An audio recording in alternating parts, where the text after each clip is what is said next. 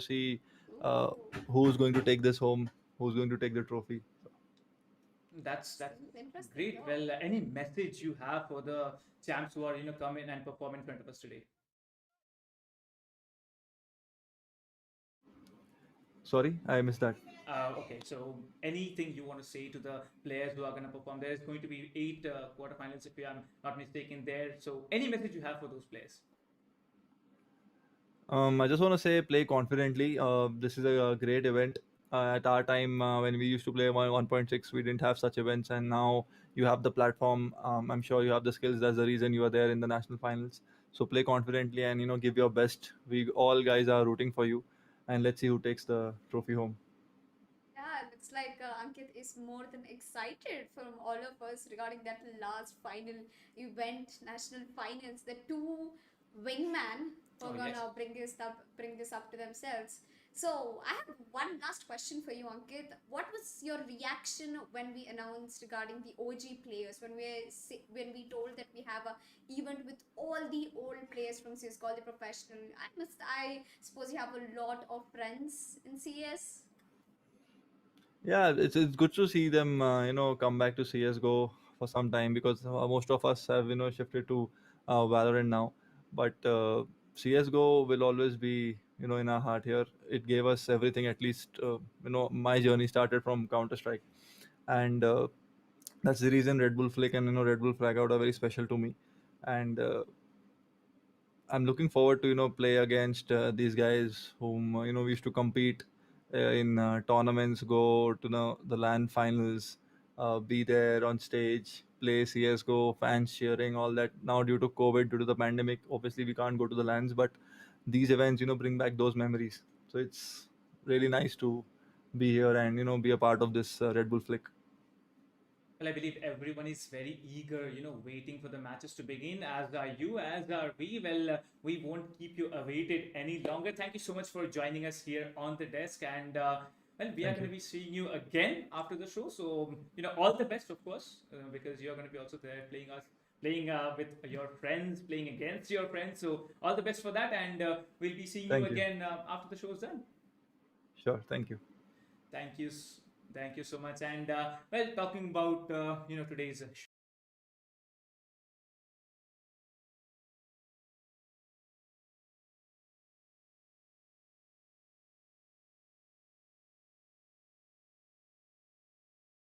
Well, ladies and gentlemen, that was Ankit Pant for you, aka Venom. Used to be a professional player for Team Brutality, still sticks to CSGO like it's his bread and butter. He plays Valorant occasionally, streams quite a lot, and honestly, he's the most fit guy that we have in the Indian esports scene. I haven't seen a bulkier guy than him.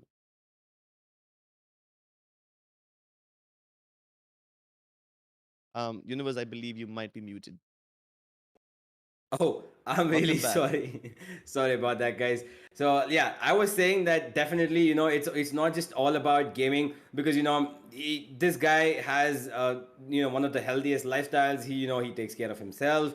He's a professional gamer and he plays a multitude of games. And he started off his roots with CS:GO and now he's in Valorant. And he's just widely loved, and he's considered as one of the faces of Indian gaming, and that's the reason why he is now a Red Bull athlete as well. And it is just amazing to see a person like Ankit, who has been in the scene for so very long, who's come such a long way, and so have the other players as well, right? Who've been here for years together, and they've come such a long way. And today we're seeing all these variations of CS:GO events being held. Where right now where we're watching a 2v2 flick event being held, where it's all about you and your friend who are just going to have fun in these places. And just like that, we are going to be showing you a bit of the maps that are going to be in play. Crips, take it over. Yeah, so one of the first games that we have for you is going to be City Palace. Now, we already explained how the hardpoint game mode works. Every team starts off with 100 tickets or points, you can call them. I think it's better we call them tickets. That's the game terminology over here. Mhm. 100 tickets, and they start bleeding these tickets every second that they are not on the hardpoint. If a team gets onto the hardpoint, they stop bleeding. The other Yep. team continues to bleed. The first team that reaches zero gets eliminated. So in order to win this thing, you have to stay on the hard point for as long as possible. Yep, you gotta stay on it. You gotta make sure that your points are not depreciating at all. You need to make sure that you're gonna have utility as well. You're gonna have there's gonna be points in the map where you can go and pick up different weapons. There's gonna be points in the map where you can go and pick up different pistols. There's gonna be points in the map where you can go and pick up utility, but you don't know what you're gonna get. You're just gonna have to make do with what you see in front of you, and Yeah. that is what it's all about. Because you might get a Galil, you might get a AK-47, you might get an M4A4, or you even might get a FAMAS. It's really up to what spawns in front of you, and the way that you're gonna be starting off all of these maps is gonna be with pistols. You might end up with a P250 or with a Glock or whatever you want, but when you pick up these weapons, you're gonna have them. You're gonna have complete armor as well.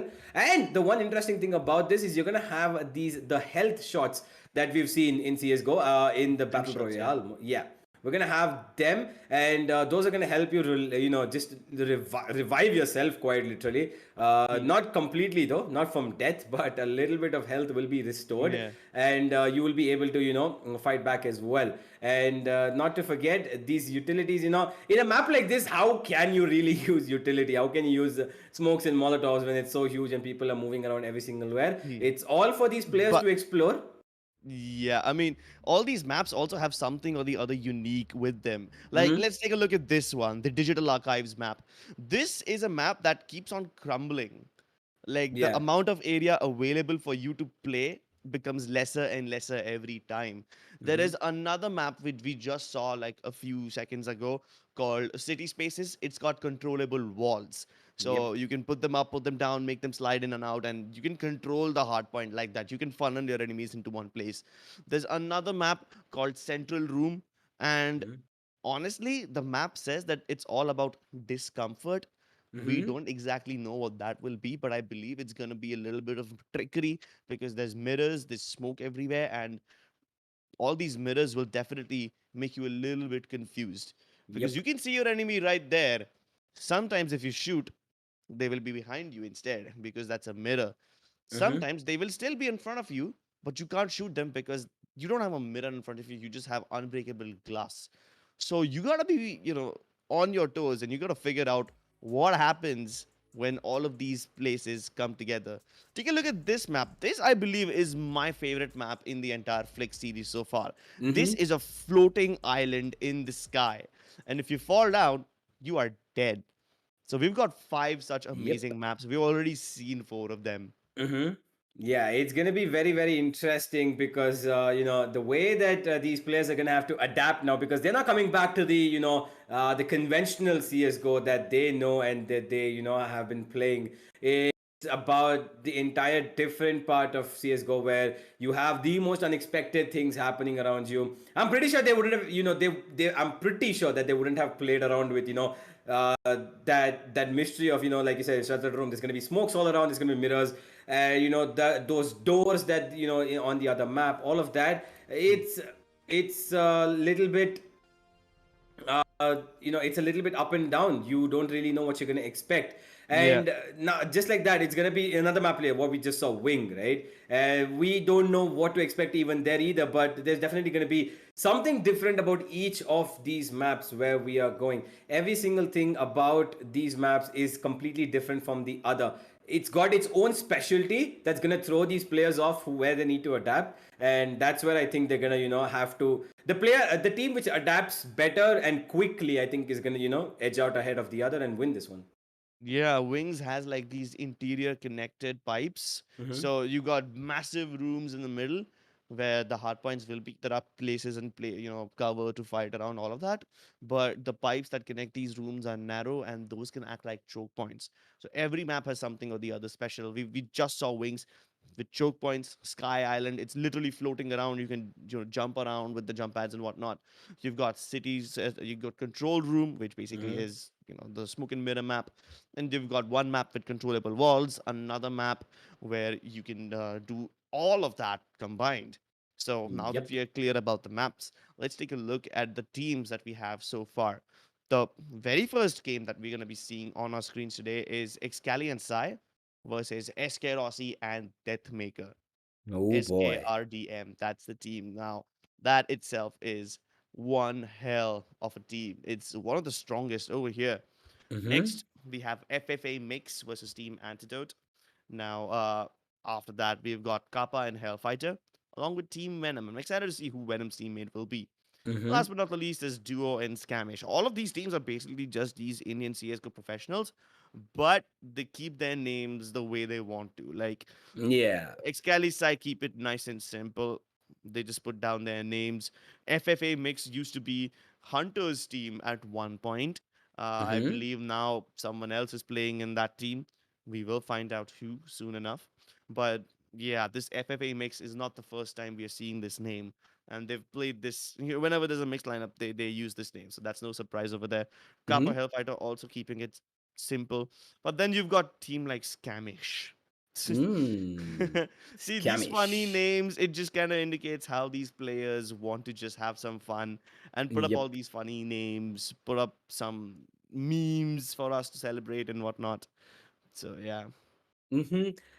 For those of you who are rooting for Team Scamish just by looking at the name, just wait up because we actually don't know who's going to be playing under that banner. So we're going to have to wait and see who it is going to be playing under them. But for now, though, we've got one of the most explosive matches right up in front. It is Excali and Sai versus SK Rossi and Deathmaker. Honestly, look at both of these duos. They are so very powerful, right? You just imagine a team where you've got, it's a 2v2 event where you've got SK Rossi and Deathmaker on the same team. You have to be scared, right? I mean, you will be scared even to peek these guys on a jiggle. You're not gonna even jiggle peek them because you know how deadly they are with no matter what weapon they have. And going up against them is our two veterans of the CS:GO scene who have been who have been quite a celebrated phenomenon for the entirety of their career. Excali and Sai, Excali is an explosive player, and Sai is more of a methodical player. And these two guys have played together for so long, like you said, Crips, on multiple CS:GO teams, and now in Valorant together as well. Now they just have to come back to CS:GO and show what they can do against two of the best aimers in the country. Yeah. So, just doing a little bit of research, I just found out which team is what. So, Mm-hmm. Venom is going to be playing along with Rexy. So Oh. yeah, that's pretty cool. Mm-hmm. Kappa and Hellfighter were pretty obvious. Excalibur were pretty obvious. Now, the SKRDM team that you see up in front, uh, initially we thought it meant SK Rossi and Deathmaker, which I still believe is going to be the case. But there is a small team there's a small chance that Antidote might play with Deathmaker as well. So it really Oh. depends on these players what they want and who they want to play with. It's a fun event anyway, so I don't think teams matter at this Mm-hmm. point. All the players are talented just by themselves. So these duos, they're gonna be very, very exclusive. Hellranger is going to be playing along with Lightning Fast. So that's pretty exciting as well. I believe that will be Team Duo. And Mm-hmm.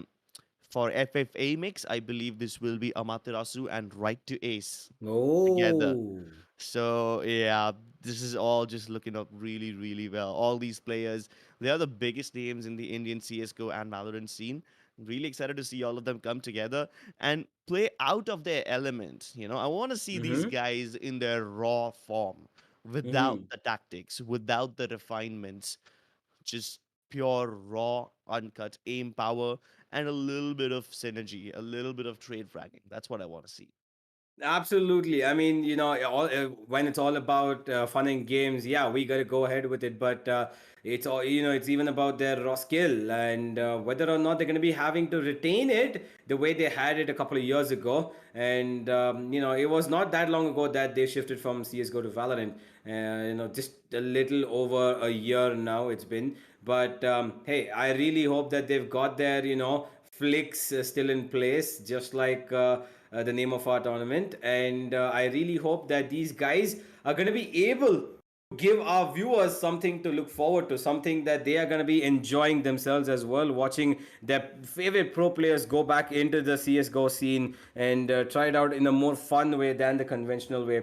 Because it's all about the fans, right? The fans are what make everybody big. It's all about the love that you see from the community, and today it's going to be all about that. Yeah, it is going to be all about that. All these players, they are coming back to the game that they love so that they can entertain the audience. And Mm-hmm. of course, these guys love their audience too. So it's actually a very wholesome event like this that all of them come together, they have some fun and whatnot. But Mm-hmm.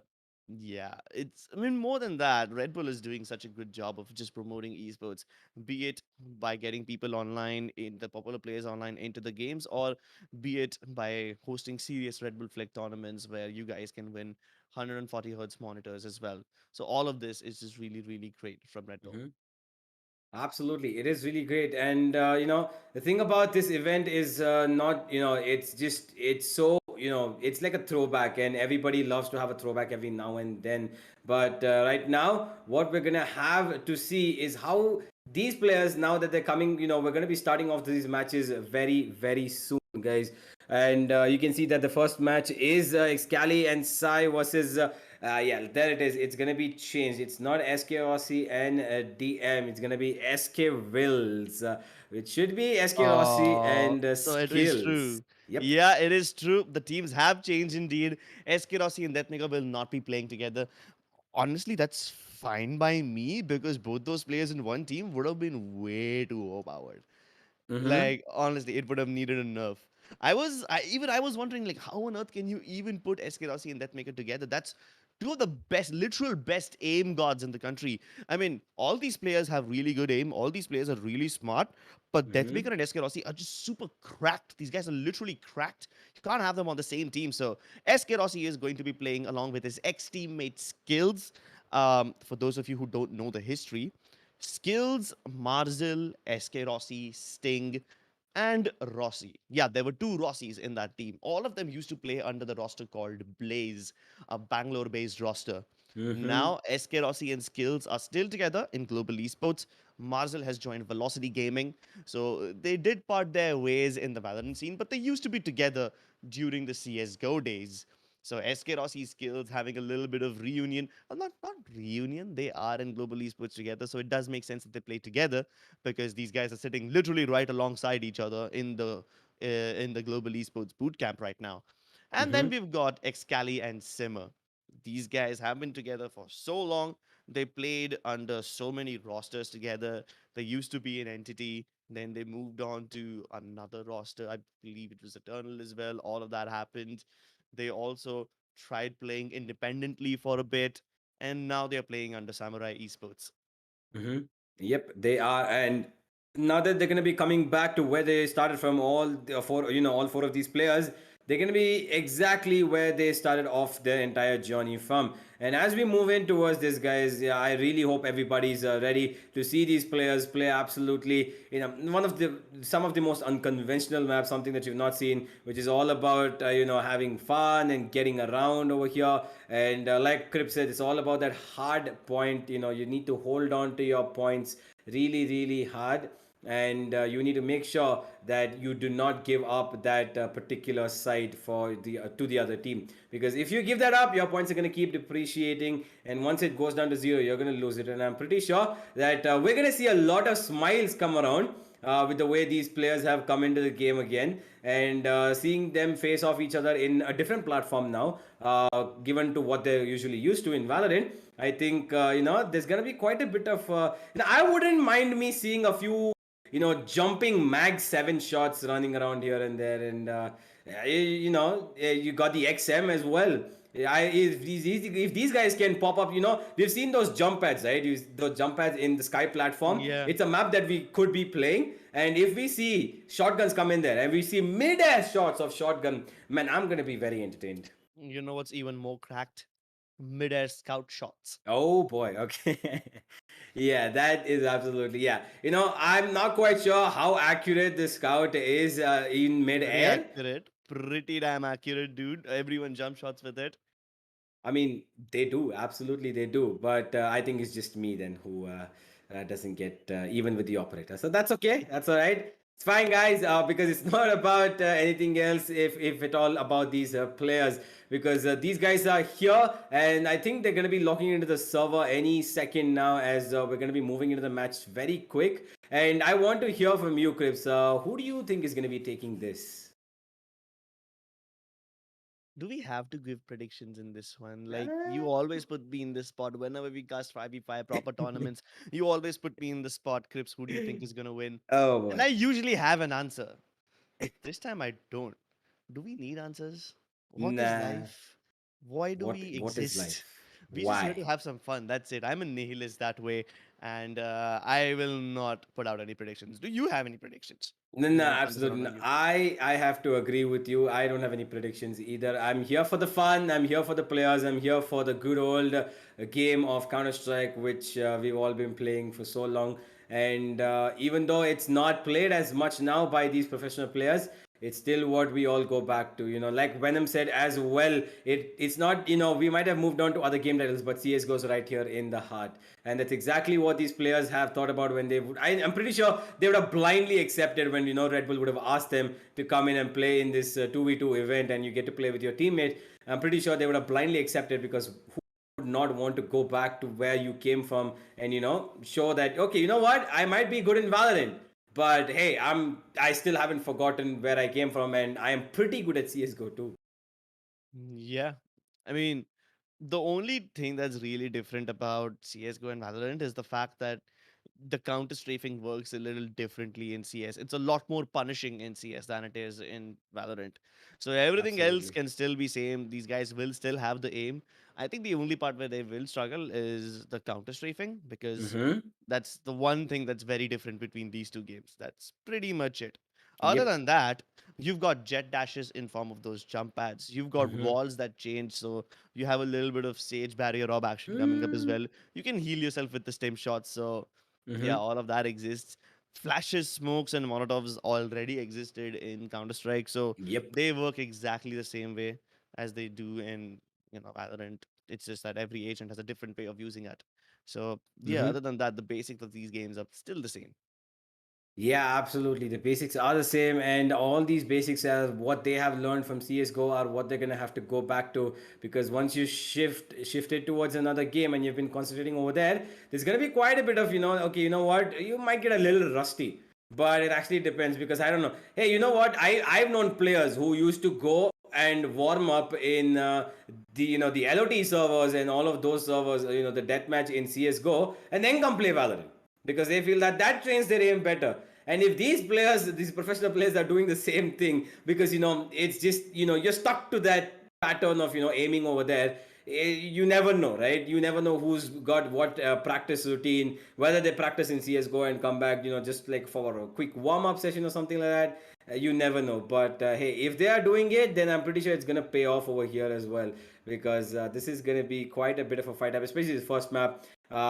We've seen these players go up against each other in uh, the conventional Valorant matches, 5v5. But to see these guys go up in an explosive, fast action, high octane, completely, sped up CS:GO 2v2 wingman action, is gonna be a whole other story.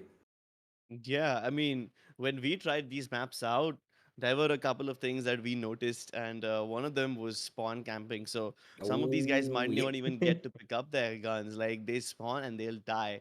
You Yep. spawn with a P250 or any pistol. Every map has a different starting pistol, Mm-hmm. and the spawn points of the weapons are also different. So if these players have played these maps before, then really good. They will be not in too much trouble. Although I don't think that these players would have had the chance to practice all of this given their busy schedules. So I Yep. think they're also going to be just discovering these maps as we will right now.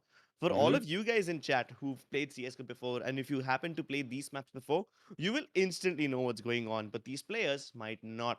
But as and when they start to discover what the map does and what happens, they will Mm-hmm. start to put up a better performance. But the question still remains, will that be too late by then?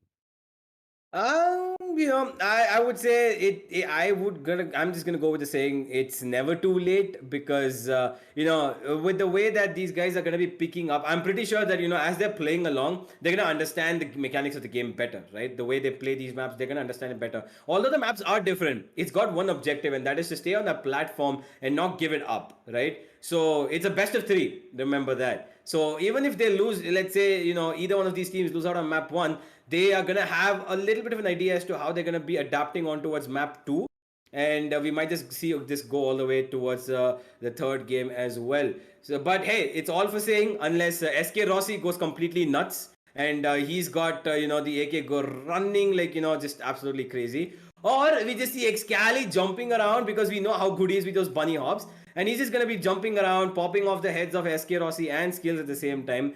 You never know what's gonna happen, right? Because it's all about the way that you're adapting back into the game after so long. So part of the reason why I asked you the prediction, but I'm just gonna go back and say that yeah, this is all about fun, guys. Enjoy these players, come back to the game that we all used to love, and pretty much that we still do. Because if Red Bull keep putting up events like this, then CS:GO, yeah, it's gonna be back in a big way.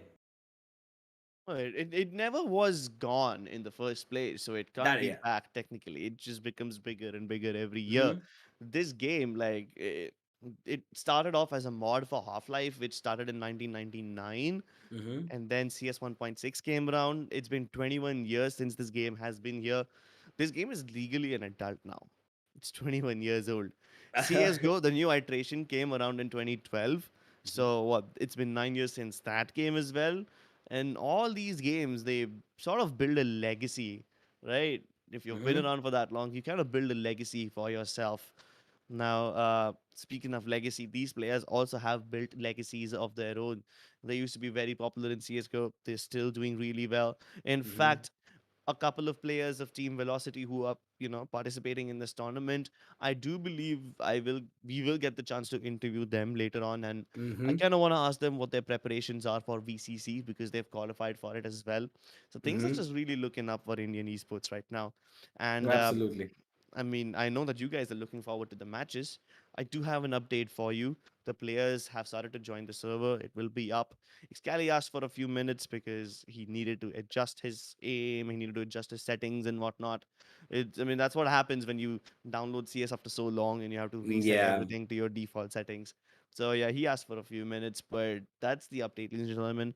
As soon as the players are ready, we will hop into the game. And till then, if you guys need some snacks, make sure that you order your Fasos and Red Bull cans using the barcodes. There's even a link in the description down below, so you can find those over there. Like I've got mine right here. I think Universe has too. Yep, I have my repo right here, and it is quite an energetic drink that I would like to say for sure. I'm not much of a fan of energy drinks, but when I drank Red Bull, my mind completely changed. So I'm just gonna stick with this energy drink for quite a bit of time because I have quite a few actually, thanks to Red Bull. And you know what? I really think that you guys should go ahead and scan that QR code as well. Get your Red Bull cans and get your Fasos wraps, potato wedges, because Fasos has a huge menu, and I'm pretty sure they have pretty great stuff in wherever you're living as well. They're all across the region of our country, and yeah, it's pretty great food. So if you want to grab some food, it is right now the time to grab it because these matches are going to be starting up real soon, and I'm pretty sure that you don't want to miss even a second of the action. So go ahead, grab some water, grab your energy drinks, grab your food, and once you come back and settle down over here, Excali is going to be ready with his aim, Sai is going to be ready with his movement. It's going to be SK Rossi practicing those AK-47 sprays, and Skills just telling SK Rossi how exactly to move about this match, while Red Bull Flick is gonna be starting. The OG have reunited, and honestly, I've been waiting for this for quite a bit of time. From the moment I've heard of this event, I've been waiting for it. I've been waiting to cast it, and yeah, it is going to be pretty great. And also, don't forget, guys, like and subscribe to the channel if you haven't already. Support the stream, support these players, and yeah, they deserve some love for what they've done in the world of CSGO earlier for Indian esports, as they have made it grow so huge. And if you love them, they wouldn't hurt to give a hashtag SK Rossi, or hashtag OG reunite actually. OG reunite with a few hearts spammed in because I love these players. I'm pretty sure Crips loves these players, and you do as well. And all of this wouldn't be possible without Red Bull conducting this event. So thank you for Red Bull for making CS:GO lively. It has been so big, and it's gonna be continuing to be this big because I'm pretty sure there's gonna be a lot more events coming in. What do you think, Crips? No, there's plenty of events coming in for Red Bull. Definitely. A huge shout out to Fastos as well. Mm-hmm. They sent me this nice wrap. I still haven't eaten it because I want to make you jealous, Universe. I know that yours is still on the way. Mine has Okay. arrived quickly. Okay. Yeah, mine is on the way actually. I think I'm gonna be getting a call anytime soon now. So no more jealous. I'm gonna get the same wrap, Crips. So I'm gonna eat it as well. But for the moment, I do want to ask you this though, Crips. What is your favorite weapon to use in CS:GO? AK, no doubt. The AK. Okay. Also, I Okay. kind of like the Deagle. The Hmm. satisfaction of landing a 1D, mwah, it's just too good. Nothing can ever compare to it. As good as that Fasos wrap? Better than that, honey. Yeah, fair enough. Fair enough. I honestly, okay. Wait, I do want to ask you this though. When you're playing on CT, are you an M4A4 player or an M4A1S player? Ooh, okay, so I've been on both sides of Mm-hmm. this gang, right? When I started out CSGO, Mm-hmm. the M4A1S was broken, like broken AF. It used Absolutely. to be so easy to control the sprays. Like, I was still new to the game. I had Mm-hmm. what, like barely 1000 hours into CS 1.6, and the shooting between CS 1.6 and CS:GO was very very different. Like in 1.6, people used to tap tap tap very rapidly. In CS:GO, the meta, at least in the starting days, like in 2012, 2013, was the burst meta. So the Mm-hmm. M4A1S was just so much more easier to burst, and it used to be very easy. Like you pick up your mouse and just drag it a little bit downstairs, just a little bit, and the guy's dead. You don't even need to connect a headshot. The gun Yeah. kills in less than a second with that spray. And with its insane fire rate, it used to be really, really good. That's the Mm-hmm. M4A1S. And to some extent, everyone was using that gun. So they Yeah. nerfed it. They hit it with the nerf hammer. Bam! And then I switched over to the M4A4. The reason M4A4 was superior is because it had more ammo in it, 30 bullets in the mag, 90 bullets in spare. Mm-hmm. Whereas for M4A1S, it used to be 20 bullets in the mag, 40 Yep. bullets spare. So that's not really great. And especially if you know you play CS:GO, once you put down that smoke, your enemies won't push you through it. So you keep on spamming bullets through it. You just keep firing randomly in the air. You put down suppressive fire. That's all possible with AK and the M4A4 because they have Mm-hmm. all the extra ammo. But M4A1S, nah, sir, not so much. You use two clips and you're basically down to zero ammo. So yeah. Yeah, I gotta Uh, agree with you. I absolutely do gotta agree with you. And it is, M4A1S is a pretty, amazing gun. I mean, it did get buffed later on. I think it's up to 25 bullets now, is it? yes, yeah, Yeah, but it that is up happened to. later. That's happened like very Yeah, late in 2018 something. yeah. I 2018 or mean, 2017. I lost track of time, ladies and gentlemen. Time is a fluid concept, so I don't know anymore. absolutely, and I do want to say that the M4A1S has been the one thing that I do want to refer to this very gun is I don't know if the players are going to experience it today or not, but I have been such a gore victim of the 91 in one. You remember that That's 91 in that one? that happens in almost every game. Like the Phantom in Valorant is that exact same thing. 140 Mm, damage in a yeah. headshot. You just feel so frustrated. The Do you AK, think? the AK, for that matter, the Vandal and Valorant is pretty accurate. Like if you Hmm. kill him, you kill him. The AK used to betray you sometimes. Four shots with an AK, Hmm. you're dead. But Yep. three shots, you deal 99 damage. The guy survives at 99. 1 HP. Like, it's so frustrating. Imagine surviving in 1 HP. Same with M4A4, 91 in 3. No, no, 91 in 4. Sorry.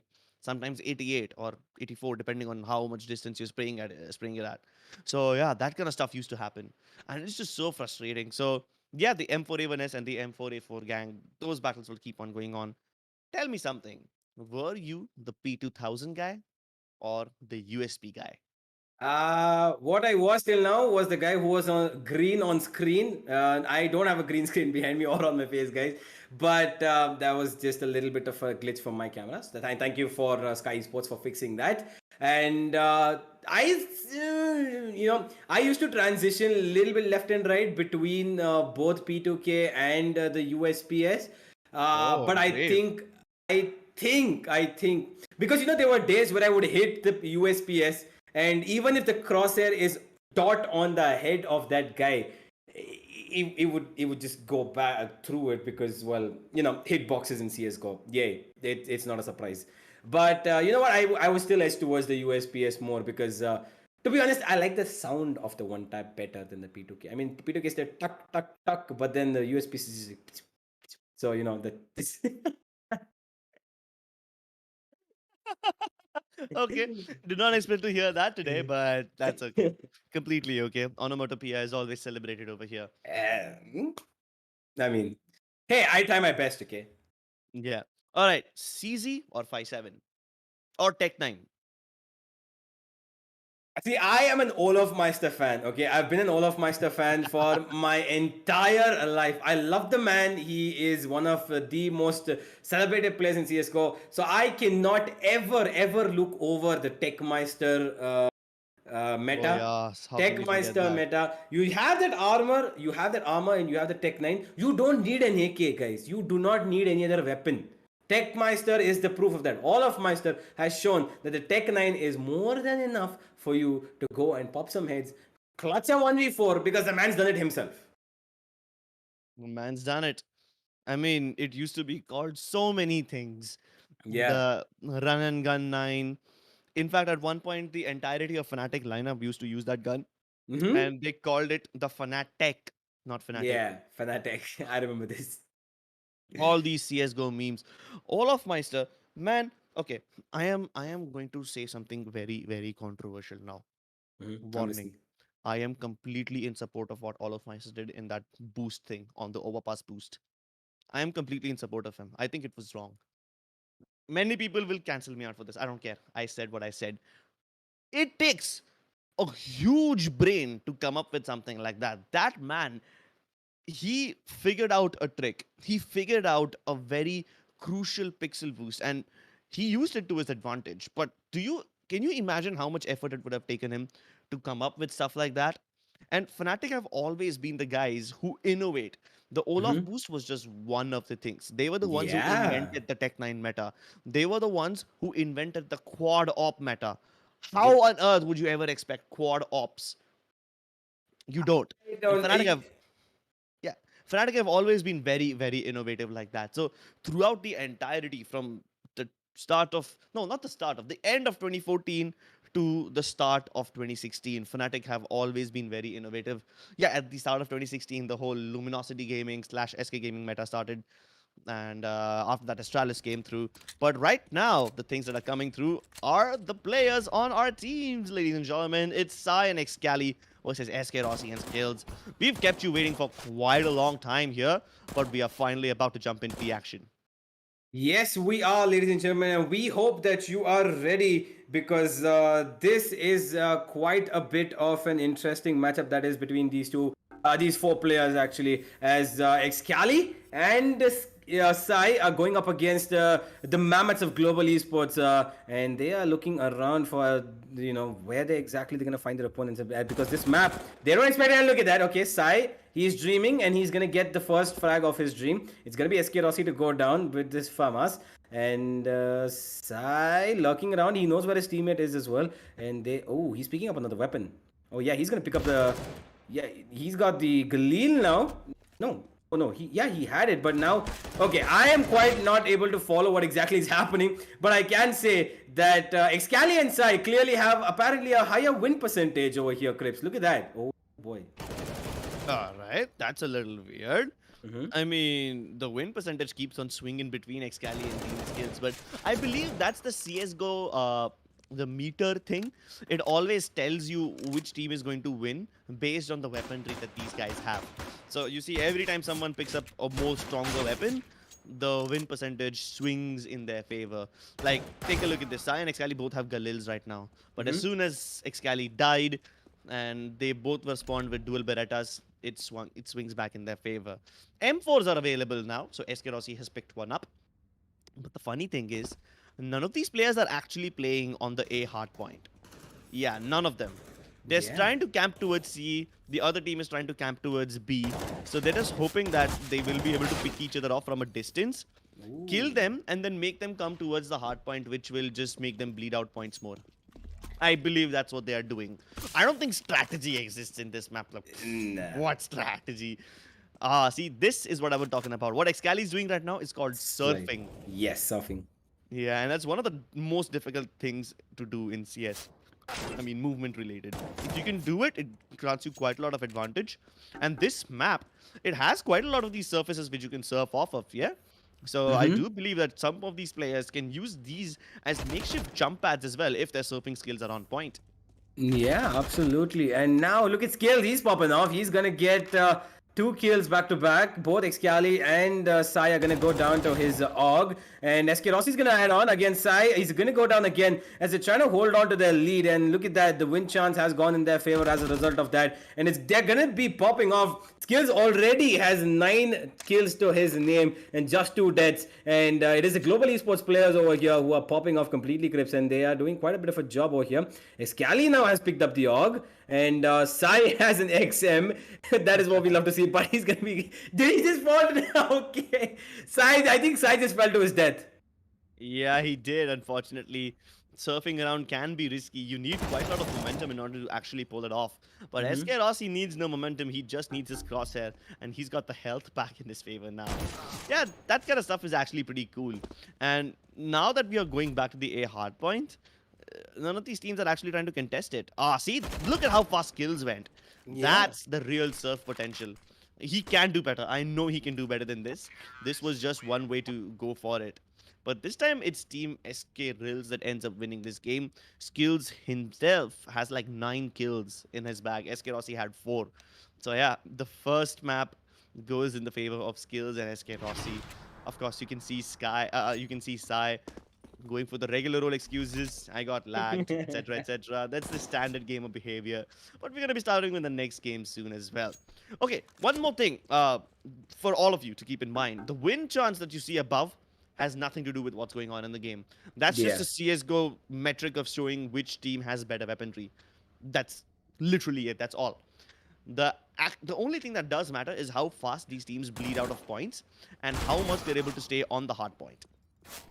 Yeah, exactly. Because you can see that all these 3 hard points are across, one single line that is, straight vertical through the map. And they're trying to hold on to it for as long as possible. While I think is the one strategy that you can apply over here, Crips, is that you leave one player on one hard point while the other player goes on the prowl. And I think that's exactly what they're trying to do here, because look at Excali. He is having this free roam role. As side is as well. Both of them are on the other corners, whereas the global esports players are lingering around these hard point pushes.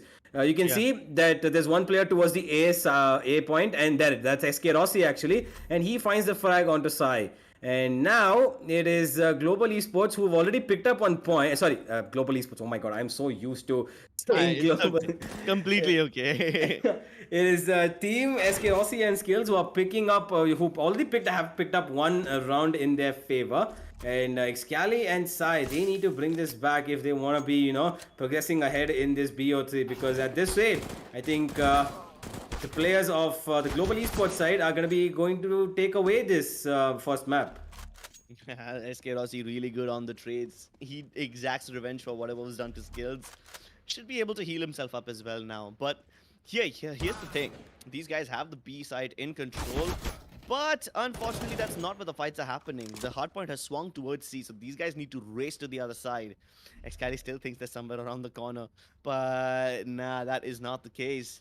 In fact, the players of Skills and SK Rossi team, these guys probably might be in a little bit of an advantage right now. Not anymore. As soon as Sai and Excali get those kills, definitely not having the advantage anymore. But the hardpoint is about to swing again. You can see that the time was almost run out. Will it go towards the C side? Yes, it will. I believe the current hardpoint is on B, and then it will go towards C, where Excali and Sai are already waiting for them. Yeah, they are waiting for them, and look at this. Yeah, it's gonna be Skills who's gonna get one, and Excali to trade off immediately on the other side. And oh boy, Skills with that surfing Skills, love to see it. and he's going to be joining SK Rossi close by towards the B position, where SK Rossi has already popped one head. Excali goes down, and they might just get this. No, Sai's going to get him actually, and he's not going to get a second because Skills is just popping off right now. 13 kills already on his name, and again the respawn condition pretty random, as Excali this time has the UMP. It's funny how he stayed on the hard point for like just 1 second, but then went away. Yeah. That's not how these work. You have to stay on top of it. You can't just, you know, put your foot Killing on it and rampage. then leave. Yeah, you can't just dibs it. You can't like put your foot on it and then move away and think you will just keep on accumulating points after that. Nah, that's not how it works, unfortunately. Excali now trying to steal the point away, but nah, it just gets denied. So unfortunate. Yeah. Take a look at those two banners up on the top. If you see on Excali's screen, uh, you will be able to see which team is leading where. So at this point, Excali's team has more points in the bag. They've got 2 points more than SK Rossi and Skills team. I don't think these guys know how the hardpoint system works. Frankly, I don't even think they care. They're just here to kill each other. Yeah, I mean, you you can see that because they're not even trying to stay on that hard point, right? They're just trying to move, and they want these kills, they want these frags. You know, I mean, to be honest, I wouldn't really blame them because they're back on CS:GO after so long, and they're just trying to frag out and try to get, you know, a feel of the game. And it's gonna be Skills who has a pretty good feel of the game right now, though, as he's gonna be healing himself, and he's got that stim for a couple of seconds, but nobody to kill it with. Excali's gonna get one with the dual Berettas, though. SK Rossi, pretty sure he didn't expect that, but I would have loved to see it. Unfortunately, it was not on the screen, but what I do know is that Skills is prowling around, but he's nowhere close to. You know, Crips, don't you think they're playing this a little too cautiously? Yeah, they're walking around trying to not make any noise. I don't blame them because this map is so small. You can basically give out sound cues from one end of the map to the other.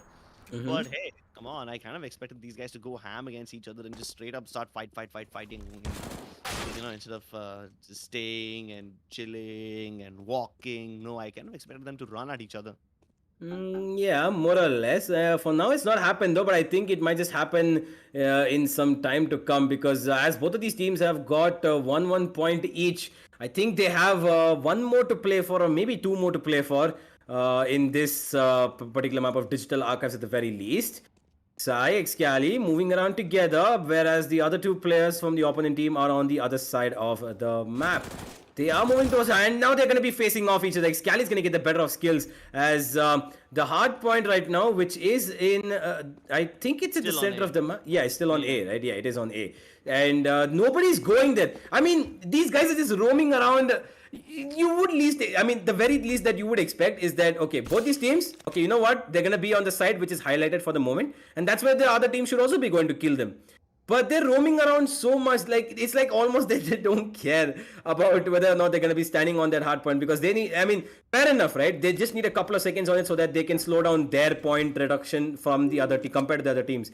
And Excali, he's trying to do the same as Skills is again sliding across. He's surfing throughout the map, and he's looking for something better than what he's seeing right now because right now he's seeing absolutely nothing. Sai stepping onto that platform, getting a couple of seconds for his team, and SK Rossi and Skills, they need to make sure that they get onto that platform as soon as possible because I'm pretty sure they're bleeding points very quickly, aren't they? Oh, all of them are bleeding points. That's the best part. When none of them are on the hard point, both of them end up bleeding. Like, take a look at this 65 and 66. We saw it for like just a couple of seconds. If you guys paid attention, then there will be these little banners flashing out on this on the map itself. Yellow team and blue team. So both of them are like 65, 66, just one point away from each other. So yeah, it's confirmed. These guys don't care about the points. They just want to kill each other. And I guess the only score that does matter at the end of the game will be the one that, you know, the score that sees the kill tally. That it shows how many heads you've popped off, how many people you've killed. That's the only thing that these guys care about. Right? The map will still reward people, but Excali going ham, single-handedly killing them both. Really good stuff as now SK Rossi and Skills will both spawn with dual Berettas. Imagine if these guys spawn with the guns, I mean the pistols, and then before they can even grab the bigger weapons, SK Rossi and Skills, they run at them once again. Imagine if that happens. Imagine if you get spawn camp. That Yeah. will be so frustrating.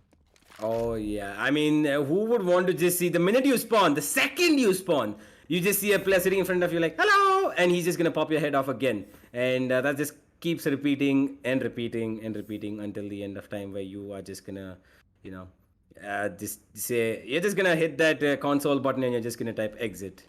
But I don't think these players are gonna be doing that because right now, at least the side of SK Rossi and Skills are gonna be running ahead in terms of points because as you can see that they are 4 points ahead at the at the moment right now.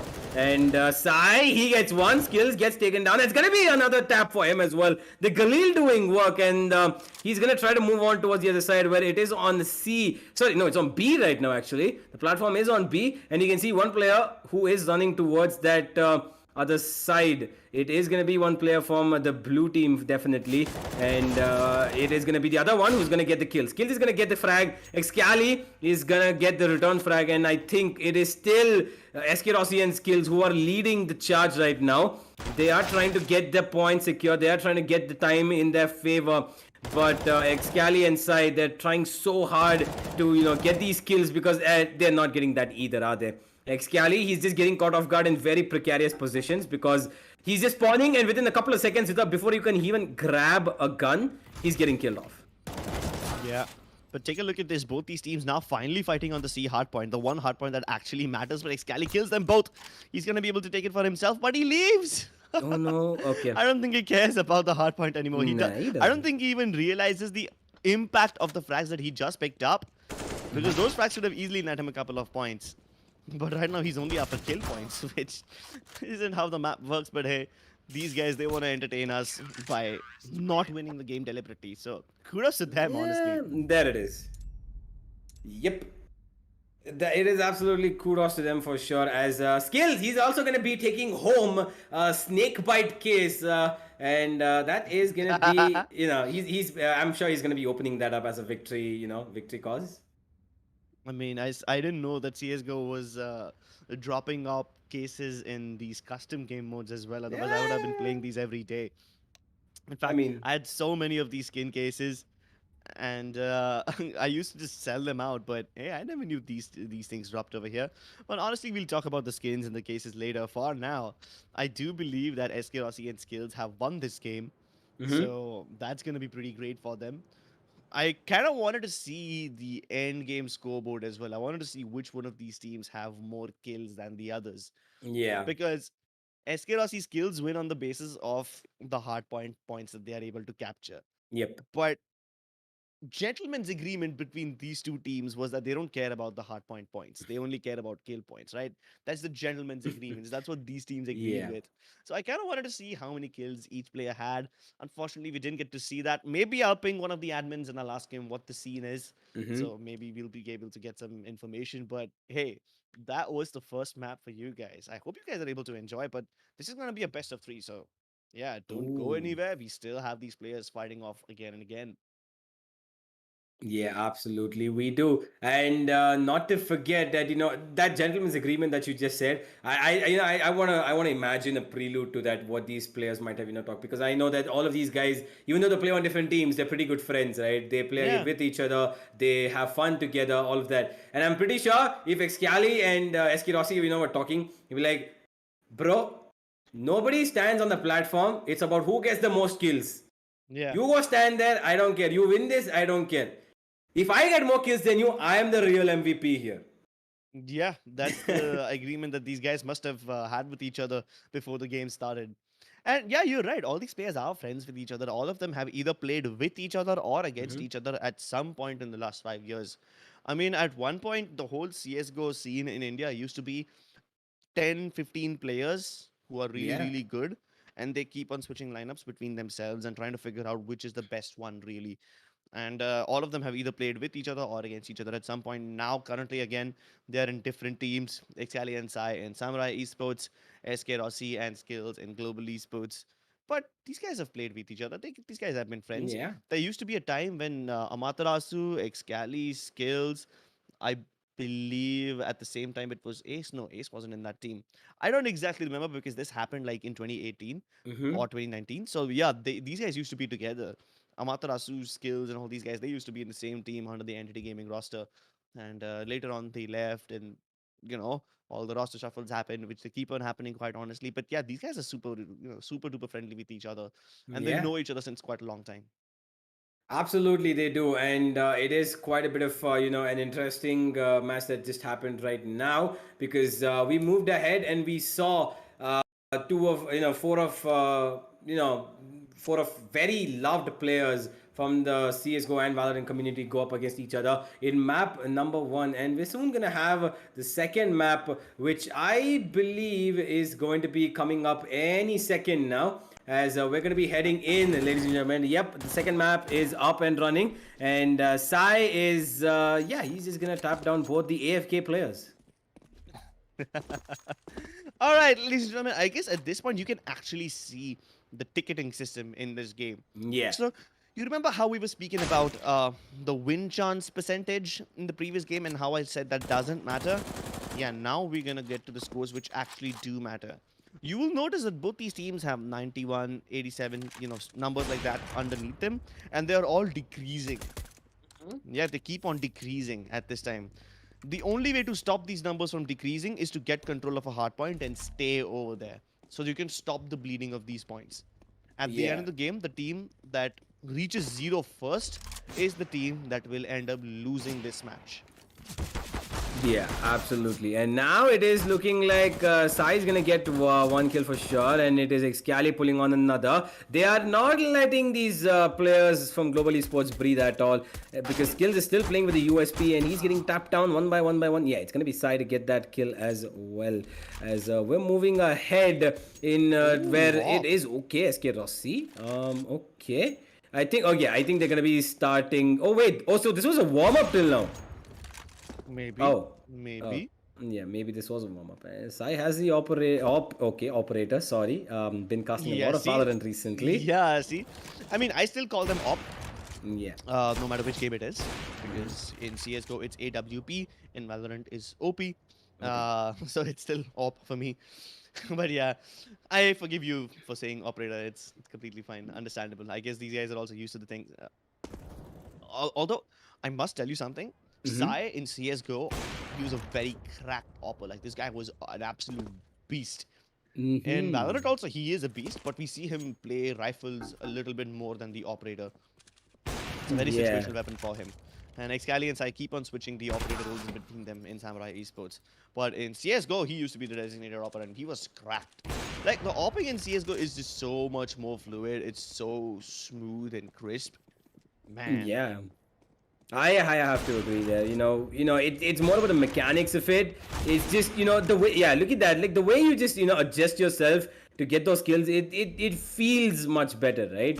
But Yeah. hey, every game has its pros and cons. The way you have to adapt to a game is all about how you are as an individual performing in that level, and that's exactly why both of these games have had the same players at the top, right? And every single player, Excali, Sai, SK Rossi, and Skills. Uh, they have been CS:GO players and now they are Valorant players as well. So they know how to wield these weapons and they're doing it pretty well so far. And now they are moving ahead. I think there's a bit of a confusion that's happened, but not to worry because it'll be sorted out pretty soon. And That's okay, man. I'm just yeah, here to see these guys tap each other away.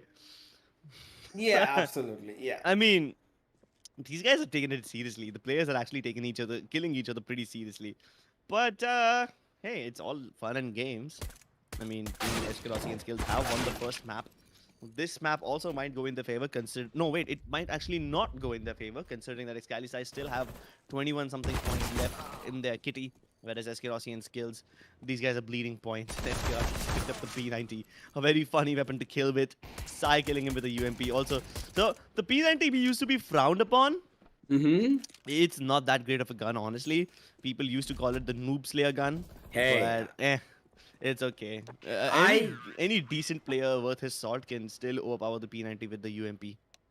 fair enough, but I don't think it's a noob gun. Okay, hey, I play P90 very well. You're a noob. Okay.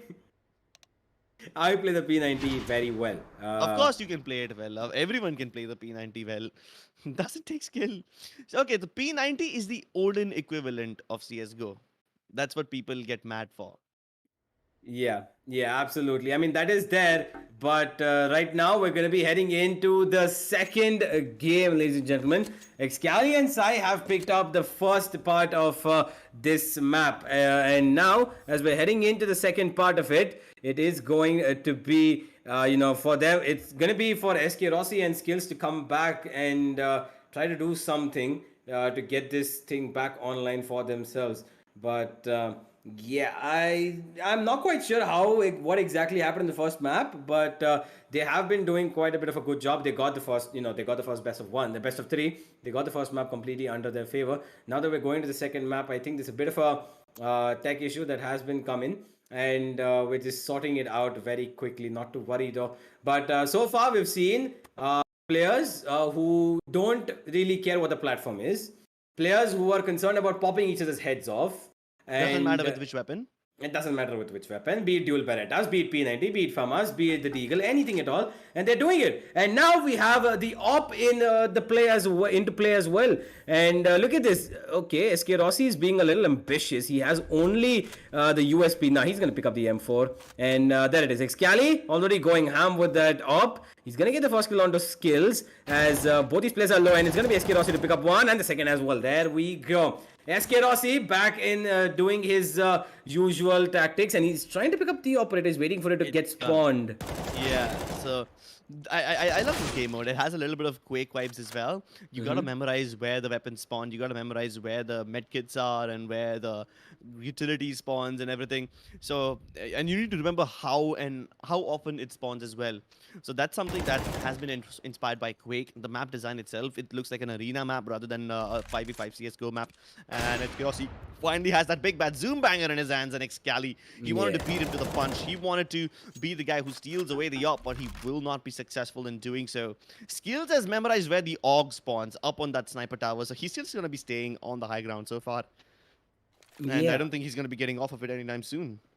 Absolutely not, because look at these players. They've got an AUG and an op, and on the other side it's an AK and an op, and now one of those op is gonna go down. It's gonna be Excali's. Sai's gonna find Skills head, and now, I mean, the meter is so close. They're literally just 2 points away from each other, Crips. It's just all about who is gonna go stand on that platform for a couple of seconds to get that advantage for their team. But nobody's interested in doing that, because, oh, okay, SK Rossi.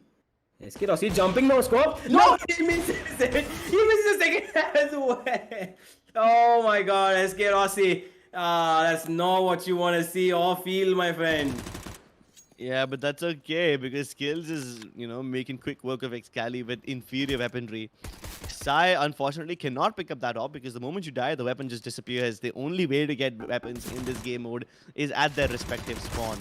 Skills versus Excali, UMP versus UMP, and Skills triumphs. He picks up the better weapon. And now, I mean, this is how the map works too. You start off with the crappier weapons per se. You start off with the ARMs, the P90s, and the Galils, and then as and when the game progresses, M4s and AKs become available. Okay, that lift is gonna feed Sai to his death in the hands of SK Rossi. He just, I wanna say the lift to hell.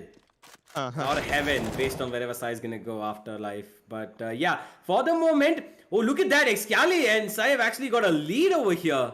Wait, is that Excali? No, okay, yeah, they do have a lead. Sai and Excali do have a lead. They will end up winning this game if Skills and his team do not step on a hard point. And they just do not care at all.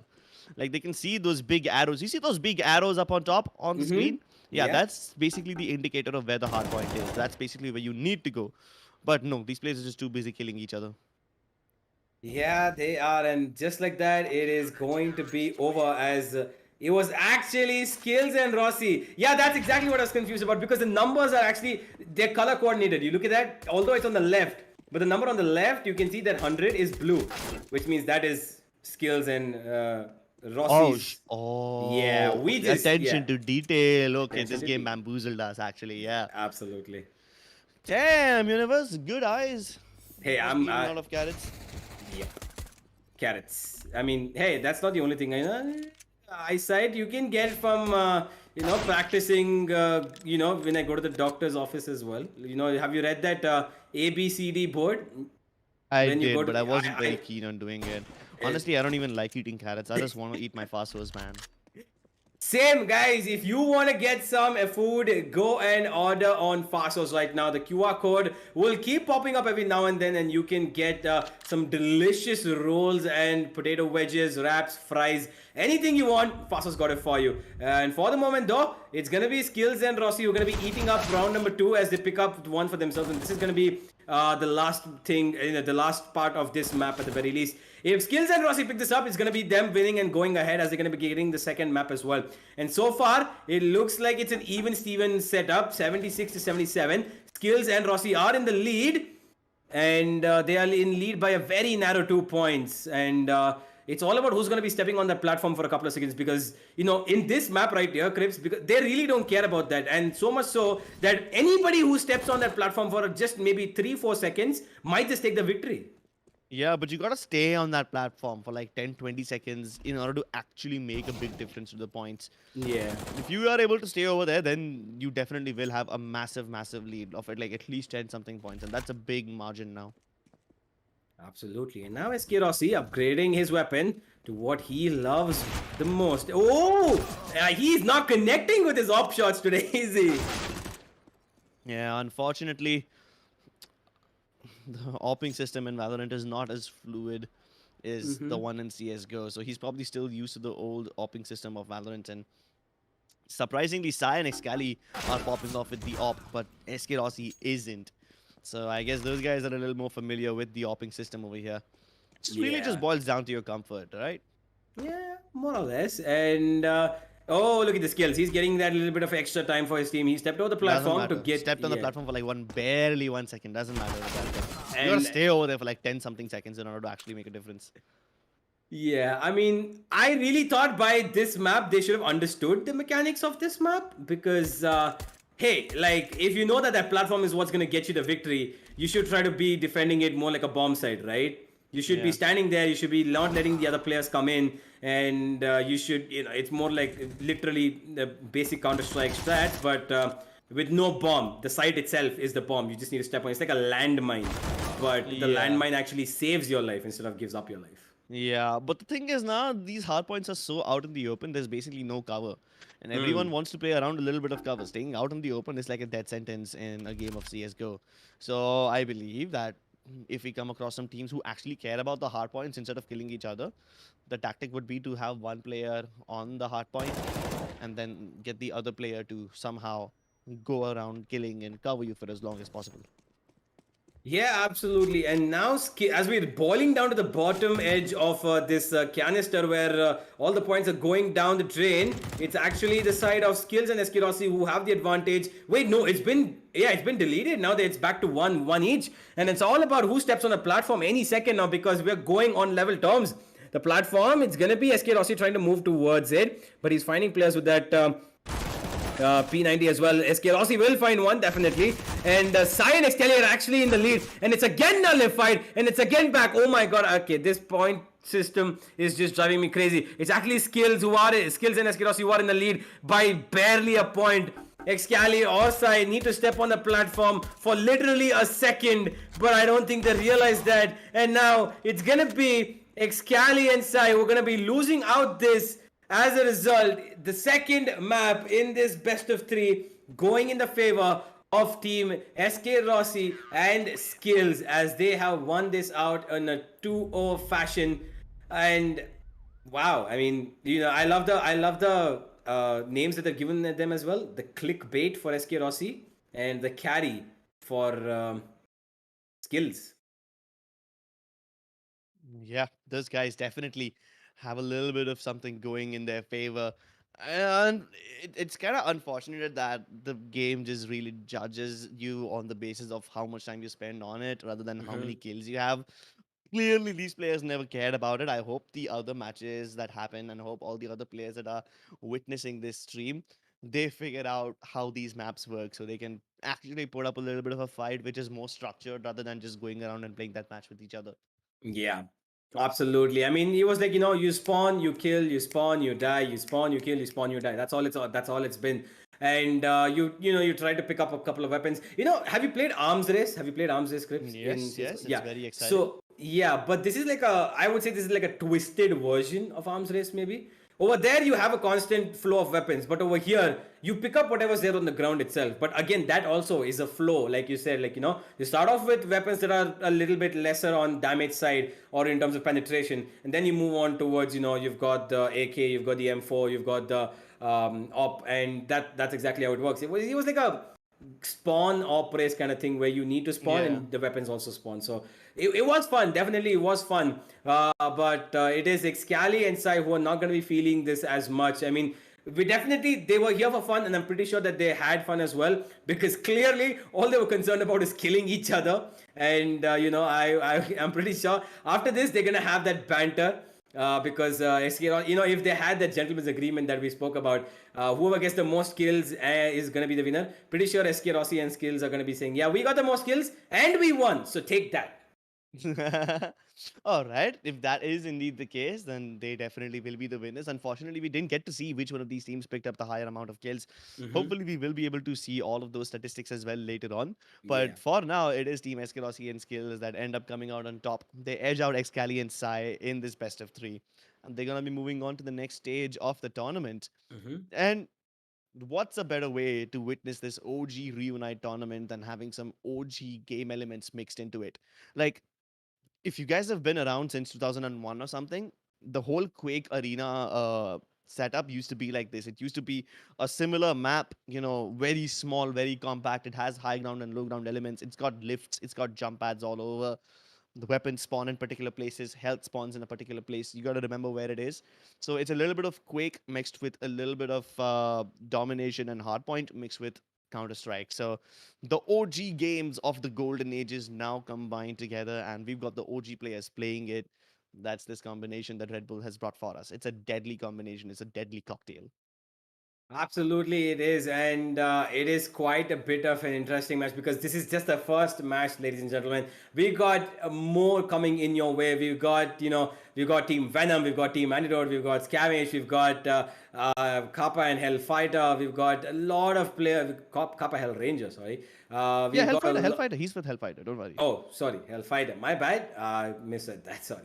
But we got a lot of players who are going to be playing these same very maps. And who knows, maybe there's going to be some people who actually do care about the map and we're going to be standing on that hard point situation. But hey, it's all about CS:GO, and this is what the basicality of CS:GO is.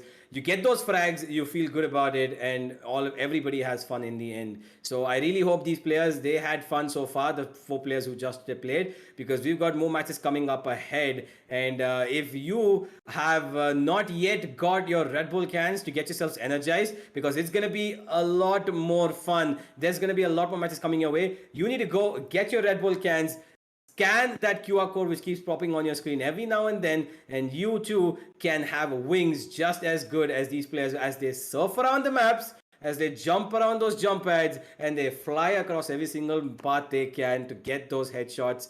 And any other shots as well. But yeah, so far it is SK Rossi and the Skills who are going to be going ahead. And 2-0 clear victory, as you can see. And next up is going to be Famix versus FX FFA Famix. mix. FFA mix, sorry, FFA mix, and Team Antidote who are going to be going up against each other, and that is going to be, that's going to be spicy for sure because if these players, which are right to Ace, Snorlax, Deathmaker, and Antidote, and Deathmaker and Antidote, what do you think about that combination, Oh, the Crips? deadly duo from Northeast. These guys are gonna be rocking up some people over here. Okay, fun fact: I actually do know the history of these two people and how they met each other. So Deathmaker used to be in Silchar, Mm-hmm. uh, which is in the northeastern part of the map, and that area of the country is not as connected to the internet. It doesn't have all that network infrastructure. So Deathmaker has a very inspiring story, and Ace also in an interview once, I believe Ace was asked a question: which one of the players in the Indian esports scene do you find to be the most inspiring? And Ace said that he's very inspired by Deathmaker's story. And I'll tell you Yeah. why.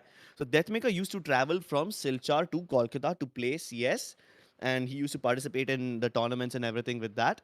And once in Kolkata, he met Antidote.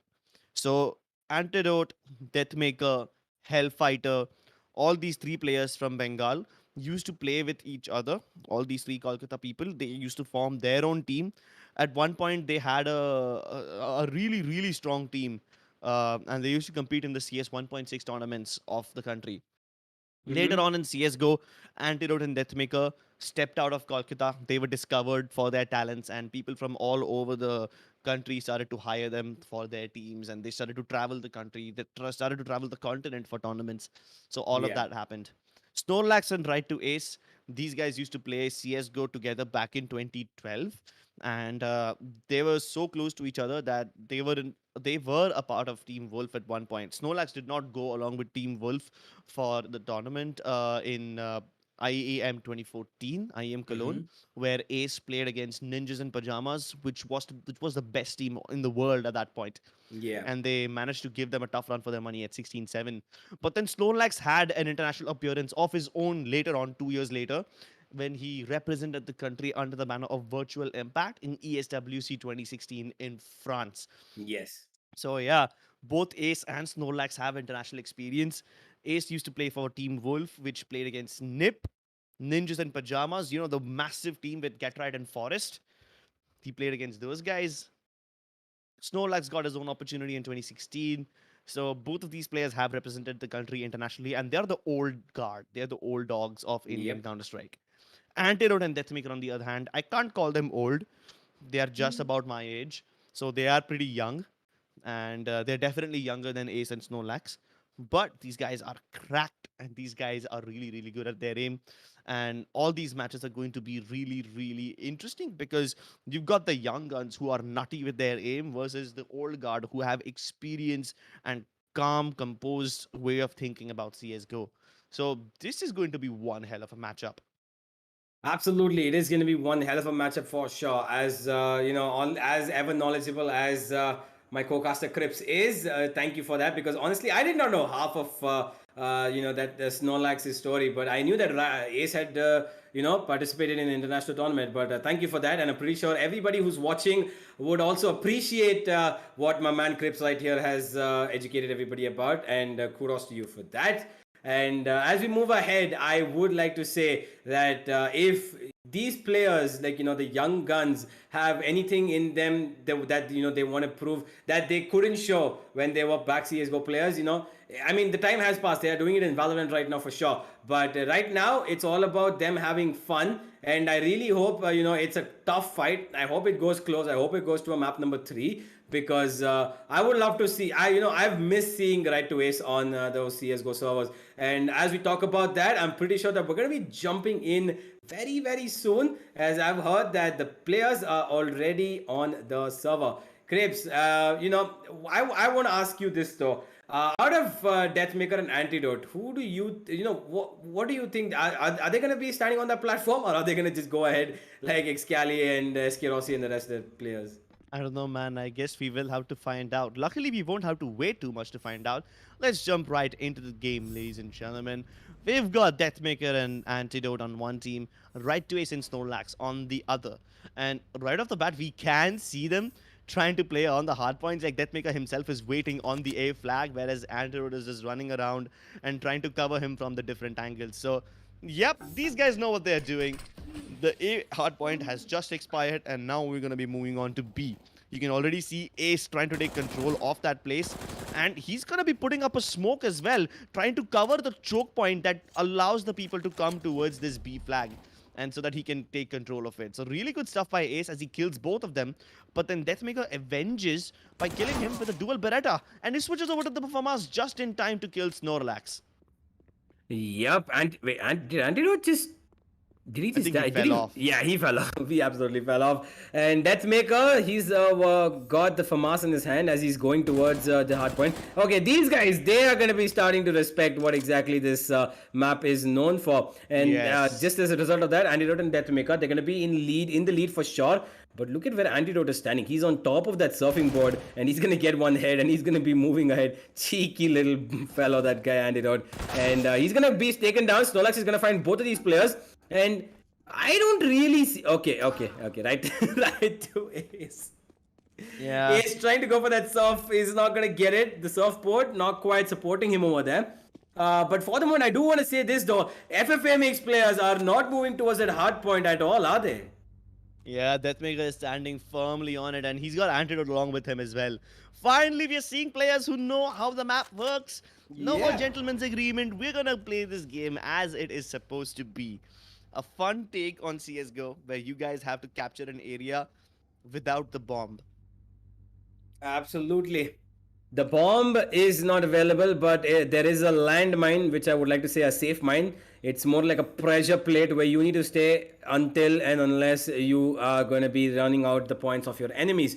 And for the moment, Deathmaker and Antidote, I mean, Right to Ace and Snorlax should be expecting that they're standing around the hard point, right? Because they're roaming around the entire map, but they're not finding anything at all.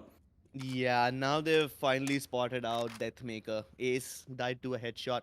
And the moment Antidote's B spawn expired, these guys started to run towards C. So Deathmaker is already moving towards the C flag. Antidote a little behind him. Snorlax tried to intercept Deathmaker, but Antidote protects him by killing Snorlax. Really good stuff as Deathmaker now controls the hard point, and Antidote, he's gonna cover him from all the other directions. He's gonna be making sure that nobody flanks Deathmaker, and he only has to worry about that central corridor at the bottom and not worry about the side areas. Let's see if FFA Mix is able to regroup and start killing these people. Because Snorlax is up on the high ground, he should be able to encounter them just underneath. But they don't know where he is. He doesn't even know where he gets shot from. So I do believe that Snorlax probably doesn't know how this map works. But Deathmaker and Antidote clearly have done their homework. These guys have researched Yeah, about okay. how to, Right to how Ace to play again. this map. And right to Ace, poor guy, Oh my slides God. off the edges. Okay, I want to ask you this. How many days do you think it's been since Ace probably played CSGO? I mean, it's not even about the game CSGO anymore, right? I mean, you might have played CSGO every now and then just for fun, but then you never played this map before. Yeah, And it fair enough. shows. Fair enough. That is very true, though. Right to Ace. This time he's moving towards center. He has the right idea, and he's gonna get the head of Deathmaker. No more, he says. But Antidote and 53 his to nil. teammate have already beaten them. That was pretty quick, actually. Yeah. Because you can see there were barely any kills. 2 and 3 on Right to Ace and Snorlax, and 5 and 3 on Deathmaker and Antidote. And this just it was a hard fought situation for Deathmaker and Antidote, who were just so precise on staying on that platform. And they're like, okay, no messing around. We're gonna go stand and we're gonna wait. And we're gonna wait. And Right to Ace and Snorlax never really came, actually. Yeah, that's true. And that's why Antidote's team was able to win with such a huge deficit, too. The overall scoreline was 53 to 0. Antidote's team boy. did not even dip below the 50-point mark, whereas Ace's team boiled down to 0. So far, none of these players are trying to capture. You've got one player of Antidote's team. I believe that's going to be Antidote himself, who's going to be on the hard point, whereas Deathmaker is just running around and he died to Ace, which is fine. Deathmaker shouldn't, bother dying. He shouldn't be bothered by it because Antidote is accumulating all the points for his team. Yeah. It's again more of that free roll thing that we are talking about. One player who makes sure that you've got that platform secured and safe for your team to secure all the time that you need, all the time that you need to make sure that you defeat the other team. But at the same time, you've got the other player who is going to be holding down his ground over there, and it is Antidote. Okay, who's going to get sprayed down from the back. Right to Ace will find him, and he knows where Deathmaker is as well, and he's gonna find Deathmaker as well. But they're not going on the platform, Crips. They are not going on the platform. Yeah, they got the 2 kills on the platform, but they didn't capture it. I believe it's FFA Mix who wants to, take up the philosophy of Psy and Excali a little seriously. They're the ones who still believe in that philosophy. Hey, we're just gonna go for the kills. And at the end of the game, if Snorlax and Ace are able to pick up more kills than Antidote and Deathmaker, then I believe they will be pretty happy with whatever they've done. It's still a Yeah. fun game. It's still all happy days around here. Absolutely. Snow Eyes, he's just going ham with that dual Berettas. We love listening to the sound of that pistol right here. One of its kind, actually. I mean, which other game do you see two pistols in your hand and running around like that? Definitely not. And dual Berettas. I honestly, personal favorite weapon of mine in terms of eco rounds when you have to go for a pistol, but not the most accurate, actually. But, Yeah, still. I still prefer the P250 over it.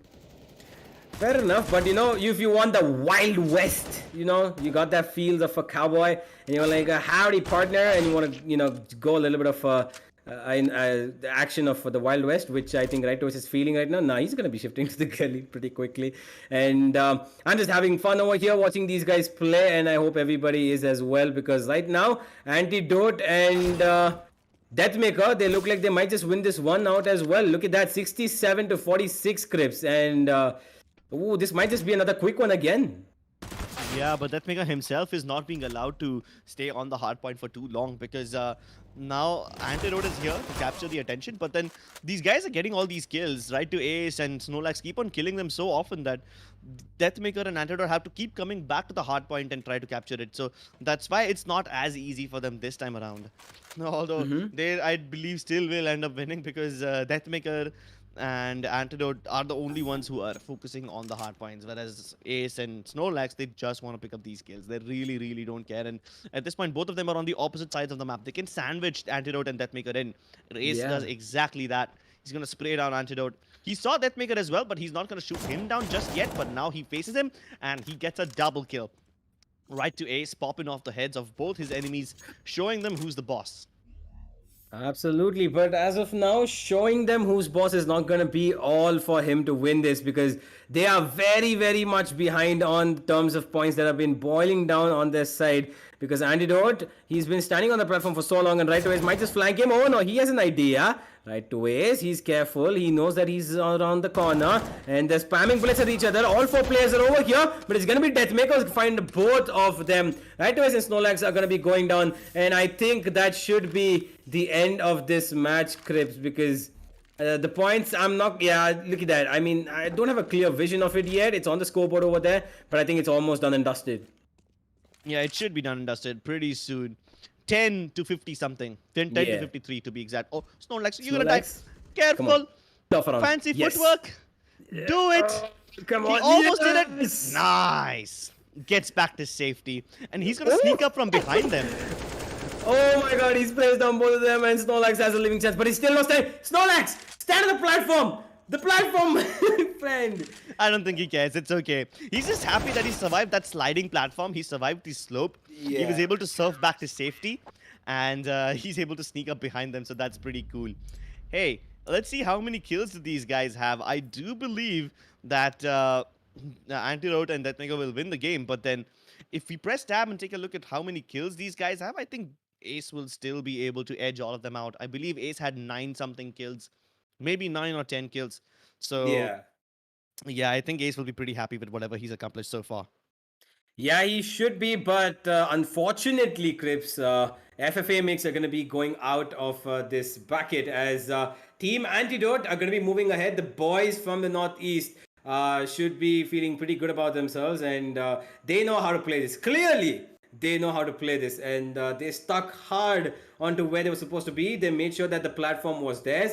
Both of them were standing there for as long as possible, and what a huge margin. I mean, like, you would want to see a much closer matchup. You would want to see a much closer matchup, right? But that just wasn't the case. Unfortunately for FFA Mix, they are going to be having to bow out of this, but I'm pretty sure right away since Snorlax had some fun. And now moving in, it is going to be, a bit of an interesting match because next up in this same bracket, the top two teams which have just gone past, which is SK Rossi and Skills. And the second one is Antidote and Deathmaker. And we're going to see SK Rossi and DM go against each other again in CSGO. SK Rossi versus Deathmaker has been the most interesting duel in all of Indian Valorant. And these guys have been praised as the best aimers in the country. Yep. So now you've got SK Rossi and Skills, the two players who've been with each other since their old Bangalore days when they used to play for Blaze Esports. it was a pretty cool team, right? I mean, that Yeah. Bangalore-based team, it was raw, uncut diamond. That's what it can be defined as. You had Marzel, you had Skills, you had SK Rossi, you had the regular Rossi. Yeah, there used to be two Rossis. One of them is Rossi Kiran, one of them is Rossi Ganesh. Those two players, they used to be in the same team. And at Mm-hmm. one point, SK Rossi and I had this running joke Mm-hmm. because all the casters back in the CSGO days used to keep confusing the two players with each other. Like in the heat of the moment, Yeah. SK Rossi and Rossi get interchanged, and it's a genuine human problem, right? You see two similar names, you will end up messing them up. So SK Rossi named himself as Super Kid. That's what the Yeah. SK in SK Mm-hmm. Rossi stands for. It stands Super for kid. Yeah. Super Kid. So that's a little bit of interesting name trivia for you guys. Uh, so yeah, Mazel, SK Rossi, Rossi, Sting, I can't remember the fifth player. I can't remember the fifth player. Memory, please work. It's not working. Go Never on. mind. So these four players used to be together, and they all used to play for this wonderful team called Blaze Esports. Deathmaker and Antidote, on the other hand, used to play for a Kolkata-based team called JMT Gaming. They had many Mm-hmm. other players with them. Even Hellfighter was with them at one point. So now Yeah. Marzel and Hellfighter are in Velocity Gaming, whereas Deathmaker and Antidote got like esports. So things have changed. SK Rossi and Skills in completely different teams. They're in global esports. So all these players who used to be together at one point are now in different teams. But they will reunite, ladies and gentlemen. That's the whole point of OG Reunite. And this, ladies and gentlemen, is my favorite map. This is the Sky platform map. You will see people falling off way more often because you've got jump pads over here with which you can literally fly around, and Antidote discovered the price of flying. He fell off Yeah. the map. Yeah, he did. Look at this, guys. This is what me and Crips tried quite recently, and it is so very fun. Snorlax is gonna be popping off both those skills, and look at where the right to is. Look at where he is. He's stuck. He's trying to figure out how this map works. I'm pretty sure he must be having a laugh as well. Snorlax, though, he's popping off as he's getting kills right to ace as well. But it is still. Oh, it is actually FFA Mix who are in the lead. And oh boy, look at this. Another kill which should be coming in. Wow, they're popping God. off over here. They just picked up on the second map, Crips. Yeah, SK Ross, I'm sorry, Snorlax and Right to Ace, both of them are getting all the kills left, right, and center. Finally, Deathmaker puts their killing spree to an end with the Scout, and he's going to be able to pick up a double kill and get on that hard point. Team Antidote, surprisingly, they were not in the lead up until now, but FFA makes these guys were the ones who were leading. And now Antidote's team finally will be able to catch up with FFA Mix. But that will be stopped if Deathmaker and Antidote die over here. Sonas is trying to do that, but the high ground advantage is just a bit too much for him to deal with. Deathmaker will finally be able to get the kill onto him. And we move on to hardpoint number 2, ladies and gentlemen. We are going to the B flag now. Let's take a look at if these guys are able to make this work. One really Yeah. good thing about this B flag is that all your weapon spawns and utility spawns are right here. So you can use the smoke grenades and the Molotovs to cover these two ramps that Antidote is trying to cover right now. And then all you have to do is make sure nobody flies over the top of your head, and then that's the only place that you can use to get inside the B hard point if the two ramps have already been either smoked off or mollied off. Yeah, and right now what is happening is Antidote and Deathmaker are repeating the success from the first map as they're getting these kills back to back, and they're holding on to this hard point while FFA Mix are losing out. They are just, it's trickling down like boiling water. And Snorlax, although he will find one back with a cheeky angle, and he's gonna find another as well. He's just gonna be tapping off the head of Deathmaker. He picks up that health shot, does he? Yeah, he does, and he's gonna get another kill as well. Snorlax is going absolutely crazy right now, but he's nowhere close to the hard point that he's supposed to be, because the hard point right now is not what he's worried about. He wants these kills and he wants them bad. Right away, he's getting another cheeky position for himself. He's going to be moving all the way up as Snorlax is also going up, and right away he spots a one, and the Antidote has no idea where he's getting shot from. Neither does Deathmaker. Okay, he saw him where right away was, but he's not going to get his kill. And now, 38 to 48. We're moving in as Antidote's team is still in the lead. Are they going to be able to keep on to this, or FFM is going to realize that they need to go and stand on that platform? Yeah, but FFA Mix are getting so many kills, it probably doesn't even matter to them. Right to Ace. He's trying to make sure that he can get the kill onto Deathmaker as well. Leaves him at 5 HP. Oh, That's what the M4 does to you. Now you know why it's so frustrating. But Deathmaker was low enough to get shot down by Snorlax's speed to 50 as he spawns on top of that A flag. And Snorlax is now finally trying to capture the A flag. No, get back over there. Wow. Get back. Get back on that flag, bro. That's not how it Get- works. Yeah, I mean, at this point, Antidote and Deathmaker, they just need a ball, let the clock run down because they are leading and they are trying to make things work just that way itself. And because they know that FMA Mix don't realize it, that you know what, we guys need to stand on the platform, right to and Snorlax, they're just here hungry for kills, and that's exactly what they're doing. They know that they need to stand, they don't know that they need to stand on this platform, which gives Antidote and Deathmaker such an advantage. Look at, okay, right to he's... The weapon's waiting. not spawned yet. Yeah, weapon's He's not trying to spawned. capture a weapon which hasn't spawned yet. So, yeah, spawns also matter quite a lot. Finally, right to Ace picks up an AK-47. Let's see if he's able to get back up on that place. Almost fell off again. He's trying. Yeah. Ooh, okay. Yeah, but this time, Deathmaker knows that spot. Like, right to Ace has been sitting up on that platform so many times. Snorlax gets a nice double kill to finish things off in style, but he doesn't win the map.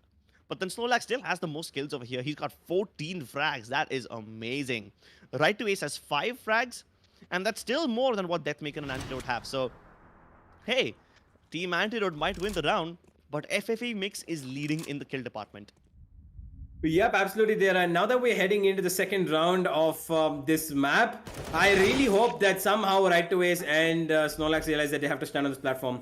Antidote down to 1 HP. Oh, that's gonna hurt for the player who tagged him down to 99. That 99 in 3 coming in play over here, Crips. And again, oh, look at that. Nice. Again, 96 this time. And it's just a tag of low HPs going around everywhere onto each player. They're just carrying on that tag. And they're getting finished off in the end.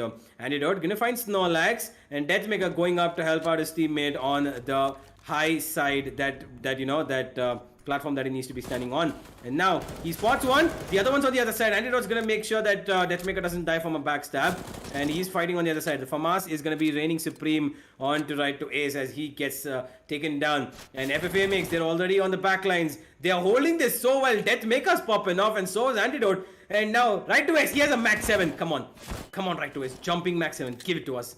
Come on. He might try to do so. Snorlax spawns. Probably doesn't have a weapon just yet, but he will be able to pick up an AK. So that's a big upgrade. Right to Ace trying to get up on that platform once again where he was before. Not able to do so, but that's okay because he's going to be able to get the kill onto Deathmaker. Snorlax still going towards the A flag, not realizing that the hardpoint has shifted to B now. But he's picking up the kills on Deathmaker, so I think he's just a trigger happy man. He doesn't really care about the points. He just wants that blood, just wants the blood of his enemies, and he just wants those headshots. Poor Deathmaker just got spawn camped, and Snorlax is wondering, why am I not getting points? Well, sir, you're standing on the wrong hardpoint. You got to go towards the B flag now. The A flag is not online anymore. But it doesn't matter. From that high ground, Snorlax continues to pop off heads, as this is the 3rd time he killed Deathmaker in a row. Yeah, but look at this, Crips.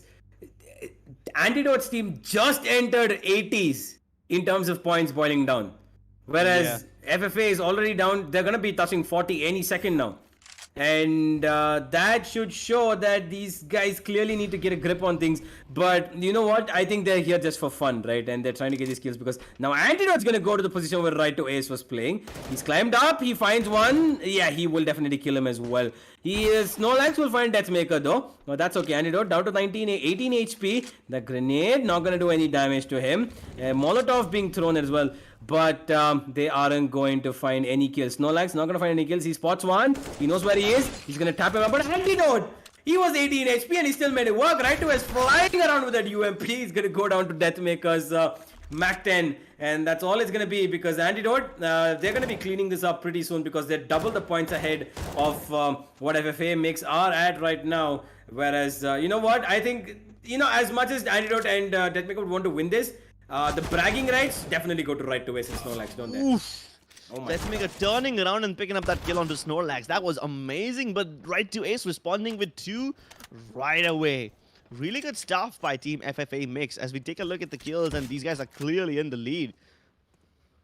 Yeah, they are. And look at that, 40 points ahead. Team Antidote, they're just running around, but the kills are still not in their favor.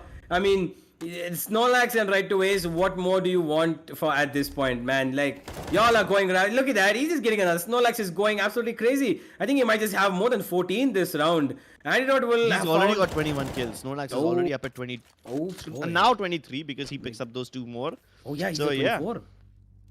I mean, it's all but over, right? I mean, as many kills as he wants to get, he's not going to be winning this. He's down to low HP, and Deathmaker's going to be taking him down with the UMP spray. Oh, he saw Ace flying around. Right to us, he's going to pop his head with the one tap. The AK-47, ever so reliable. Antidote on the other side of the map now, and it's just about time in 3, 2, 1. It is going to be Team Antidote who pick up round number 2 and the series as a 2-0 as well. What a showcase by both of these teams. They must have definitely had fun, jumping about with those jump pads and, in the air, right to us, constantly trying to get to a part of the map which he shouldn't be standing on. But he still makes it work and he gets up there. And yeah, I mean, the platform, I mean, it's not, I mean, whatever. Yeah, you have a platform, you need to stand over there. Antidote and Deathmaker understood that.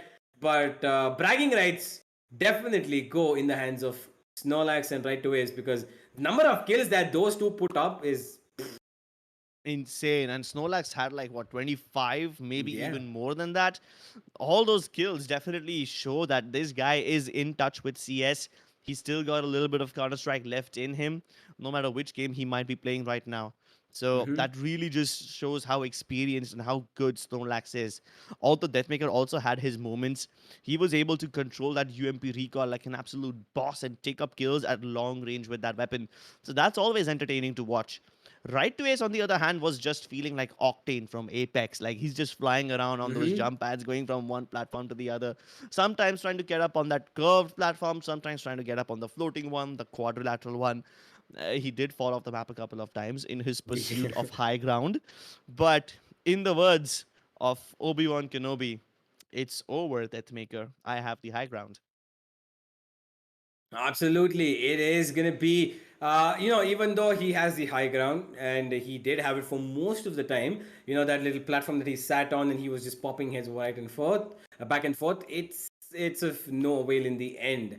It is going to be Antidote and Deathmaker who are going to be moving ahead in the brackets with a clean 2-0 victory. They pretty much knew what they had to do. They came in, they stood on the platform, they got the kills that they needed, they, stretched it out as much as they could, and they won it out. And now that we're moving in, towards the latest segment of today's matchups, it is going to be very interesting because we've got a couple of more matches coming in for you guys today. We don't forget we also have the Red Bull Flick matches, which are like Crip said, those are serious events, those are serious matters that are going to be played in a couple of minutes, presently. But right now, what we do want you guys to do is, I know it's been 2 matches where you've seen your superstars play, but support them and support us as well. Get that Red Bull. Go and scan the QR code which keeps popping up on the screen.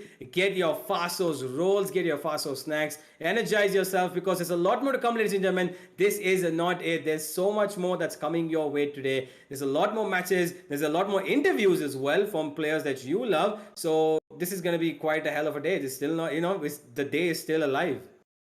And the day definitely is still alive. So far, we are done with 2 games.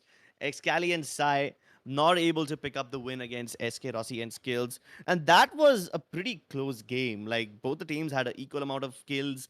They also had more or less the same amount of placement points. I'm calling it placement points because, used to the Battle Royale games right now.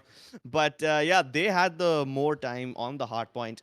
Whereas when we come to FFA Mix versus Team Antidote, it was Ace and Snorlax who had more kills over here, but Antidote and Deathmaker who stayed more on the hard point, who stayed more on the flags and got the win for themselves. And both the games were 2-0. Now, up next, we've got Kappa and Hellfighter versus Team Venom. And I'm pretty sure that Venom has definitely played these Red Bull maps before. So he knows Mm-hmm. how these maps work in and out. He is a Red Bull athlete. He's participated in similar events, in similar maps before. So he knows what's up. And I'm hoping to see some really cool matches from Venom and Kappa and Hellfighter. Yeah, absolutely. I would agree. I would want to see, some because if both of these teams know that they have to stand on the platform, then it's going to be an interesting match. Because the first match was where both these players, both the teams did not know what they had to do. Second map was one team knew what they had to do. Third map, I hope both the teams know what they have to do, and both of them Exactly. are Yeah. fighting for that platform more than the kills. Yeah, exactly. I hope both of them fight for the platform more than the kills. I hope they do both of them at the same time so that it's an Hmm. actual proper game. I mean, at this point, everyone was just running around having fun, getting double kills, multi kills upon multi kills. Really love the way how Snorlax taps away. His burst is even deadlier than his tapping, and I'm just really, really happy to see that he's still got all those skills left in him. Hmm. Yeah, absolutely. I mean, now it is quite a bit of an interesting matter because all these players that have come in, they also have teams under their own names. There's a couple of teams in the sorry, yeah, they have teams under their own names and they're representing themselves. And there are players in the flick competition as well, where they're going to be representing, their own skills, and they're going to be doing a lot more because for them it's about winning this tournament. It's about getting those AOC 144 hertz monitors as the main prize, because who wouldn't want a sick upgrade? Because especially if the monitor is that good, and if you're getting it by the basis of your skills and winning out this Red Bull tournament, hey, it's completely worth a shot. And quite a bit of an interesting setup of matches that we've had so far. And we really hope that the tempo is kept at the same level and the matches keep getting better and better. As moving in, it is Hellfighter and Kappa versus Team Venom. And I want to say, although it's again pretty much here and there, uh, Hellfighter a little bit on the younger side, Kappa, who we know is a veteran, and now it's a mix of these players. So how do you think this one is going to pan out? Oh, I think it's going to be a combination of both brain and brawn. Kappa Hmm. is one of the most experienced players in the country. He is also one of the oldest players, so he's been playing the game for a very long time. Hellfighter, on the other hand, used to be Antidote and Deathmaker's teammate at one point when they were playing back in Kolkata under the banner of JMD Gaming. After that, he switched over and came to Mumbai to fulfill his dreams along with Velocity Gaming. And now he's playing with Ace. So his teammate Ace has already competed over here, and Ace played with his old teammate Snorlax just for good old time's sake, back with the OGs. And I'm pretty sure that Hellfighter now must have been standing over Ace's shoulder and looking at what he was doing. Like, they're in the same house, right? They're in the same boot camp. So Hellfighter must be standing. Hmm. He's looking at Ace and he's just seeing, oh yeah, these guys are popping heads. And then because Hellfighter is friends with Antidote and Deathmaker and everyone, he's now gonna realize, oh, this is what my ex teammate did, and this is what my current teammate should have done. So he should be able to connect the dots. I hope the next game involves both the players just playing for the hard point, and because that turns the game into an even more extravagant affair. Because Hmm. we saw some players just walking around and trying to sneak by and get kills. Now that you know that there is a sense of urgency, now that you know you have to get to the hard point, everyone will just try to converge upon the same area and start killing each other more and more often. Yeah, absolutely. And now, I mean, pretty sure that the players who watched this match should know that there is an objective over here. It's not about planting a bomb or diffusing a bomb. It's about going and standing on that pressure plate on that platform to try to get that objective secured for your team. Not let your points boil down and try to make the other team's points go down as soon as possible. Because it's not just about the kills. You can keep getting kills, and you're good at that, of course, but it's also about what the objective of the map states. And thanks to Red Bull, this amazing map has been put into play, which requires not just raw aim power. It acquires a lot more brain power as well. So that is in place over here, as we're going to be moving ahead for sure to another matchup of the OG Reunite. But I do want to ask you this, Crips, that we saw 8 of these players now on the server, and we saw them play different maps, right? So how do you think it's the whole point of this is to stand on a platform, right? And they don't really know how the map works. They don't know what it works. So now I want to ask you. You know that you just said that Venom might just he would have definitely played a few of these maps as a Red Bull athlete, right? So if he has an idea, would that give him an advantage because he might know where the weapons spawn or something like Definitely. that? Definitely, if you know where the weapons spawn, then you can definitely go ahead and grab the better weapons. You will not be relying on those UMPs and the P90s. You will be having the AKs in your hand. You will Mm-hmm. also have quite a lot of utility to work with, and you know exactly where the health spawns are. So you will basically never die. Every time you pick up a fight on a hard point and you win it, you will be able to go back to that health station, pick up that stim shot, get yourself charged up and cracked up all the way again. Mm-hmm. So yeah, knowing the spawns definitely helps, and knowing how the map works and how long do you need to stay on a hard point in order to gather the maximum amount of points. If you know that, then you definitely have an advantage going into this thing. Like, it is a fun mode at the end of the day, so it really doesn't matter who wins or loses, but having that knowledge definitely will help you have a little bit more idea as to how this tournament works rather than just going around and picking up kills. Because if both the teams play for the objective, they will be fighting each other more often, and they should be able to predict where the enemies are coming from instead of just randomly Yeah. moving around in that matching. Yeah, absolutely. And now it is, a pretty much of a very interesting affair that's been happening between all of these players as we're going to be moving ahead. And what I do want you guys to do is like the stream, subscribe to the channel, and make sure that all your notifications are on. Hit that bell icon so that when these OG players are playing, because it's going to be going today as well as tomorrow as well, right? So you're going to have a lot more CSGO action coming your way. So you just hit that bell icon and you will know when we're going to be coming live to your screens, and you're going to be seeing these players play up against each other, because they're just players moving ahead into this tournament. And as we keep moving ahead, there's going to be a final as well, a national finals that are going to be played not just for these OG Reunite players, but also for the Flick players who are competing for serious prizes. And yeah, it is going to be quite an interesting one, isn't it going to be, Crips? Oh, definitely. I really just want these players to go ahead and start shooting each other in the head again and again. I mean, it's unfortunate that we don't have a straight up deathmatch tournament where we see these players just knock seven shades of shit out of each other. That would Mm-hmm. also have been cool.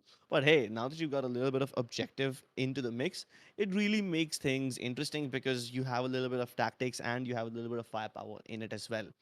But you guys have heard us talking enough. We're going to be coming into the interview very, very soon, where we have some of the more prominent members of the Indian CSGO and Valorant community who will be talking to the Hindi casters on our screen in just a few moments, ladies and gentlemen. So stay tuned for that as well. Yeah, absolutely. If you love seeing, your favorite, professional players or your favorite prominent influencers, want, what their thoughts are about this particular event or CS:GO, this is your moment, because here is the interview with Hydroflick. Hello, Price. Hello, Lika. Thanks for Hi. having me here.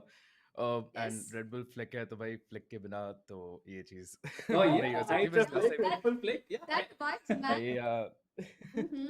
Looks like ये you're perfect not the only one. fit है. mm-hmm, Yeah, mm-hmm. perfect fit है मेरे लिए. But yeah, I'm good. I'm good. I'm really excited. Finally CS:GO देखने को मिल रहा है यार after a long time. Mm-hmm. So Yeah, and we have like Antidote and everyone playing all the old OGs, and good to see that they can still like flick heads. Well, coming a little bit off topic, I'd like to ask you, how's Shiro? Shiro, Shiro is great. Yeah, he's still doing Okay. the same He's stuff. just Yeah, being Shiro, right? yeah, he's just being Shiro. He's happy. He poops a lot, and yeah, he eats a lot of food. All right, how does it Yeah, feel to be Shiro being back Shiro. here on this CSP? Like after a long, long time, we are actually having some CSGO event, and thanks to Red Bull for that. How does it feel to be back here? It feels good, yeah. It feels really good to see, CS:GO coming back, and not just CS:GO, but a lot of games making a comeback in the scene. So it's really exciting uh, to see the switch. Mm-hmm. And how does it feel back?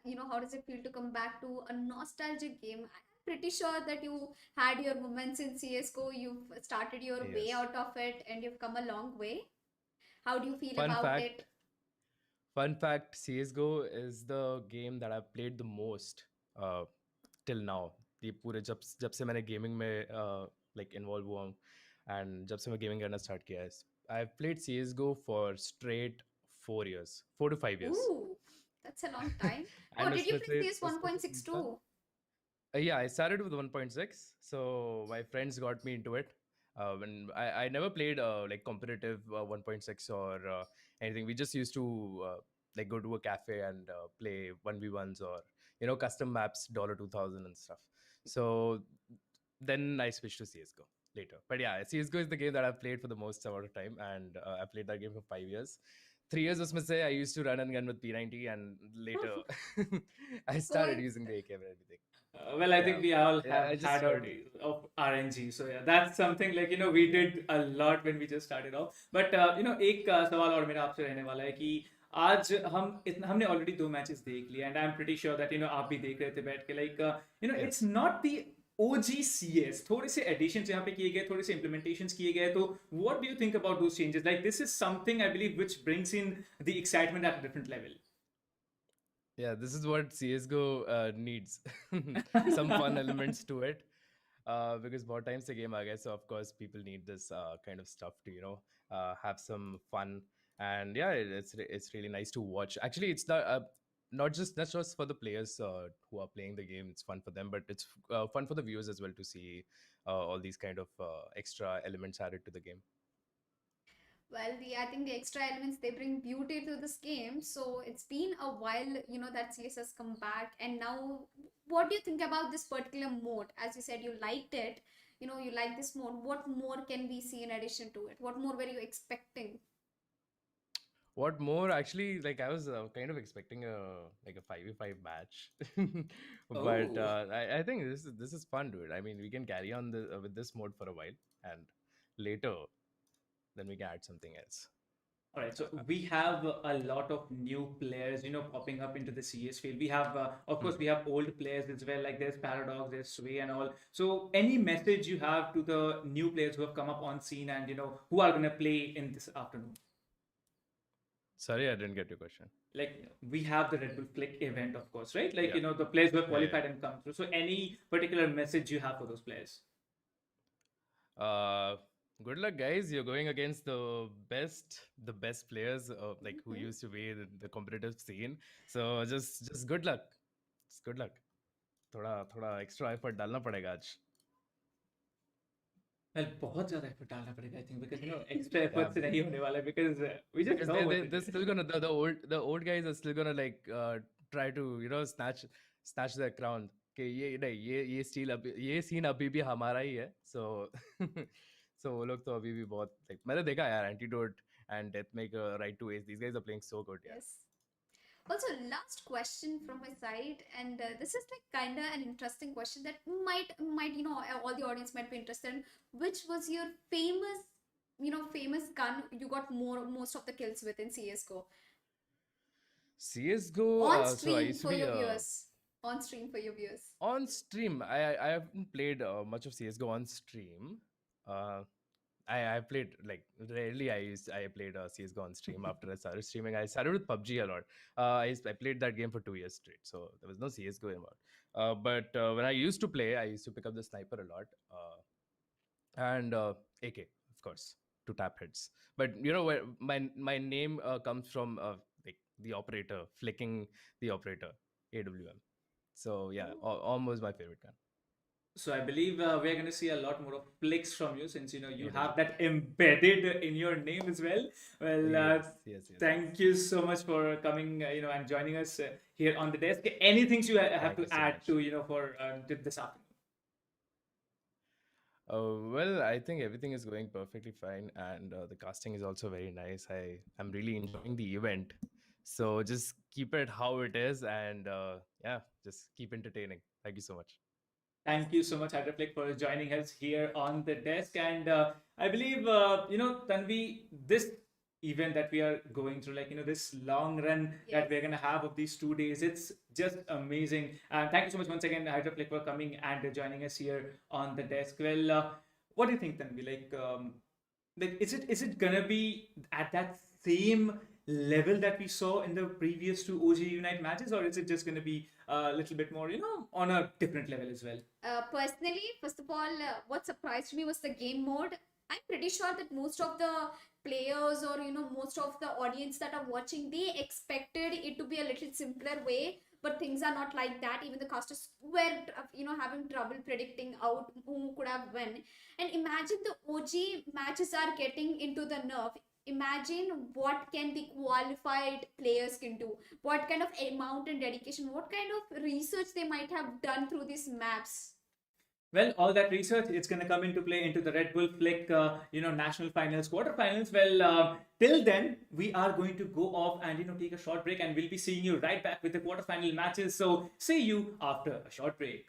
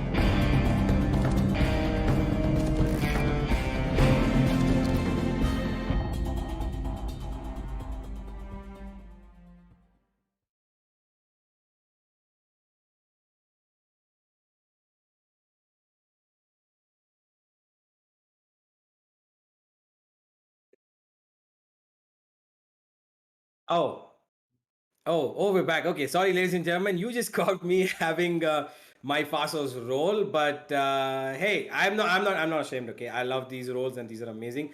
You can get yours too by scanning the QR code that just popped up on your screen a couple of seconds ago, and get yourself some Faso's rolls and potato wedges and enjoy in the indulgence like I do, guilt free.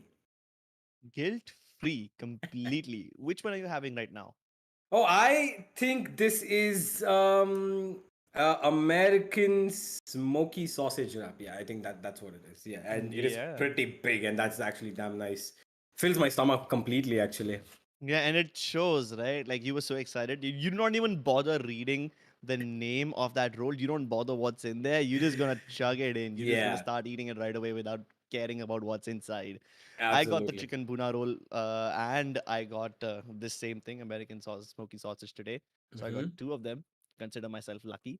Uh, but yeah, I've already finished them. So unfortunately, I don't have anything else left to eat right now. So universe, do me a favor. Don't make me more jealous.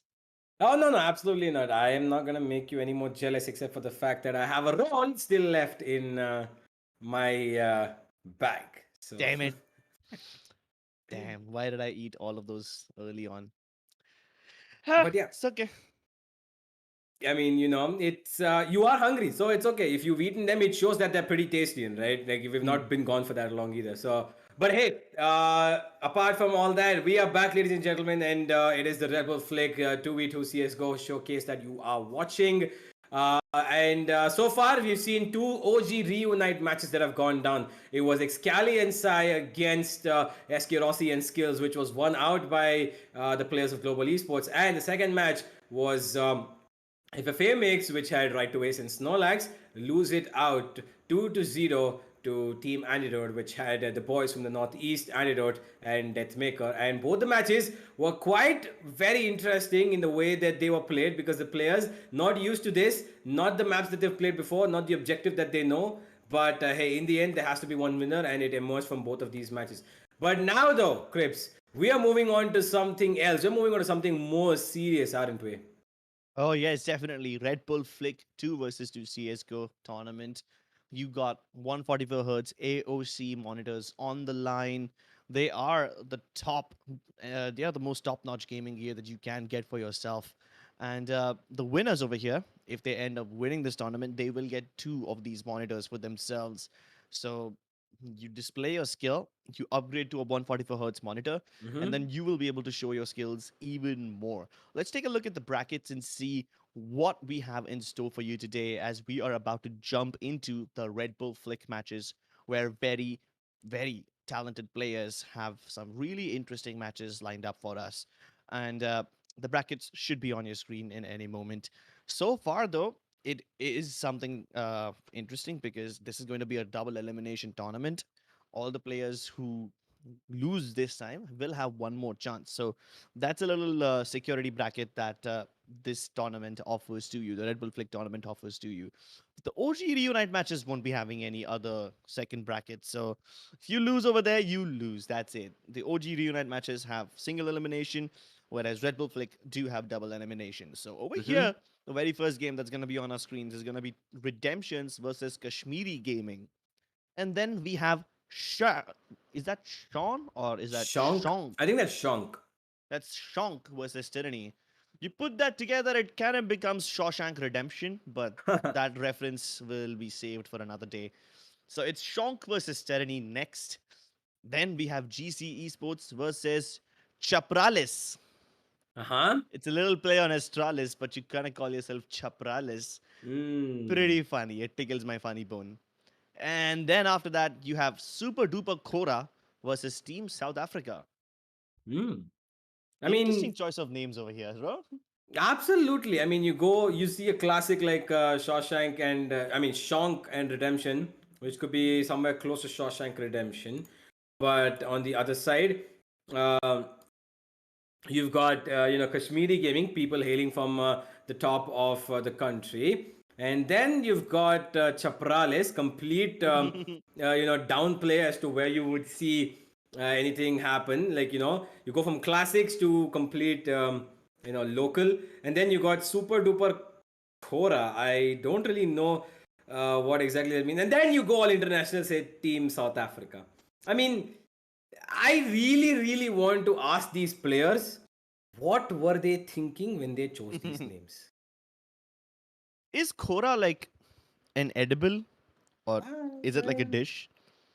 I It kind of don't reminds know. me of kakra, Mm-hmm. but it's not exactly that. It's something else. Kora does seem something like you can eat. I don't know, man. I'm still pretty hungry because you showed me that Faso's roll earlier. So that's all that's going on in my mind. You made me do it. Mm-hmm. And you slick, slimy cheater. You're still eating. I know that. I can see it. I can sense it on you. Don't try to hide it. That's all right, though. Hey, You can enjoy your Faso's rolls. hey, don't blame me. If Fasos is that good, then anybody and everybody would be eating it, right? And Yeah. as am I as well. So what we are going to be expecting today, ladies and gentlemen, in the Red Bull Flick is going to be players who definitely know how this works. They are 100% sure about how they know how to play this map. They know that they're going to stand on the pressure plates. They know that they're going to have to secure their points from not trickling down. They know that they have to get the kills. They know exactly where the weapons. Well, maybe they do because they've played this before for sure. To get Hmm. under the quarterfinals, they've definitely done some practice ahead of what they have played so ahead of this quarterfinals. So I'm not quite sure because I don't. These are probably these are grassroots players, right? They've come up from the grassroots and they've made themselves to showcase themselves to come up to the quarterfinals of this huge event, the Red Bull Flick. I mean, we have no idea who these players are, but I do want to ask you this, Crips. Like, if you were a player who's come on to such a big stage, and you are fighting for your place in the in this championship, and you want to get those two beautiful AOC 144 Hz gaming monitors, how would you go about this part of CS:GO? Because this is not conventional. This is different. So, as a player who's not a pro but is maybe trying to get there, how would you tell they need to approach this? I mean, I don't think there is a particular way to prepare for matches like these. Mm-hmm. I guess all you gotta do is just keep on having fun. And if you do have fun, hopefully your moods will be nice and uplifted and you will be in the right state of mind to win these matches. I do see a couple of players of all the teams starting to join over here. And you will be very interested to know that Edshot Machine from Team Fangs, who plays in Valorant, Oh. is playing for Team Chapralis over here. Hmm. Team Chaprales. Okay. Maybe those are the team we need to look out for. A word play on Astralis. Are they going to be just as good, though, as the players of Astralis? Is a question. But for the Players of moment, Astralis, probably not, but they have shown us their true form in all the other Valorant tournaments that keep on happening throughout the country. Like Headshot Machine from yeah. Chapralis plays for Team Fangs. I also see Paradox from Hmm. True Rippers, and he's going to be playing for Team Tyranny. Hmm. Yeah, he's going to be playing for Team Tyranny. And it is, these players are just spread across, right? These are players that maybe we've heard names of before, and they're trying to make it as big as they can in Valorant. And now they're here in CSGO, where they've qualified for the quarterfinals. And it's a 2v2. It's fun, it's quick, it's high speed, it's octane, it's everything that you would expect from a matchup that is, that was anywhere be near the number of 2 and 2, because all you need is either 2 kills or you need to stand and hold your ground on that platform. So pretty sure these players have done their homework, against the other as well.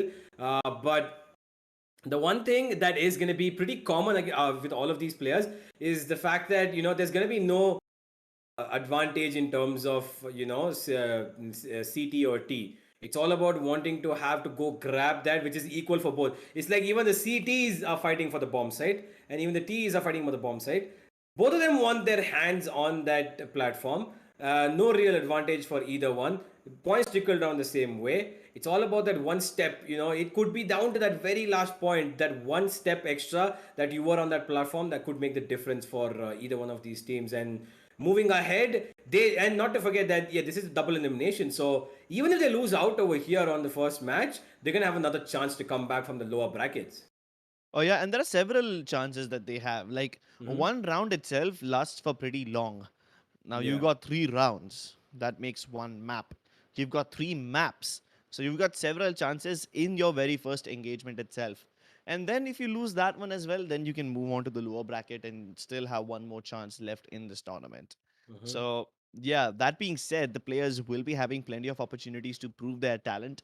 I hope some of them can frag out, some of them can stay on the hard points for as long as possible. We get to see a little combination of both. We haven't really seen any solid tactics come up so far. Yeah. Maybe we will see this in the Red Bull Flick side of things rather than the OG reunite, because the OG guys are just here to have fun. This is not something Mm-hmm. that they practice all the day. Whereas the people who are competing in Red Bull Flick, they must have definitely practiced for all of this. So yeah, we'll take a look at the matches because they are about to start any moment now. The servers are up, the players have started to join, and we will be going live with the game any minute now. And as I say that, we are about to jump in. It's going to be Team Redemptions versus Kashmiri Gaming to start things off. On the side of Redemptions, we have Temper and Ghost. Ignore the team connotations that they have ahead of them. One of them is called Land Dodgers, the other one is called Stepdad Peak. Obviously, a naughty joke over there. Land Dodgers used to be a very popular Steam Tag clan based on the Polish team, Land Dodgers, who used to play in the CS 1.5 days, not even 1.6.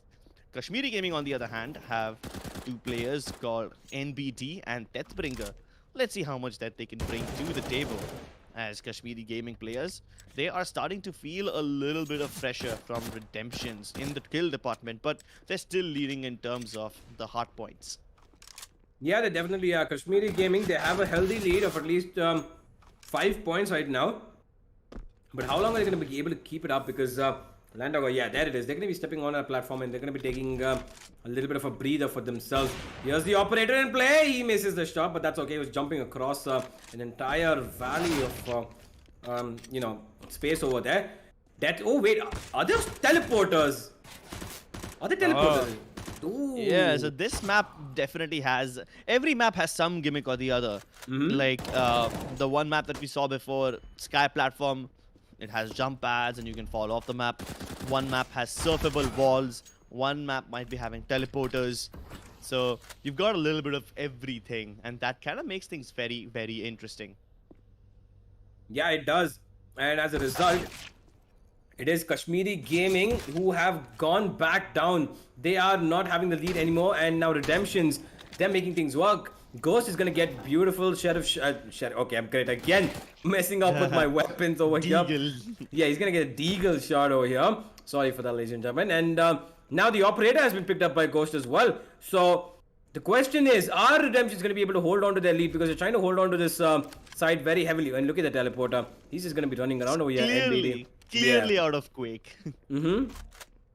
Absolutely, it is. And now, a little bit of an aim duel. The nade should be giving some damage. But he's going to be taken down over the NBD Temper. He's going to help out his teammate to stay alive on that platform right there. As Redemptions are looking pretty dangerous right now. They have a lead and they're establishing it slowly. But NBD, he's going to be taking that platform for himself. And he's going to try to hold down this as long as possible. He picks up a weapon as well. Is he going to be able to hold it down for as long as he can have his, deficit of almost 15 points come back? No, he's not. Ghost is going to take him down. And now, Redemptions, they are still holding on to that narrow lead of almost 15 points. Narrow lead, Kashmiri Gaming. They're starting to bleed odd points. NBT does get the trade onto Temper, but can he actually get to the hard point though? That's going to be a real difficult question. His other two teammates are also having a little bit of difficulty as Ghost controls the rotations. None of the teams are on the hard points right now, so they're both bleeding points. But I don't think Redemption need to worry about this one, because even if they don't get on the hard point, they still have a massive lead over here, and all they need to do is keep killing the players of Kashmiri Gaming. NBD whiffs the spray and Ghost is able to get the better of him. This time he manages to get to the hard point as well, which means Kashmiri Gaming will bleed out even faster. At this point, they have double the amount of points that Kashmiri Gaming do. More than double, actually, as we might just see Redemptions take round number 1 over here. Ghost now looking to make sure that all the people who stand on the hard point get destroyed, and Ghost, with a double kill, is able to shut down Kashmiri Gaming single-handedly. His teammate Temper will be joining him as well, and it does look like Redemption will walk away with the first round as NBD, their waves are being sent back.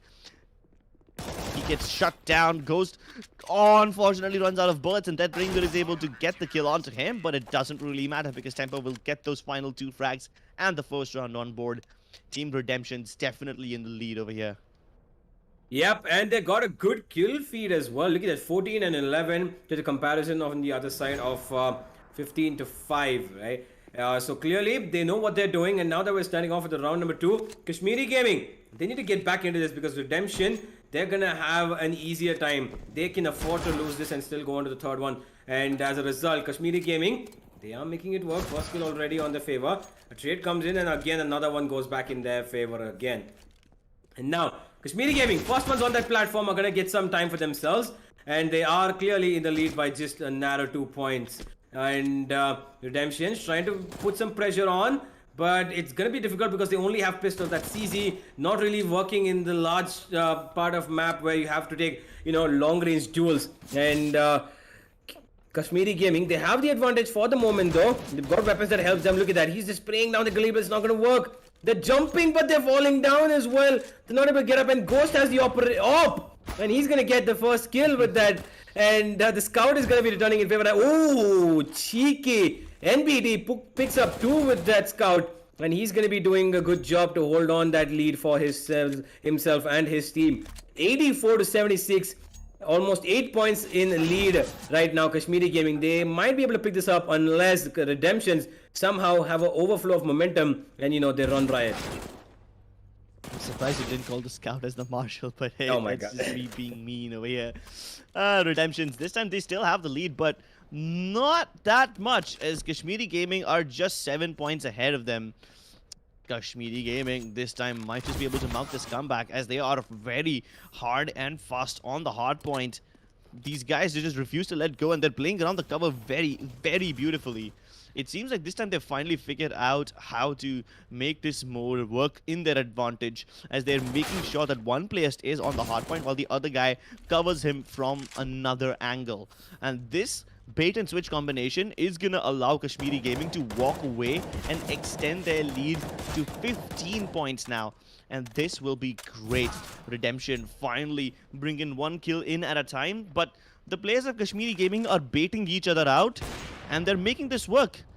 Redemptions need to go for a double kill in order to somehow bring this game back in their favor, but it just doesn't happen. The spawns of the CTs are just so favorable. They both combine their forces and take down Ghost, and now they're going to be moving on to the next hard point as well. It's a race to the beacon, and these guys, they are losing it. Ghost is good for 1 kill, but Deathbringer, he kills Temper.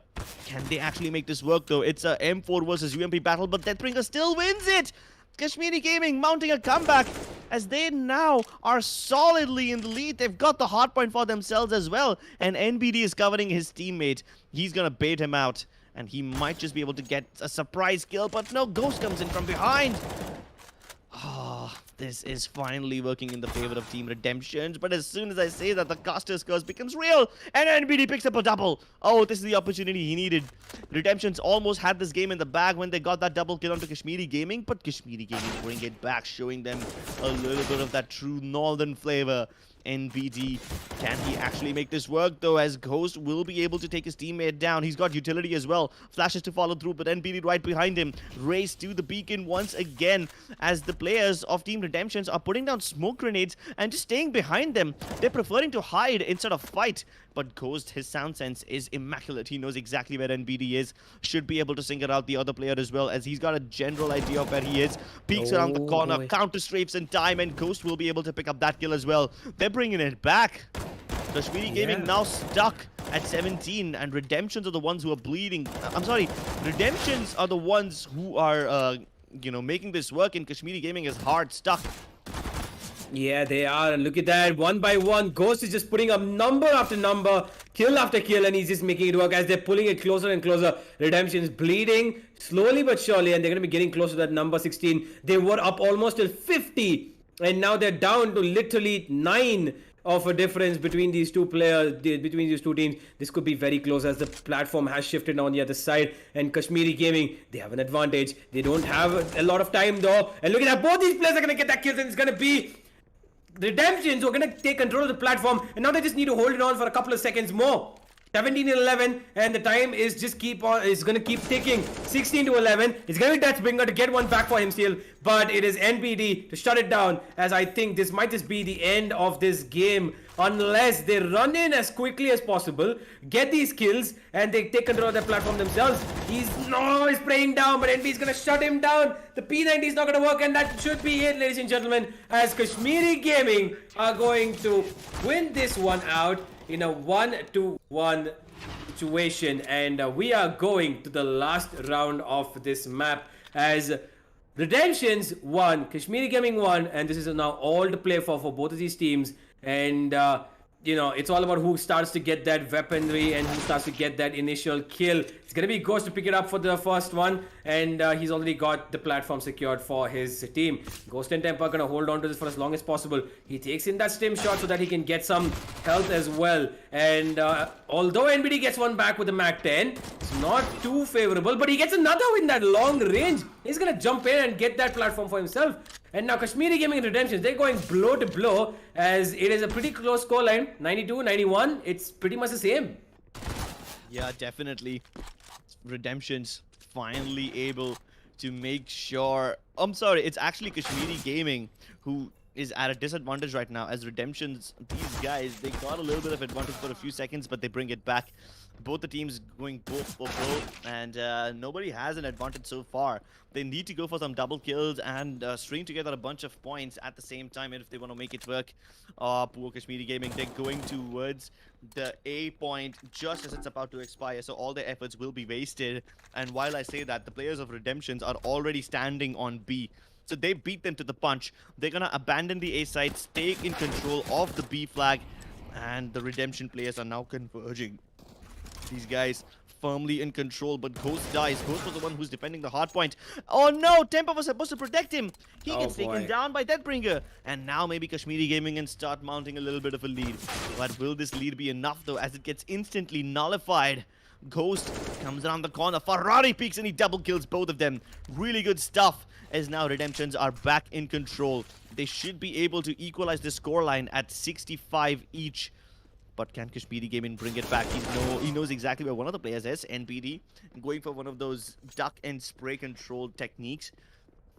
Really good and really effective. Really good way of playing around this precarious cover that's difficult to deal with. But Temper and Ghost tag team them, and they should be able to make them bleed out. Kashmiri Gaming still have more points though.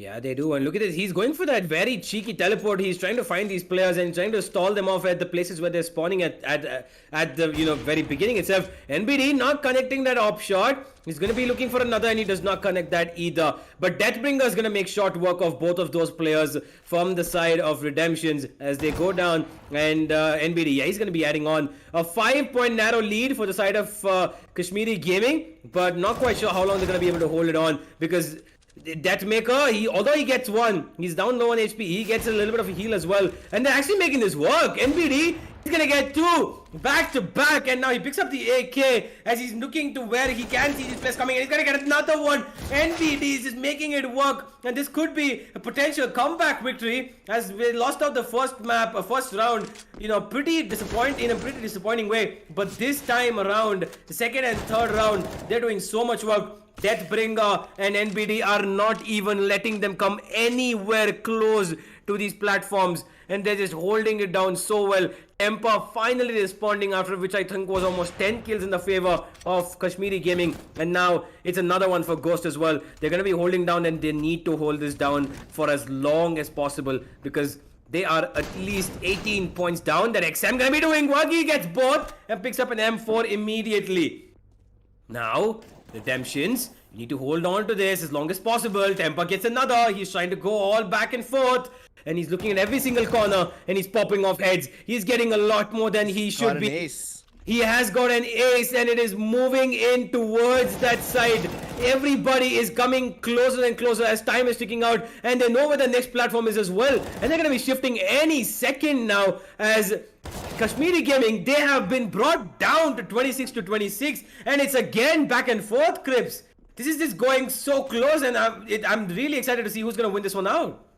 Yeah, NBD now just hoping to take control of high ground, and he tries to race his way towards this hard point, but the players of Redemption Gaming are already present over there. And Redemption, they are stuck at 24 points, whereas Kashmiri Gaming continue to boil down. They're down to 16. Ghost denies them the entry towards that ramp area, and he picks up a double. Really good stuff. They kill Temper for a second, but the moment Ghost goes in for the hard point, Deadbringer is able to make sure that he gets it back in control. Only 9 seconds left. I do not think that Kashmiri Gaming can win this out. There's very little time left for them to make a comeback. Even if they equalize the scoreline, it will just not be possible. Oh, wait, the timer apparently has no effect on this game mode. It just boils down to which one of these teams reaches 0 first. Yeah, the timer is absolutely useless, so ignore that, ladies and gentlemen. And we are going into sudden death. The tickets bleed even faster right now. Will both these teams die out? Oh, no. Oh my god, no! Redemption!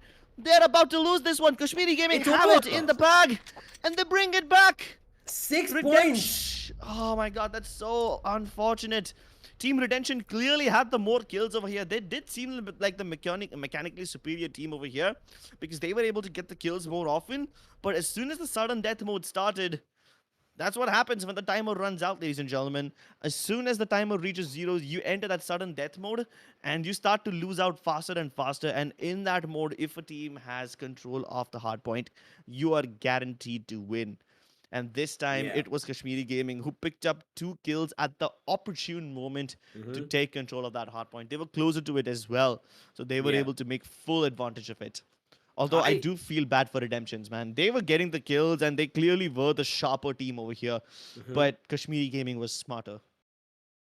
Absolutely. I genuinely, I thought that once that timer was going to boil down, we saw that timer go down. I thought it was going to be the team with, more points on the board who's going to win. And Yeah. we expected that, but that did not happen. And Redemption, they were in the lead for so long. They brought down Kashmiri Gaming to their, point, boiled down point. It was 26 to 26 and it kept going down. And Redemption had the lead again.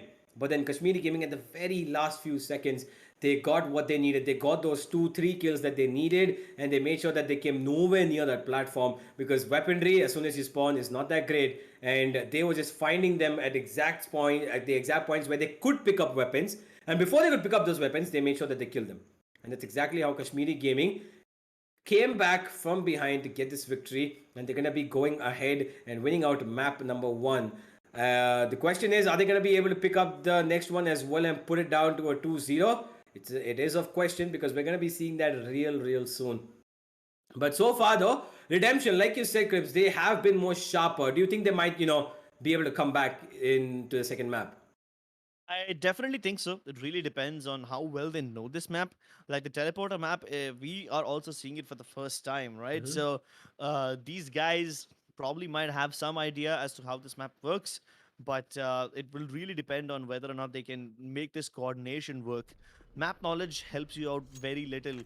Knowing where the weapons spawn, that's pretty exciting.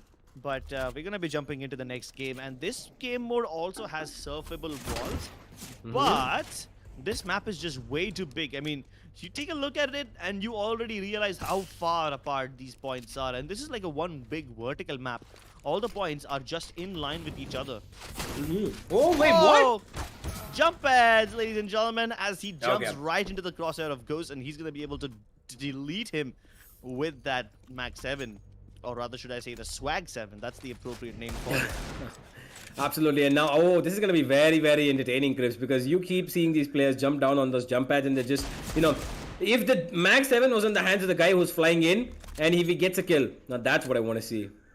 Oh yeah, that we already saw that once. Oh my I kind of God, want to okay. see it again. And tracing these players while they're in the middle of the air is just so damn difficult. Ghost from that high ground is able to kill both of them. And I believe he'll probably stay up here and he'll help his teammate get on the hard point and pick up all those points. Temper, he deletes NBD with that Swag 7 and now he gets the hard point for himself. Where are the remaining players? He spots them from far away. Gonna reposition towards the next hard point because that is coming online. And Redemption Gaming seem to be in charge of this one. Coming up on this hardpoint can be really difficult. But NBD has no troubles with it whatsoever because he's got the superior weaponry. He's got the M4 in his hands up against the FAMAS. But Temper still wins even though his weaponry was not as Ooh. great. Ghost is able to tap him away and they take control of this hardpoint once again. Yeah, they do. And now the score line, it is still in the favor of Redemption. They have a 10 point, near 10.9 point lead right now. Whereas Kashmiri Gaming, they're trying to come closer, but they're just actually dripping away. They're dripping away 1 point at a time, and it's not looking that good, But hey, there's still a lot of points left to be, lost over here. And for the moment, okay, these players are just exchanging positions as they know that the platform is going to be changing any second now. And Temper, he's going to be holding on to this as long as he can until it goes, and there it is. It's gone. It's all the way down towards the other side of the map, and they're going to be trying to move in. He's going to probably take that jump pad. Yeah, he's going to run on the other side because it is all the way. Okay, they jump towards the same direction and they're going to face off. Deathbringer, not going to be, expecting that, and he's going to go down as a result of it. But there's a lot of trades coming back and forth. Both these teams have been losing players back and forth.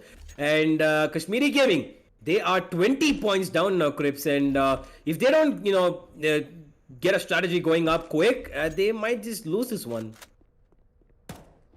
Yeah, Kashmiri Gaming needs to make something work. The shotgun really won't do much, but somehow he's able to land a headshot on Temper. Dodge this though, as NBD walks into the crosshairs of Ghost and he shreds him apart. The deagle from Temper also paying off dividends as he's able to show his one-tap skills. Picks him up through the wall. Good stuff by NBD, avoiding certain death and keeping himself alive, but he can't stay alive against the USP of Temper. They don't even need proper weapons to make this work.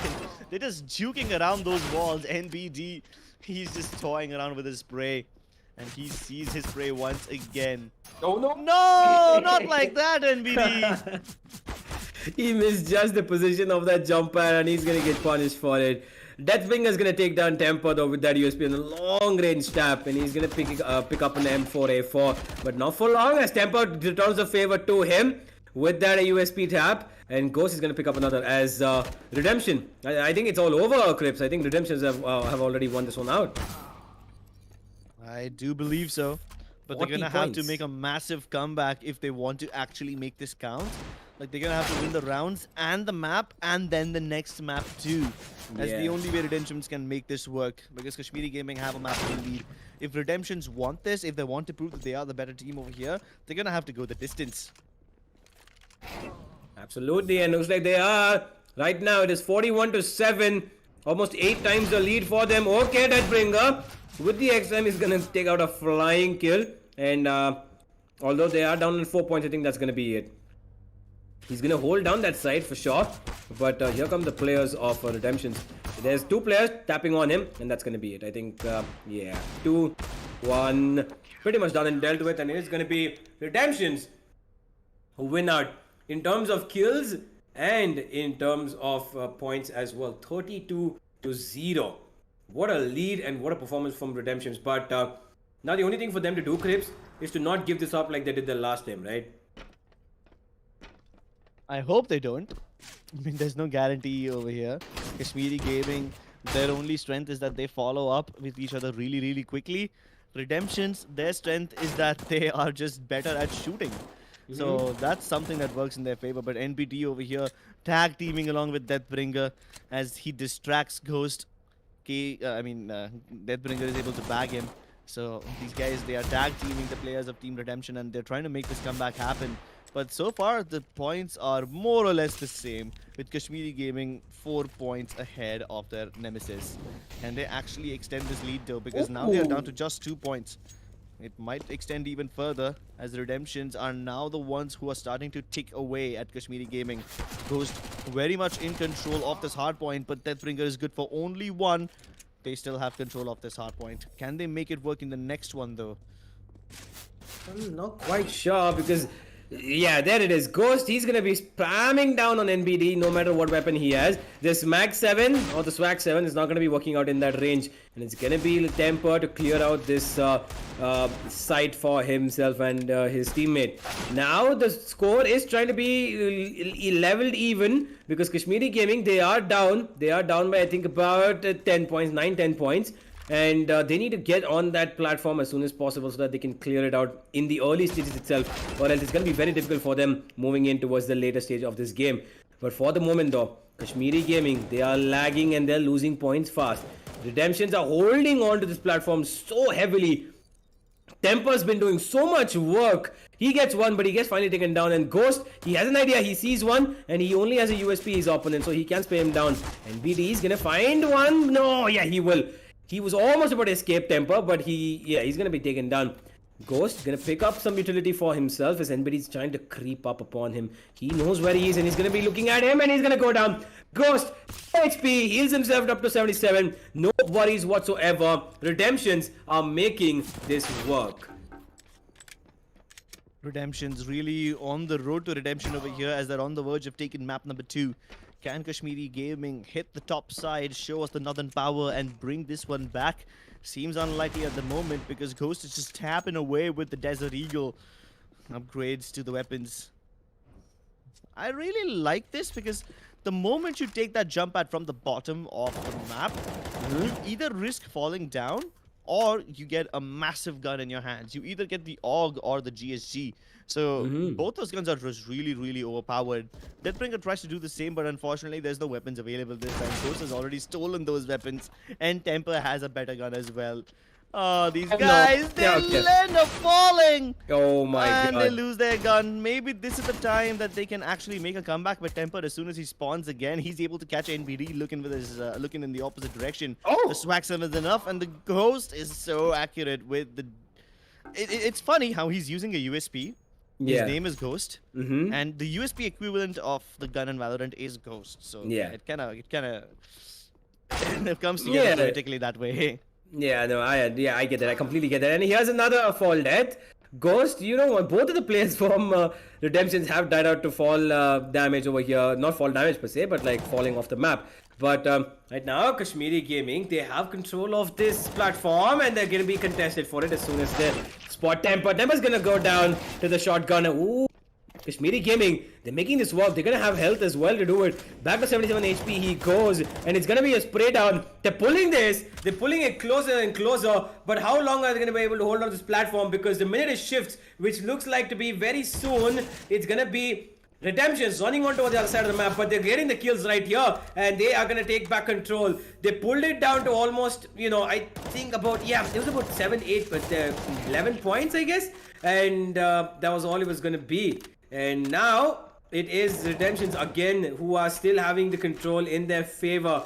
Are they gonna have it for too long? Yes, they will. Ghost is gonna be attacking NBD with that USP, and he goes down. Deathbringer trying to make stuff work with this shotgun, but it's not gonna work. The XM not just too good at that range. And now NBD picks up the Deagle. No kill whatsoever. Just a little bit of a tag. And it looks like it's going to be all but over. Redemptions might just have won this one out as we're boiling them down 29 to 5, and it's just trickling down. I think it's all over, Crips, and we are definitely going to a third map. We definitely will be, as Kashmiri Gaming, they're about to bleed out. The Redemptions win this map with a very clean lead. Almost 27 points this time. Nearly 50, 40 something points last time around. So yeah, this map is turning out to be really, really interesting, and I love the use of the jump pads. I hope we go to the sky map next because that one is even more interesting. It's got jump pads, but the chances of you falling off the map are even more. So Redemptions now, they have been proving that they are the better team aim-wise, and now they have proven that they can actually make the map also work in their advantage. The reason why Kashmiri Gaming was able to win last time is because they capitalized on the overtime and the sudden death system. This time, that sudden death system was never required because Redemptions were firmly in the driving seat. Kashmiri Gaming was locked up in the trunk and they were being taken for a joyride. It was a bumpy joyride too. Absolutely, it was, and that sharpness of the aim that you were talking about came into play over here because we saw them clear out these players so many times. Like, you know, even long range, short range, no matter what weapon they had in their hand, Redemption somehow had the upper edge, and they were even getting those flying max 7 kills. They were getting, you know, all the style points that they would want, and at the same time they were winning it out as well. So winning it out again in a pretty dominant fashion should give them a lot more confidence going into the third map. I'm really excited to see what this third map is, because if it is that sky map, sky platform, then it's a lot more open. It's a lot more free-minded, you know, there's a lot of space to go around. There's a lot of angles, like, you know, upwards, where you can just climb onto platforms like Right to Ace did earlier. And there's just so much open space, right? You can kill any player from anywhere in that part of the map. So that might just differ in spaces, because I don't think over there you can use shotguns, right? Yeah, I mean, shotguns even in this map are pretty unviable. I'm just very surprised how these guys were able to make the Yeah. XM1014 and the Max 7 work so many times. Those were more or less medium distance kills, but hey, I guess if you aim for the head and if you shoot often enough, you will be able to get a lead. But unfortunately, we are not going to that sky map that we spoke about earlier. We are heading into the next game, and this is one of those maps that Sai and Excali played on the first time around. Yeah. Okay, looks like NBD was he lagged out? He was just hiding himself in the corner. Okay, maybe he was. But he's back now. And it is Redemption and Kashmiri Gaming. Last map, ladies and gentlemen, as the Redemptions have already taken the narrow lead right up front. 99 to 92, and which is going to be on them for quite a bit now, as they already have a 9-point lead, and they're actually adding on to it. So, okay. They've lost just 1 point in the first, 40 seconds. And they're not letting them come closer at all. NBD finally responding. And he might just find a second one. No! Tempa's gonna take and another one on 8 HP! This guy's absolutely crazy. What is he doing? He has a very hot temper Oh, yeah. and he wants to show it off. He wants to let the world know that he should not, the world should not face him while he's angry. Otherwise, he's just slapped them out of existence. And Ghost comes in, slaps Deathbringer out of existence. Back again. NBD upgrading his weapons. But can he actually find his enemies though? Nah. He will be able to get him with just a pistol. I don't think any of these players know the spawns of this map that clearly. They're struggling. Ghost, Yeah. unfortunately, whipping those shots. Can't win the duel against the Galil. He did not have the better weaponry over there, so I forgive him for that. But Tempo, once again, picks up a double kill. Should be able to get the hardpoint in his control. But unfortunately, it is not in time, as we are now moving towards the B site. Smoke looming on the center of the hardpoint, which means that any team who's able to get inside there will be able to stay safe as well. Yeah, right now it is Kashmiri Gaming who have the advantage, and they're pulling down the points as far as they can. 73, 72 is just ticking down for Redemptions, and they're going to be coming closer onto that 66 mark. They're slowly moving ahead, and that Tempa's going to get one. Although his teammate could not transfer, but it's going to be Deathbringer. Sorry about that. Just watch the man play. So Deathbringer's going to be able to find another one. And now it is Kashmiri Gaming who are very close, and they're going to be pulling the lead in their favor. 62 to 62. And it is going to be any moment now. Yeah, it's going to be level scores. Redemption are in the deficit now. They are 1 point down. You can make that a couple more as well as they keep standing on this platform. But Ghost, he doesn't want them there anymore. He's going to take down both of these players by himself as they are forced to spawn out in different locations. And Redemptions, they're going to try to pull this one back. They had that early advantage of almost 15 points, 16 points almost, but it's been nullified as Kashmiri Gaming found the advantage of the platform moving on to another side, and they made it work. Temper, his headshots are so crisp, clean, and working in his favor. And he gets one with the Max 7 as well. Every weapon that this man wields is turning out to be a successful one for him. And he's just causing so much damage. Ghost is going to go down, but that's not going to matter. Temper, very much still alive. Trying to make that player on the side of that platform get completely destroyed, but it's not going to work out. NBD going to take him down. Ghost immediate trade-off, and now they're fighting for this platform as hard as they can because they know it's going to be here for a few more seconds. Kashmiri Gaming are in the deficit right now by just a few points, 5 points at the very max. Are they going to be able to mount a comeback? I don't know if this 5-point deficit is going to be enough. Kashmiri Gaming, they are still bleeding. Deathbringer he's able to get one player, but I don't think he will be able to get the other one. Reloads in time only to go down to Temper as he repeaks. And Empire gets healed up again, so he's going to be able to hold on to this hard point, whereas it's going to be up to Ghost to somehow stop the players from getting anywhere close to Temper. The hard point. Now moving on to the next one as NBD continues to struggle. There's still like some 10-20 seconds left on this one. But can they actually make this work though? NBD finds a tricky angle to work with, but Temper is just so accurate. Oh, finally Deathbringer puts his killing spree to an end, but this is a bit too expensive now because Kashmiri Gaming have already boiled down to 14-something points. And it's going to be very, very tricky to make this one work because Redemptions have more than double the amount of points that Kashmiri do.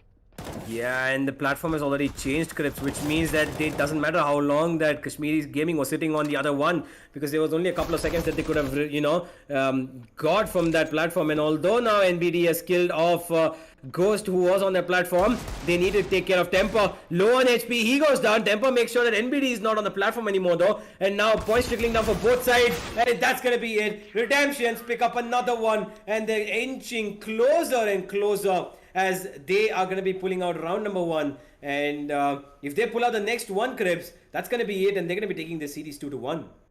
Yeah, I'm actually very surprised how Kashmiri Gaming was even able to come up with that first map to capitalize on that sudden death, and I don't think Redemption's even figured out that something like that existed. That's why they lost, because they clearly are the better team over here, not just in terms of the points that they accumulate, but also in terms of the kills. Ghost and NBD now have a race against time. They need to make their way to this hard point. Oh my goodness, he's so Ghost. precise. He strikes twice. And with that, he's going to be able to liberate the hard point, get everything under his control, healed up as well so that he's ready for the second wave of the attackers. Oh, he only gets one though. No problem at all. But now NBD says you should be worried. You should be having these problems as he's able to get them both. But the backup is here. Ghost with the unfavorable weapon, still able to get the kill onto NBD. And as soon as that Bricker goes down on the ground, Temper will be there to intercept him, surviving at 1 HP. They are both fighting for this A point so hard. I don't think any of these teams is going to be able to get a decisive advantage on the A hard point. We will have to see what happens when these teams move towards the B side. And we are about to go to B any time now. You can already see that Kashmiri Gaming have given up the idea of contesting A. And now the B flag comes online and Kashmiri Gaming are already in position to capture all these points. They relinquished the A hard point and they went for the B side. They sacrificed a couple of points in order to do so, but it works in their favor. Yeah, it does. And now they're holding on to this Deathbringer. He's making sure that his team stays on this, and so is NBD. They're getting the kills that they need, and this might just be their point to, take a very good and healthy lead, as there's a lot of kills going in their favor. They're going to be healing themselves up as well. And Redemptions, they're suddenly falling apart. But finally, Ghost is going to be responding, and there's only NBD left on this platform. And the opponents are going to be coming in any time now to take him down. And there it is. Ghost is going to be taking him down. Deathbringer goes down again as well.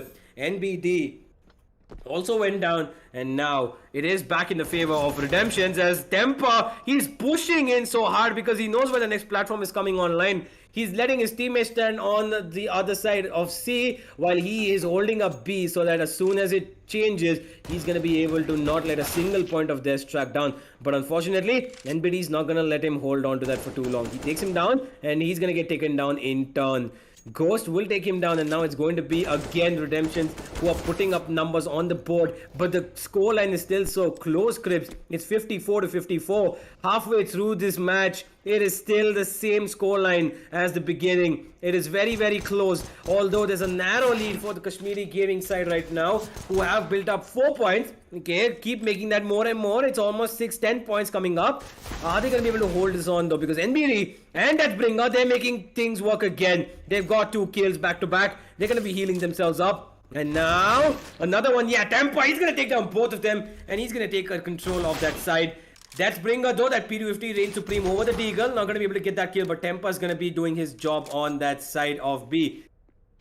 Look at the way that they're running in towards this. They're waiting for every single point, and Ghost, he could have probably salvaged just 1 second over there, but that's all it's what's going to be, because again, it has shifted to C. Yeah, and this time, Temper and Ghost do not want to give it up. Temper on the low ground, hunting everyone down, whereas Ghost continues to be on the high ground. And I guess these guys are on the wrong hard point, as NBD doesn't realize where he is. I guess he was just here to pick up a kill or two, or maybe upgrade to a better weapon.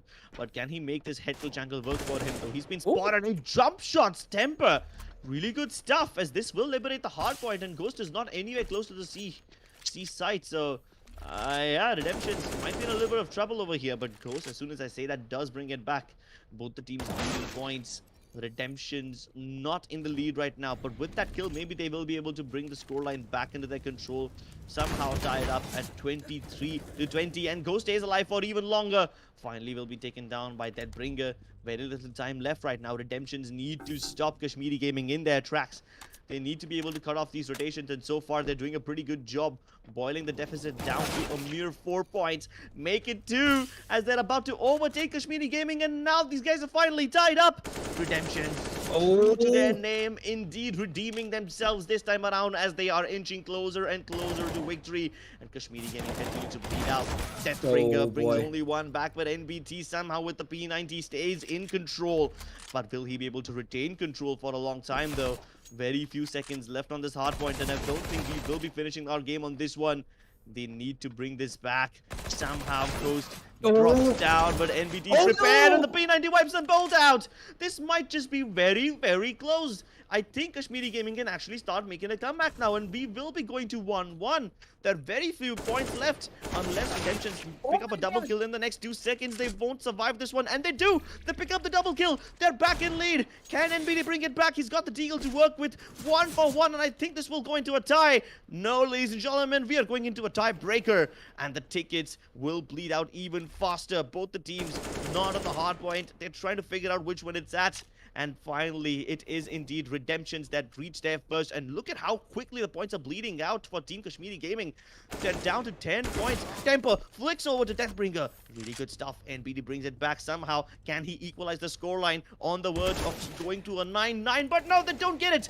In fact, he will die just before he could equalize. And at this point, Oh Redemptions don't no! even need to step on the hard point. They can just stay where they are and they will end up Oh, that's winning. it. And this is it, ladies and gentlemen. It was a very brutal, very close game where we went into overtime.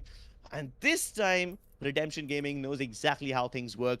And they're able to kill the last player just as he's able to equalize the scoreline. They figured out that they don't even need to be on the hard point in order to actually win this game. They just need to keep the other players off of it. So they did exactly that. They figured out their mistakes from the first game, and then they used the exact same trick against their opponents. Yeah, absolutely. It was down to the very wire. It went to an overtime, as we could say, that extra bit of time coming into play over there. And it was Redemption who came out towards the end with a 2-0 win on the third map as well, bringing it to a 2-1 complete scoreline. And they are going to be moving ahead. But hey, not to worry, because although Redemption have won this under going up ahead in the upper brackets, Kashmiri Gaming are still going to have a chance to fight out for this, because now they're in the lower brackets. They're still not out of this. It's a double elimination, when we need to remember that Kashmiri Gaming could still make a potential comeback and come all the way through and face maybe Redemptions in the finals. Who knows?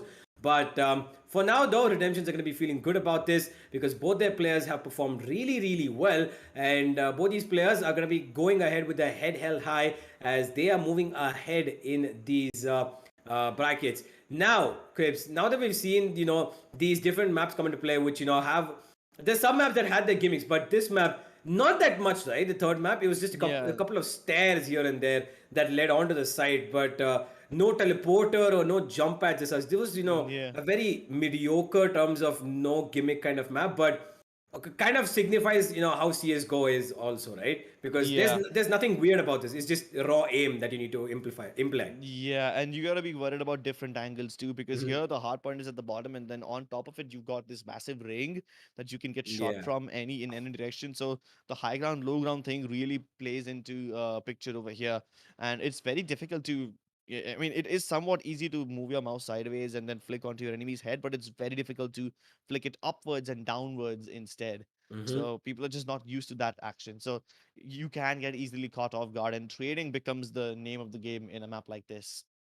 Yeah, absolutely. And we saw a lot of trades come in. There was quite a few trades that came in from both of these teams, right? Because one by one, by one by one, there were so many kills that went back and forth. It was Redemption, it was Kashmiri, it was Ghost, it was Temper, and it was the other players from the other team, NBD.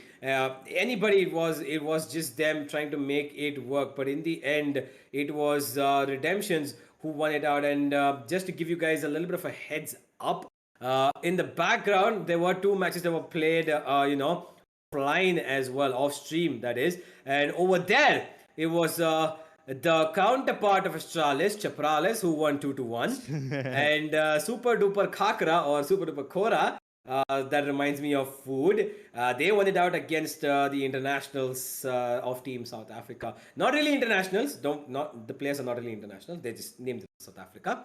But yeah, So these three teams are going to be moving ahead, whereas we're going to have a second match in on watching right now that we're going to be seeing on stream. It's going to be Shank versus Tyranny, and we're going to see if Shank are going to be able to get that Shawshank redemption come in, as we would like to see it in the next following bracket if they win it out, or it's going to be Tyranny to go up against whichever team that they're going to be facing in the upper brackets. For now, though, we know that three teams have gone past. Redemptions, Chaprales, and Super Duper Khora, and Shank and Tyranny, the last two teams to play.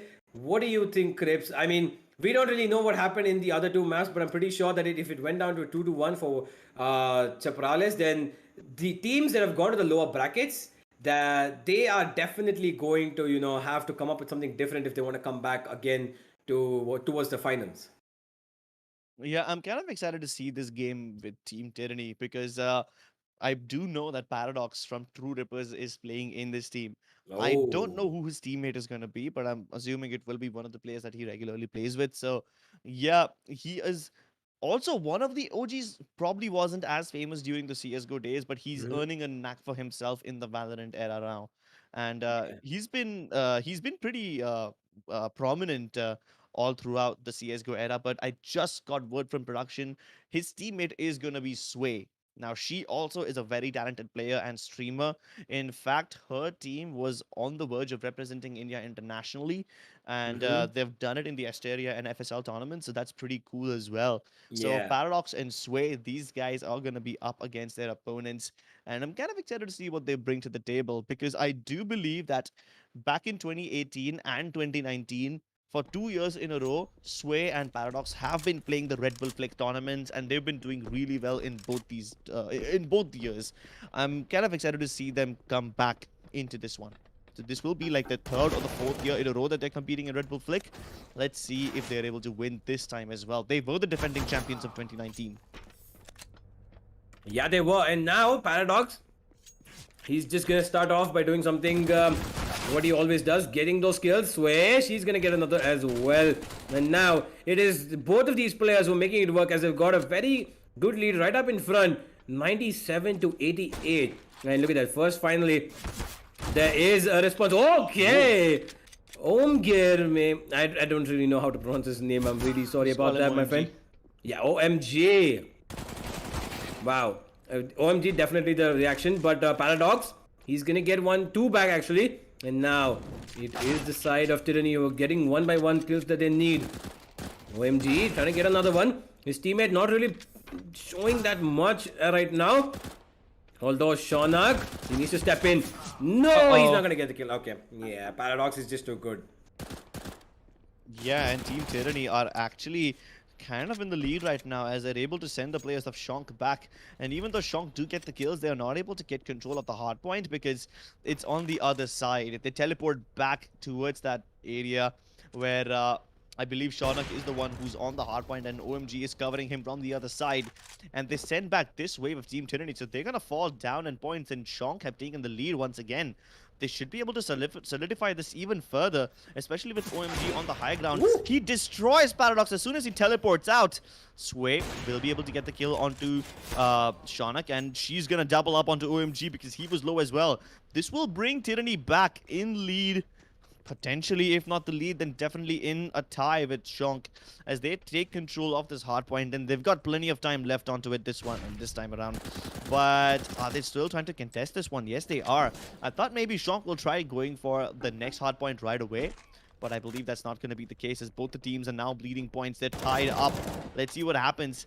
Paradox still making sure that he has the advantage, but trying to navigate his way up on the hardpoint can be a little tricky, especially when OMG is on the low ground and he's baiting his teammate to catch the players off Tyranny off guard. Sway trying to defend the hardpoint all that she can, but it won't be possible. The backup from Team Shonk is coming again and again and again. Sway still wins the duel. Really good with the CZ over here, but this hardpoint is now under contention. Finally, Tyranny are able to get up there, Sway on the hard point, making sure that she covers one of the entrances via smoke grenades, whereas Paradox on the high ground will provide cover fire to her. And this might just net them quite a lot of advantage because they are in control for so long now. Yeah, they have it in control. Look at the amount of points they built up. At least an 8-point lead that they have right now. When Shank, here they come in. Sway trying to play around with the. Oh, okay, He Sway ran out of going. bullets. That's so Oh, that's so unfortunate. unfortunate. Yeah, she ran out of bullets, and that's gonna be her giving up that side to the players of Shank. And now they're going to be trying to close down this gap as soon as possible. While both of these are players are going to be trying to run in. Sway going to get one, and she's doing work already. OMG goes down. Shaunak, a very cheeky angle, and he gets tagged down to 44. She knows where they are. Misses the shot. Not having a pretty good day, but he's going to get that kill onto Sway anyway. No idea where Paradox is, and he's going to just blow his head off. Absolutely obliterated over there. Paradox just so good with that AK one tap potential. And look at that. He's just getting every single thing that he needs. Reloads immediately. Sway there to help him out so that he doesn't get picked off from a very a cheeky angle. And there it is, another one, and it looks like he might just make this work because they're down by almost 30 points over here, Shank. And this looks like it might just be over, Cribs. That first match, it might just go in the favor of Tyranny. Yeah, they should be able to get this first round as OMG now tries to hightail his way towards the site, but Paradox will shut him down with that slide peek. Really good stuff over here as Sway continues to stay on the hardpoint and Paradox continues to hunt. Oh no. They do get rid of him, but it doesn't really matter. They are not able to get onto the hardpoint in time, and Tyranny will walk away with round number 1. Really good stuff as OMG is actually popping off with 16 kills right now. Unfortunately, Shaunak is not able to cover him. He's reeling behind at 6 frags. Paradox and Sway both lifting equal amounts of weight, both of them at 12 and 11 kills respectively. Yeah, absolutely, and that's exactly what you want in a 2v2 situation, right? You want both of your players, you want you and your teammate both to frag out pretty much same, so that you can keep the weight balance between both of you, so you can frag out as well as try to keep the control of that site, right? And there it is. You can see Paradox and Sway are just helping out each other wherever they see. They call it out to each other. They call out wherever the opponents are being spotted, and they're getting their kills as well. Sway gonna pop one head. She's trying to get another one, but she's not gonna be able to. The control right now in the hands of Shank as they have. There's no lead per se, but it is 90 to 90, and Paradox. He has that stim, which is going to help him walk a little faster towards that side, and they're going to take control of it. And here it is. Tyranny establishing a lead for themselves in the early stages of the game as they have taken control of this A site. They are going to be popping heads as well, back and forth. Paradox helping out Sway from the back lines, and she's going to be healing herself, and she's up back to 100. No problem whatsoever. OMG gets one, and he gets another one as well as the site goes back in the favor of Shank. They are down by almost 8 points, and OMG is just making it worse and worse for the side of Tyranny as they are trying to close it down, and the site has immediately changed. The pressure has moved on towards C, where Tyranny are already waiting as Paradox is going to get one with the scout. He's peeking out another one. Is he going to get it? No, he's not. OMG and Shaunak are going to make sure that they kill off both these players and they get this one. Also, their transition from A to C pretty much how they would have expected to, as the scoreline is coming to a very close point. Yeah, but very soon this hardpoint will expire. I do believe the better move for Team Tyranny over here would... Oh no, wait, it's not actually expiring. It's still on the halfway mark. So yeah, they should be able to contest this one. Go ahead, Paradox and Sway. Both of them get destroyed by OMG. And he's able to secure this hardpoint for even longer as finally Team Shonk are the ones who take that lead. A deficit of 9 points between them as Paradox finally tries to make this work. He's trying to boil down the difference. The Molotov will force OMG to peek around the corner, and Paradox is able to get the better of him. But can he stay alive though? He quick scopes onto Shaunak. Finally, he's able to get the better of him, but unfortunately steps into his own Molotov and dies. All that advantage will be negated right now as that grievous mistake doesn't net them any points despite all their hard work. Next point about to start online, but these guys, will they be able to actually get there in time? The transition from one point to the other can be so jarring, especially in this big cylinder room where people can come from anywhere, honestly. And the teleporters just make it even harder because you might be able to cut off the rotations if you stay in that center circle, but the teleporters just completely negate whatever that you have been trying to accomplish. Paradox and Cold and Sway, both of them now finally able to get these points. Ball the deficit down to just 5 points. That's it. Can they actually continue doing this though? Shaunak has died. Sway now needs to stay alive. She spots out her opponent but can't reload in time. Can't get back into cover in time either. Shaunak will be able to get this hardpoint back in his favor. All the players are just so split apart right now. There's literally no trading potential. Sway and Paradox at least will be able to reunite and regroup. And are they regrouping at the correct hard point though? They're on the C flag right Yeah. now, and the C flag has just come online. Really good moves over there by Team Tyranny. They give up the area that they were fighting in before, and they go for the next hard point directly. Sway, wow, what a wonderful flash by Paradox to help Sway peek out, but she still doesn't win that fight as the CZs from Shonk are coming online, and they are just so deadly, so accurate.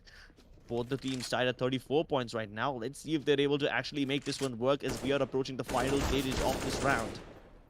Yeah, we are, and now it is just a 3-point, a very narrow lead for the side of Shank. But Sway, she's going to be rendering the player on that platform useless, and another one as well, and a third maybe. Yes, Sway going crazy. Go for that ace. Come on, get it. And she's going to be holding on to this platform for as long as possible, while Paradox is going to be causing havoc on the other side of the map. The platform going to be shifting up pretty quick. But Sway right now, she is on the other side of the map and she's going to be running in. But Paradox, he gets a beautiful one tap. OMG is going to be taking down Sway and he's going to be going in the teleporter. Oh, she just misses him. She's going to be going in the teleporter herself as well. She might just follow up on the scale, but Paradox is making sure that he gets it himself. The XM on the hands of Shaunak. Long range still works though.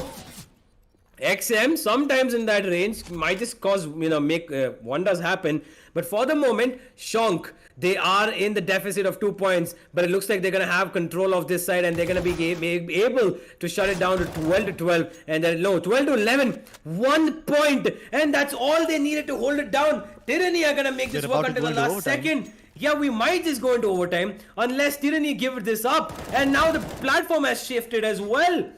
Oh my god, they're teleporting, they're trying to get to it as fast as they can, but it's gonna be Paradox who's gonna be the first one to get them. 4-point lead, he's not gonna give it up, he doesn't want to even contest this, he's just waiting to kill the players who are coming in. Shauna gets Sway, but that's not gonna be enough as Paradox and Sway hold it down, and what a beautiful victory for them.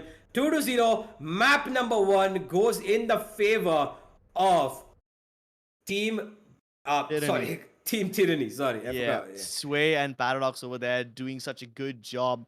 And they knew that as soon as the sudden death comes online, they will have very little chance of getting to the hard point. So they decided to take the most safe approach over there. They tried to walk up that ramp instead of teleporting in or going from the high ground directly. They stuck to the low ground deliberately, went up there at the last moment, and they kept themselves alive. As soon as the sudden death was activated, they got in there and they were able to take that win. Really good job by Team Tyranny over there. The tag team between Paradox and Sway is always on point, and it does seem like these guys want to be the repeat winners this year as well. Absolutely, and they are clear contenders for it. They have been performing so well. Even both of these rounds that they picked up were so good. Although it got boiled down to the very last few seconds in the second round, they still held on to their lead. And Paradox, he knew that if he had climbed onto the platform in the very end, he would have probably got shot down sooner, right? And they could have jumped onto that platform over there from the opponent team, and they could have, who knows what could have happened. But he was smart and he held down his ground so that he could have a better angle at killing them off before they could come to the platform, because they needed more. Paradox doesn't need it, and they needed more. That's exactly what he did. And as a result, both of these players who chimed in completely at the very same level, Paradox and Sway, were fragging out just like we saw, equally, and they were keeping both their shoulders right next to each other and carrying the weight of this win. On the other side, though, they don't need to worry about this, their opponents, because they're now going to be going down to the lower brackets, where they can still make a comeback happen. The question is, are they going to be able to come back from there as well? Because there are still few teams who are tough contenders even down the lower brackets now, aren't there? Oh yeah, there definitely must be some tough contenders. We just saw the previous game, and that was also pretty close. Although the players of Team Kashmiri Gaming did have some problems in the end, but maybe Team Shonk do have one more chance. We're gonna be going into map 2, ladies and gentlemen, and this one's gonna be interesting because it's got jump pads. It's that map where there's a massive gap in the middle, and there's surfboards all over the place. So yeah, this one is definitely one of the more interesting matches because this map has quite a lot of long-range engagements too. Yeah, Sway not really good with that Macton in that long range. He was trying so hard to spray his head down. Not gonna work, but ooh, Shaunak turns around and slaps Paradox in the face with that USP kill. But Sway is making work happen with that Mac 10 and the USP she has. But look at Paradox. Oh my god, his movement. Damn, this guy has run around CSGO so long. He knows exactly how to jump even with these jump pads, even though they're not in the, the mainstream part of the game. And now he's holding down a very good angle over here where he can have the advantage for himself and Sway. And look at that. There it is. He's going to get that kill for sure. Sway's going to go down though, but that's not going to matter because there is still a pretty healthy lead for Tyranny. They're 20 points in the lead. And that's all they want for now. They want to keep on holding on to this because Paradox is just causing so much damage from that top position over there. Look at this grip. This man is literally popping head after head. Look at that again. Another one. Has he already got an ace or is he made sure that he's got more than that? Could be. Oh my god. This guy. Nasty. Can we keep account of these frags? Because he's up on that high ground and this definitely will give him quite a lot of advantage. And this is what Team Tyranny are doing right now. They're keeping Sway on the hard point for as long as possible. She's trying to stay alive. Paradox from high ground is covering her. But finally, OMG will be able to take high ground himself and get the kill onto both these players. So this will negate all the advantage that Tyranny had so far, as they are now in control of this hard point. But very soon, they will be forced to go towards the next one. Tyranny is still keen on contesting this. Can they actually make this one work though? Because they don't have the best weaponry. It's just a bunch of Max 7s. And against an AK-47, I don't think it will have quite a lot of advantage. USPs and M4s, AUGs as well, all of them come online. It does seem to me that anyone who's up on top of this platform where OMGs right now will be able to get so many kills. We saw Paradox from this area getting multi-kills upon multi-kills, and now this guy is repeating the same as he's picked up 6 kills in a row on the verge of a 7th, but Sway taps him away. Really good stuff, as these guys are going neck to neck, blow for blow. 54-53. I don't think this 1-point lead even counts at all. They're gonna need at least 5 or 6 points to make a difference. But even that might just be negated because this map is so long, the rotations take time. Yeah, they do. It is. I mean, there are those jump pads that could, swift up your movement and turn you towards the other side of the map in literally a couple of seconds. But if you're not in close proximity to them, you're just gonna have a tough time. For now, though, it is gonna be Tyranny who are gonna they're gonna. Ooh, okay. OMG, I really thought he was going to go down to Sway over there, but he did not. Paradox is going to get one in return, though. OMG finally going down. And Shonk, they have a very narrow lead of 4 points, but I don't know how long they're going to be able to hold it down because Paradox is just going absolutely crazy. And right now, Paradox jumping onto the platform and making sure he gets that kill as well. He's trying to get Paradox, but Sway!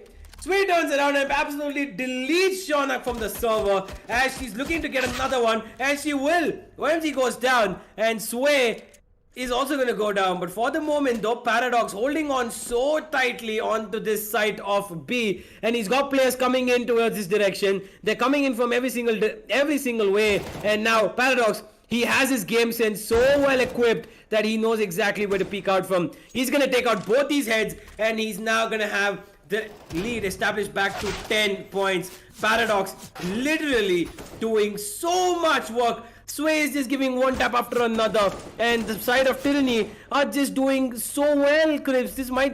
I think this might just all be over because now they've got double the points of lead. Oh yeah, they definitely have double. And they are moving on to the next hard point. Oh Swifty Swafty with those jump pads, and Sway is able to get over here already. She can hear them underneath, and she's gonna be ready to tap, but this time Shonak is the one who triumphs.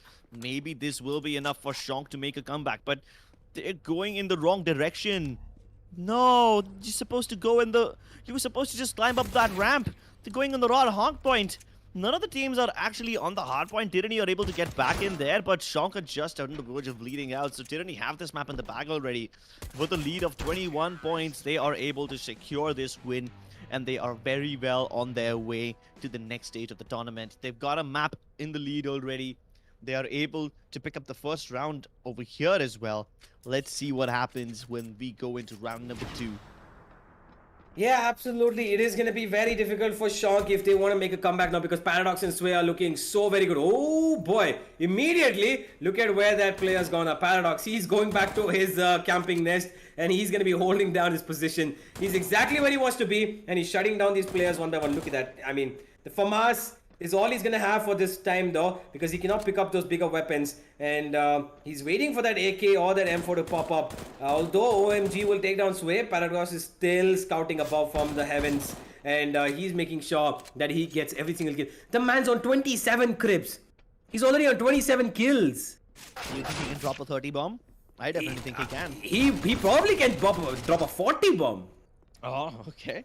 Going above and beyond his Call of Duty to make this hardpoint work in his favor. Pun intended. Absolutely. I mean, pun intended, pun appreciated completely. I appreciate these skills from Paradox as he is proficient with every weapon. FAMAS, USP, Deagle, AK, M4, doesn't matter what. Oh okay. no! OMG wins these duels against both of them. And they're able to take control of the central hardpoint. A is still under their control. And now we are supposed to move on to B. What on earth? What? Picks off Okay. Paradox mid-air and then doubled up onto Sway. Finally, Paradox exacts revenge and he's able to get a double kill of his own, but those crispy 1Ds were so impressive, especially that one in the one here onto Paradox mid-air. That was just unreal. I don't even know how he hit that, but now look at, okay, he's missing so many. Oh my god, Shanak! Moments of brilliance. You need to have consistency as well, my friend. Unfortunately, as accurate as we would want the Deagle to be, sometimes it just doesn't register, and that's just okay. For the moment, it is Tyranny who have a 4-point deficit, and it looks like Shanak has to say something about it as well. He's saying that he wants more of a deficit to come in, and he wants to win this out. He wants to take us to a third map, and he wants to make it work for his team.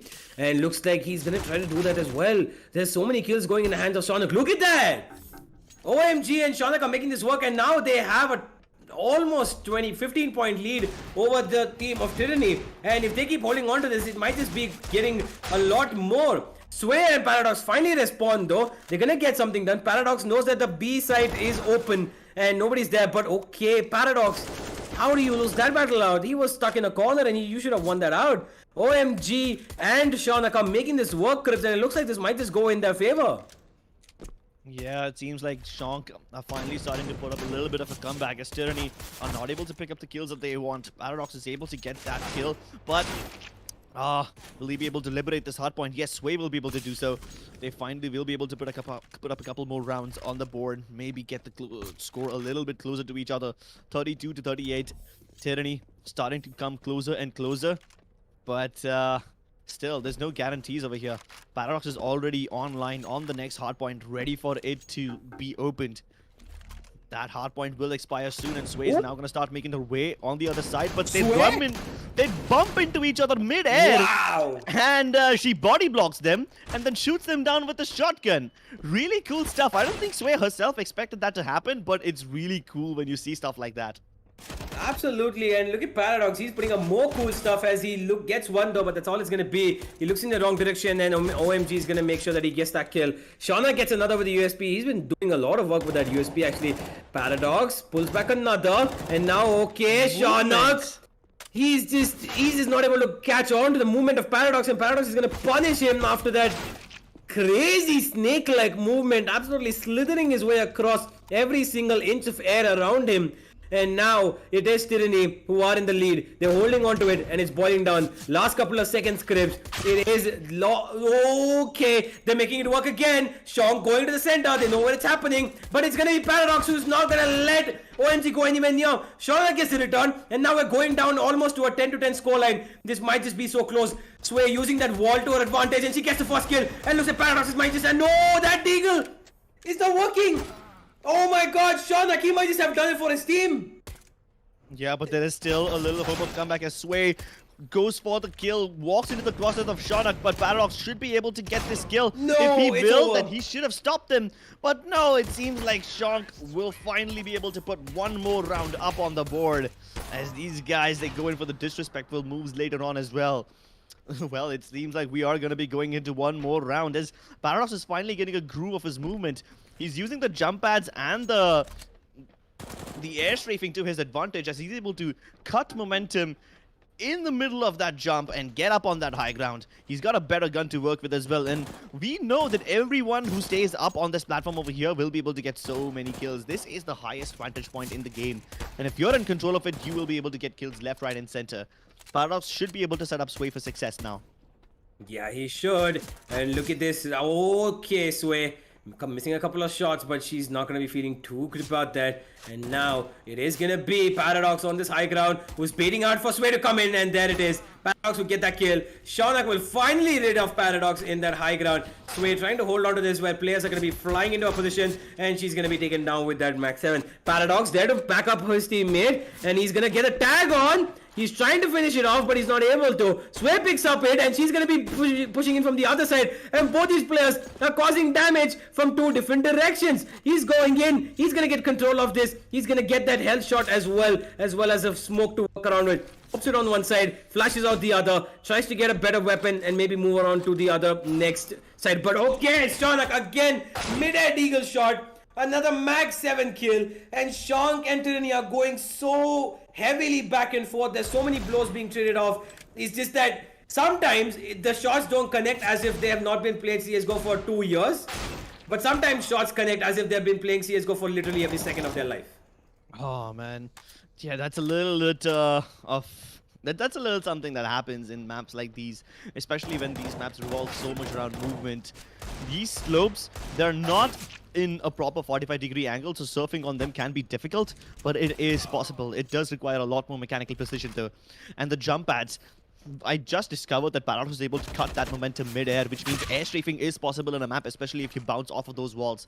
So if you're able to put up a little bit of practice in these maps, then you should become a movement god.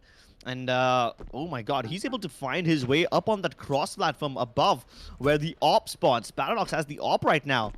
And Oh he's boy. gonna have to be very, very careful because getting up on that platform itself is a very difficult task. If he's able to get there, he should be able to retain this op, but nah, OMG takes him down. Well, at least when Paradox died twice in a row as he got spawn camped by Shaunak, that's okay. Wait, what? But Shaunak, yeah. team killed. That's unfortunate, and that's gonna give Sway a little bit of room to work with as she's able to put up more rounds on the board for Team Tyranny. Just a 2-point lead though. Now 3, which means this lead isn't significant, but drops make an ocean, and every point counts right now. OMG and Shaunak, they both are able to liberate the hard point. Smoke to go up. They should be able to bring the score back at a tie, as both the teams now down to a 1-point deficit. Make it 0, as Shank will take the lead as well. But Paradox and Sway, they're able to pick them off through the smokes? What? Okay. They have no line of sight, but they're still able to do it.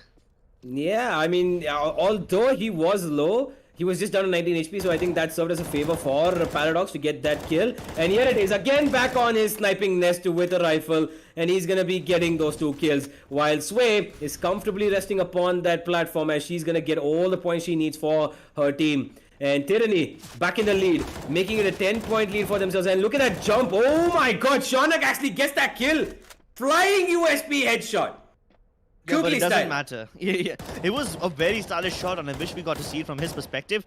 But it doesn't matter. Even though he gets the kill onto Sway, it's okay because Paradox is covering her. So they don't get the lead, but they don't lose points either. Tyranny will be Yeah. pretty happy with that. Yeah, absolutely. And look at this. It's boiling down. They're twice the number ahead right now. As Paradox has put up 60 kills, I think. Yeah, he's put up 60 kills. Correct. Jesus. We were discussing a 30-40 bomb, and he's picked Yeah. up 60. 60. Yeah. What are the odds he goes all the way up at 70? He might, right? I mean, okay, there's a couple of seconds actually. I don't think he might. I think he's going to be disappointed about that. 63. Struggling. Gets a nade. Might get the kill.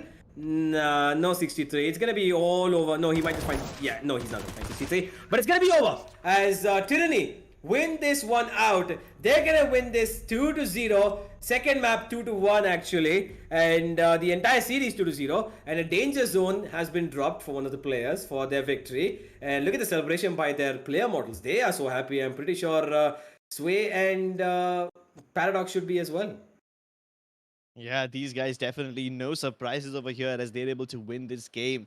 These guys were the defending champion of Red Bull Flick in 2019. Mm-hmm. Not really sure what happened in 2020, but these guys are back and they want their throne once again. Paradox Absolutely. and Sway, these guys have been playing these game modes for so long, and it kind of shows because the way Paradox was cutting his momentum mid-air, that does Mm-hmm. require quite a lot of skill. But there are a lot of skilled players out there who can do that. The difference between him and Paradox is that Paradox knows exactly which wall to collide onto in order to cut that momentum, in order to stop him in his tracks and get up on that sniper's nest. So it shows that he's played this map several times before, and he was able to smurf. I'm sorry, not smurf. Sorry, he was able to surf Yeah. as well, right? You saw that snake-like movement, and that's difficult because the slopes of these walls are not as steep as the walls that you usually surf on, so it Mm-hmm. becomes even more difficult. And he's able to make that work in a game mode like this as well. So movement superiority, aiming superiority, overall mechanical supreme power for him, and Mm-hmm. they're able to make this work. They did struggle a little bit in the second map. They went into 2-1, but they're able to win the game nonetheless. It's a 2-0 victory for them too. So yeah, really good stuff by Team Paradox and Sway. Yeah, absolutely. It was quite a bit of a performance, especially from Paradox. I mean, dropping 60 kills like this, I mean, you would expect, okay, maybe 30, maybe 40, right? 60 is out of control because I'm pretty sure the next person who got the amount of kills, he's probably got double of what they've got, right? I think Sway was around 22, 20, maybe around 25, I guess. And he's got double of what Sway got, more than double of what Sway got. And clearly, Paradox put on a very, very, very classy and heavy show today, and put his team across in order to defend, to get another title of the Red Bull Flick champions, as well as maybe get that. AOC monitor as well, 144 hertz gaming monitor, top of the notch. And as a result, you can see over there that 2 has been put against their name across their matchup, whereas Shank have a 0. And it is going to be redemptions, tyranny, Chaprales, and Super Duper Cora to go up ahead. It's like you look at these names from top to bottom. You start reading these names, and you get that feel of you're going more and more towards the local side, right? You got redemptions, okay, yeah, let's go. Beautiful name. You got tyranny, okay, yeah, we got the energy coming. And then we got Chaprales, and okay, we're just a little bound. And then we have Super Duper Cora, which I genuinely don't know what means. So I love the names plays that these guys have gone up with, but hey, it's gonna be those 4 teams who are gonna be going up ahead in the upper brackets, while the latter four who have not won out in these matches, they don't have to worry because they are going to the lower bracket. They have one chance left, but they need to tread carefully coming in from the lower bracket as well, because one misstep is going to cause them to fall down and straight be disintegrated like they were in the map multiple times. This time, they're not going to be respawned if they lose this out. So they need to be careful as to how they're going to be coming back, and how Kashmiri Gaming, how Shank, GC Esports, and Team South Africa are going to come back, because the rest of the four are looking pretty strong, aren't they? Yeah, they are indeed looking pretty strong. But this game was such a paradox compared to the previous ones that we saw in OG Reunite. Pun intended once again. Yeah. Like this guy was able to drop 60 something frags. Mhm. In the previous games, in one round, we saw Deathmaker Antidote drop like 9, 10 frags tops. The Yeah. highest fragger was Snorlax with like 27, 25 something frags. Mm-hmm. And then you've got Sway. She's up at 30 something. Yeah. Paradox up at 60 something. So yeah, these guys, they definitely bumped up the kill feed, and this is the true potential of these maps. When both these teams play seriously, Mm-hmm. that's what happens. I mean, in the first few games of OG Reunite, we saw the players just trying to have fun with each other, just going for deathmatch modes rather than actually playing for the game and playing for the hard points. But over here, we saw every team play seriously. And as a result, Redemptions and Tyranny, the two first teams who are playing against each other, will now be moving into the next stage of the tournament. They are moving into the upper bracket semifinals. Then we've got Chapralis versus Super Duper Dhoka. Kora? No. Why did I say Dhokla? Super Duper Kora, whatever that name is. Yeah, those guys will be facing each other. And the loser of that game has already been decided. Chapralis was able to win this one, and they are now in the upper bracket finals. Super Duper Kora goes down to the lower bracket, where they will be facing the winner of Kashmiri Mm-hmm. Gaming and Shonk. Whereas GC Esports have already defeated Team South Africa. So these guys have been eliminated. Kashmiri Gaming and Yeah. South Africa have been eliminated so far. And they're just waiting for their opponents. Yeah, that's going to be a little bit of an L or an F, or however you would like to call it, for Kashmiri Gaming and Team South Africa. But honestly, if they made it to this stage, Crips clearly shows that they've got the skill to remain at the top, right? Because they had some showcase in the matches that we saw them play. We didn't get to see South Africa, Team South Africa play, unfortunately. Sounds like I'm almost commentating on a cricket match over here, calling out South Africa. But Kashmiri Gaming, they have some hard hitters. Unfortunately, they couldn't make it through this time. But hey, never say never, never give up. Please come back on towards the next time the Red Bull Flick is going to be held, and you never know, you might just go through next time. But for the moment, though, we are going to see pretty soon these matches being continued. But for the moment, Redemptions and Tyranny, they're going to be fighting for that spot in the upper bracket finals. And who's going to be facing Chapralis?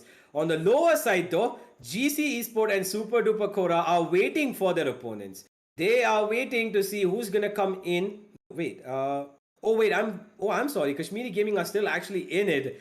Sort of seemed to made a mistake. I thought they got eliminated. No, Kashmiri Gaming and Shonk are yet to play. I think that's who's going to be filling in against Super Duper Kora.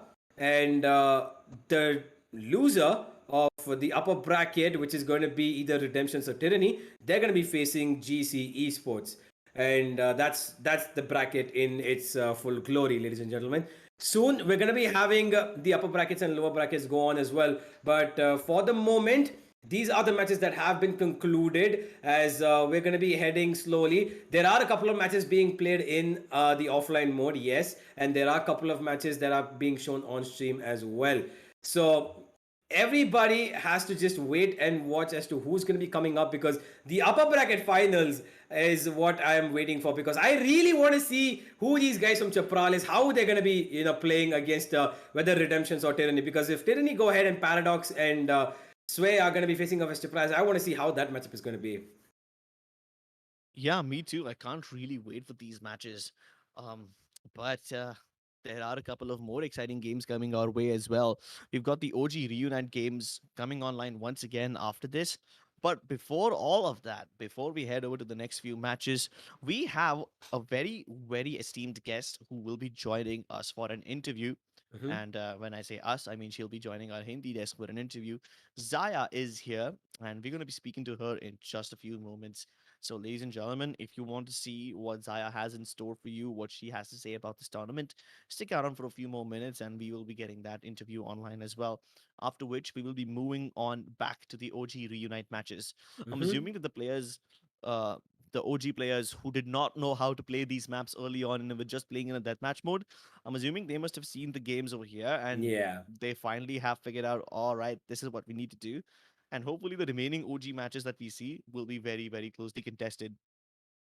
Yeah, we really hope they are, because I would love to see these players play a completely different game mode as to what they're used to playing, what they practice, and what they have their routine for. Because having fun like this is something that I'm pretty sure that they would want every now and then, to have something completely different in their own game that they've played. Because these kind of variations in a game you see in CS:GO more than probably any other game, right? Where else can you see, games where you've got a platform-based thing like this, where you have to go stand over there, wait for the clock to tick Plenty down? of games, honestly, but okay. No, plenty of games, yeah, but as in all in one. Because CS:GO has a 5v5 mode. It has even this. You have surfing, you have bunny hopping, you've got so many different things that you can do in CS:GO. I don't know where, but I heard of a shape shifting thing in CS:GO. There's a mod for shape Are we shifting playing where X-Men now? I heard, I've seen a modification of the game where in a server you can become objects of the real map, and it's quite literally like playing hide and seek, but like you Uh have to shoot to find out who is the enemy, and you have to kill. okay, okay. So it's kind of like a treasure hunt. No, not even Uh a treasure huh. hunt. There is Yeah. there is a mode. You pretend that you are an object. Let's say you become a flower pot and you hide Mm-hmm. near a TV, and then the player has to be like, I don't think this thing belongs over here. Let me Yeah. see if it actually is a player hiding or if it's an actual thing in the map. So that's one you really need to know the maps inside out. Yeah, this I mean I have seen this game mode in a couple of other games before. Yeah.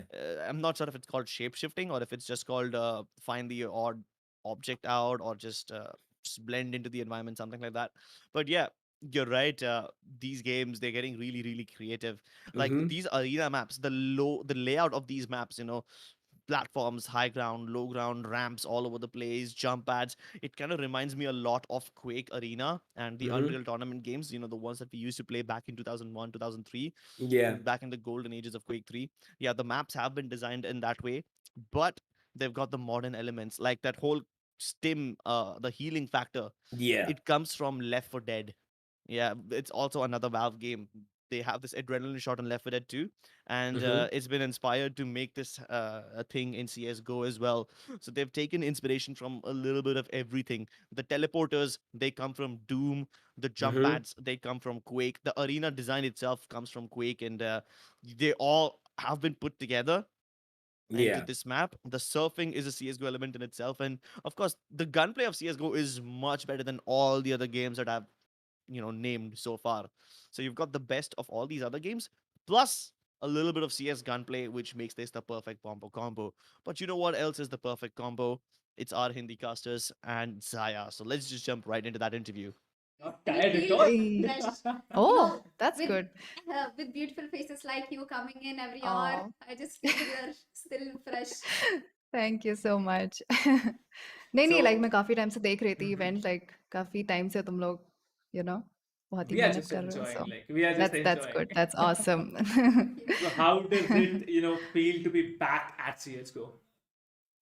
It feels good अभी last time हमने भी जब खेला था Red Bull flick I had so much fun like काफी time से like touch छूट गया था so my gameplay wasn't like at the very best but still I had so much fun CS:GO is always there in my heart. Yes, I have an interesting question for Zaya, by the way. I Mm-hmm. believe you have followed CSGO competitive scene for a while, and I wanted to Yeah. ask if you wanted to be a player of a team, which team would you choose? Which CSGO team would you choose?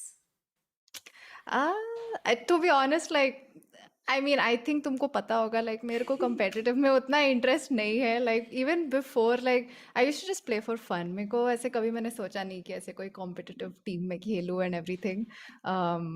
But still, like, I think back in the day, Entity was really good, CSGO. जब, like, when I used to actually follow CSGO competitive scene. अभी तो competitive scene से थोड़ा touch छूट गया है, and now I just play for fun ऐसे ही, time pass के लिए. Um, so yeah. Okay, let's put you into another risky situation. Okay. आपका सबसे favorite all time CS:GO favorite player of the Indian region? Okay, now this is interesting. Hmm. Very interesting. I think Sai would be good. Like उसका gameplay काफी I अच्छा है had the and we name have in been my mind. friends. Really? I saw it come. She said entity. She said Yeah, entity, Yeah, and exactly. Like then that the, was the and the thing. exactly, next one exactly. it I is mean, Sai. and हम लोग like काफी time से हम लोग दोस्त भी रह चुके हैं. So yeah, definitely him. Even Venom is like up there with Sai. So yeah, Absolutely. these are And my top favorites.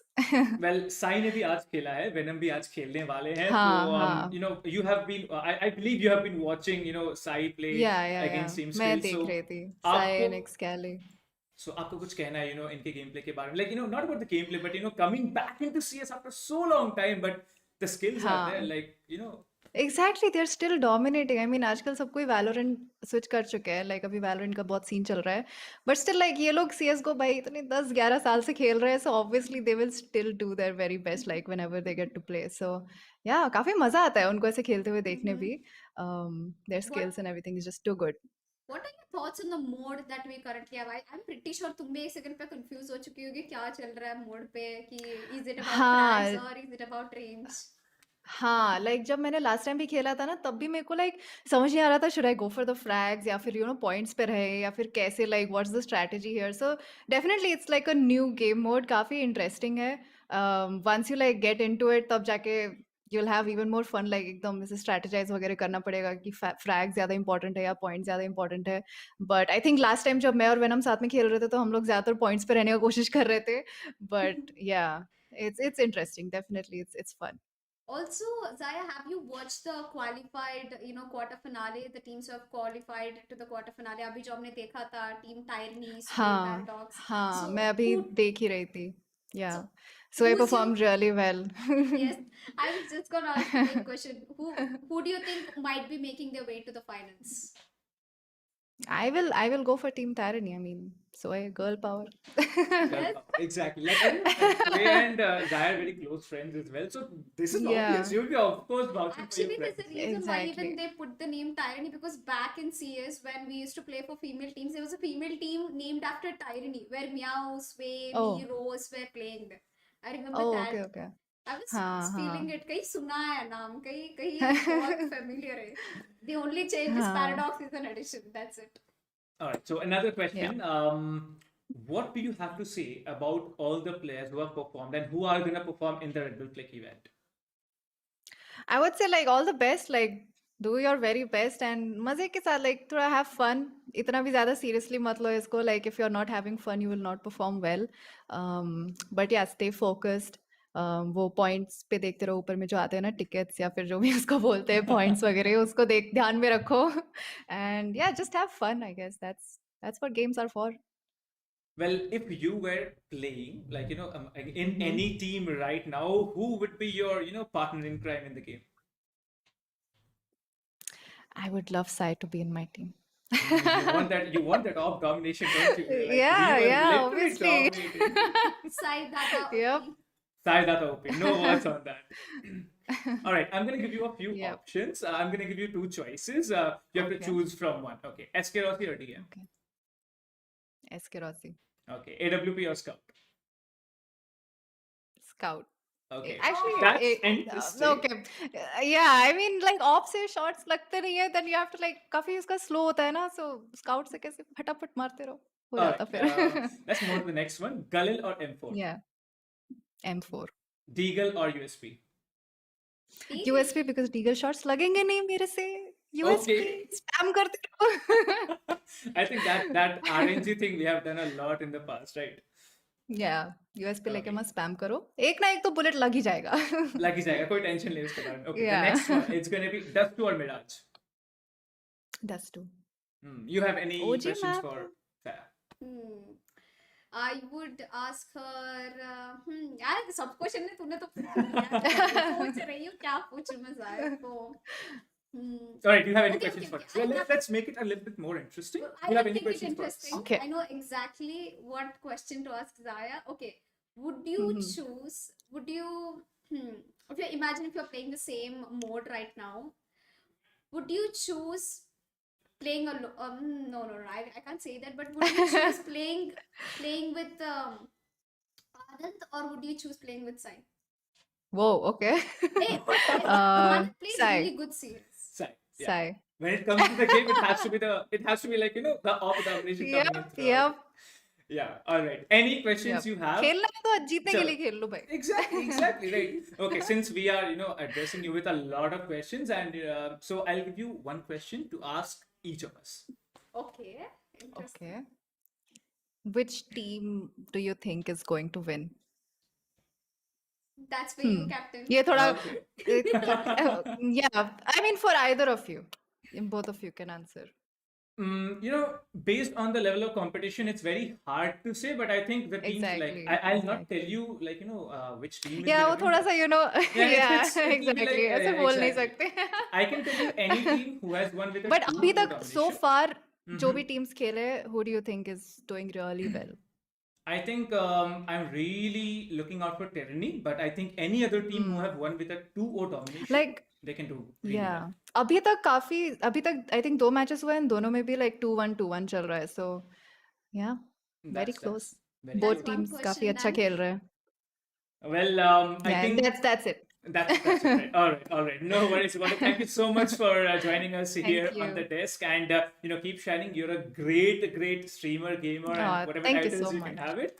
And Thank you so much. Thank you so much for joining here on the desk here. Well, ladies and gentlemen, we will be coming back in a short while with the remaining OG Reunite quarterfinals, and thank you so much, Jana, for joining in. We'll be back after a short break. Thank See you. you after a short while.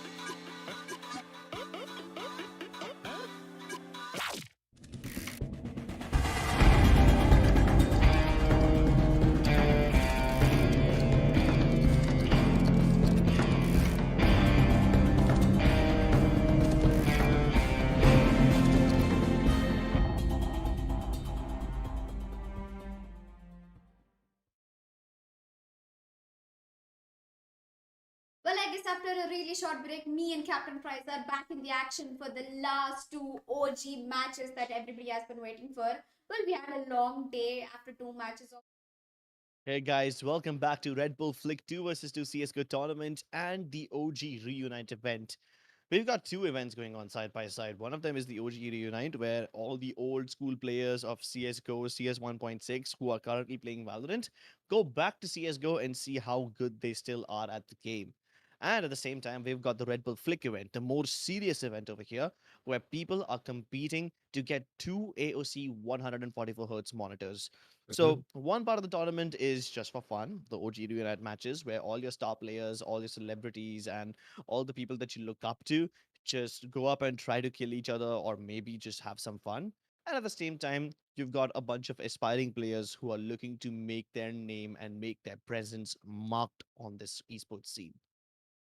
Yeah, absolutely. And now it is going to be very, very, very important for these players to make sure that they get stuff done, and they are going to have a lot of things to do over here. They have to make sure that the way that they play, although is being watched by a couple of people, and they can have fun around, but the flick players, they are playing pretty seriously, and yeah, I mean, the way that they're gonna have to put up a lot more performances with the matches to come, that's gonna be tomorrow. It's gonna be very interesting. But for now, though, it is between these pro players who are coming back to CS:GO, and let's just have a Ankit look on at the Red Sea brackets versus as well. Hellfighter and Kappa, which Crips, is do you going want to to be take it really away? interesting to be Oh yeah, watching definitely. We've because already seen the Kappa, matches between Hellfighter, Excali and Sai versus Team Kappa is Eskerosi and Skills. basically one of the Eskerosi and most Skills won that game. experienced If player a mix after which consisted after of Right to Hell Ace and Ranger, Snorlax, and these guys we were had getting a Right to lot of Ace. kills, but Kappa they were comes not into able the to scene. get He has the played for so many points orgs, and required to win currently this game. he's They being treated brought this into game the more like a main death line in match, one of the best and orgs in the country. they And forgot speaking that about there is an Hellfighter, objective to this game. same So that's why same Team vein, Antidote he's was a able to young win. blood, young Antidote was talent. playing along with Lot of Deathmaker. So body shots now can be hit by him. SK Rossi and And when Skills it versus comes from Antidote Team and Venom, we Deathmaker. have the legend, of course, It does Ankit boil down Pant, to who, SK Rossi who versus definitely Deathmaker, the made two his entire strongest aimers career in the through country. CSGO and CS We will get to see 1.6. their matches as And well. Venom, But for now, we've got Kappa Venom Hellfighter goes by versus Ankit Team Pant, and the Venom. last but And not Venom least is is going to be Rexy, playing who is versus currently, with leading the charts Rexy. in the other games. And then we've got Team Duo Absolutely. and And, Scamish. based on all of In these a few things, well, seconds, I'll tell the you their rosters as fourth well. quarterfinal of the Yeah, OG but Reunite matches, for that's going now, to though, be we've got the other Rafa two. and I Flex mean, we've playing got along Kappa and together. So, Rafa Hellfighter and Flex, versus let me tell Team you Venom right now. That about is going to this be guy, of Rafa. the This guy, highlight if you give him where a we've weapon, got it's quite a almost bit of impossible to stop him the down. But CSGO let's head over to the experience on schedule both and these check sides. out We've how seen the matches Kappa are going to and progress. Well, Venom as you can absolutely see, it's dominate the going to be CSGO Kappa scene, Hellfighter whereas versus Team Hellfighter Venom, was that's rather Venom and new Rexy. when Team he Duo, was which playing comprised of back Rafa in and Flex and 2018 Scamish, which 19. comprised But of hey, Hell he's Ranger pretty good and himself as well. Lightning We Fast. saw This complete 2-0 wins competition, for Team two of these Scamish, teams on I'm the right really, side, really eager to find out as and to how now they are gonna I'm function. pretty sure that Well, these players, interestingly, I feel the like players who are going to be playing Hellfighter up and now, Kappa should have an maybe idea can as to make what they're going to quite be a have great to team, and of what they're going to course have to be Venom and doing, Rexy as well. because So if they to watch find the out flick this, matches, I and think we if want to they've go at inside least the watched the game and previous check matches what's of gonna happen the because pros who Team played, Cyber they should is realize the never ending importance for me. of Well, of that course, and platform in every by map. the And words I of really that, I'd hope like to that tell you Kappa that and Hellfighter get that as Team well, Scamish and because Duo. I'm This pretty sure match is that going to be a really, Venom really iconic and one. Rexy might And know that, because after what Venom, we I'm have pretty seen sure, in would the have first seen this match of map the and OG played this Reunite, map. यहाँ पर Excali inside Yeah, दो Venom zero might के have an zero advantage because दो he's के been साथ साथ यहाँ पे involved in the Red Bull Jeet Flick नहीं पाए थे tournaments स्पिल स्क्रीन की since अगर आप quite some बात time. करेंगे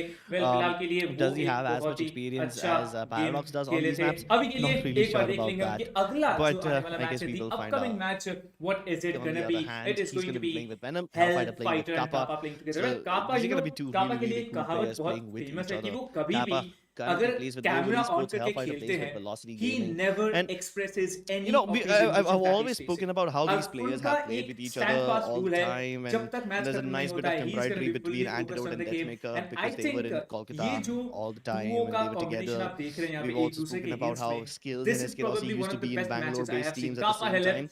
Yes, versus surprisingly, Venom and Hellfighter रेक्सी and Kappa And I of all guess players don't Venom have is that quite history opposite with to each what other. Kappa is because Venom So that's a little expresses bit something that everything is through his interesting over here because because connection. If even if compared to it's all try the other harding, or players even if who I have can see been the with each other since clutch a long god time, who've mode been friends on inside and Ankit Pant's outside the face game for on a long streams time, as well. Kappa So and Ankit Hellfighter Pant know being a each other, streamer, he must have but got they used haven't to the spent camera. as He much must time have with each other got as used to the other people the have. entire face thing. And I guess with the no time, we'll be jumping on to the Yeah, match. And absolutely. let's And get now that we're because heading Ankit in Pant closer and is closer a towards legend in the CS map Rank between still. He's the these only one who four player between did these two not teams, completely where transition into we're another gonna game see in the how competition. exactly So I'm that expecting even though him they to don't still have has that this history fire between left for each CS. other, You Kappa know and what's Hellfighter, going to we're be gonna see how interesting? their team chemistry is We gonna work have out a in a match, which is not post-match exactly even interview supposed as to well. be, After the OG event matches are all that done, serious. It's Okay. we fun. have It's a all about post-match them enjoying interview this, and it's all about where them Venom trying is to going to come in once make again. this work Then I'm going to out, ask you a just for few them to questions go ahead, that I'm going to prepare. give out a little bit of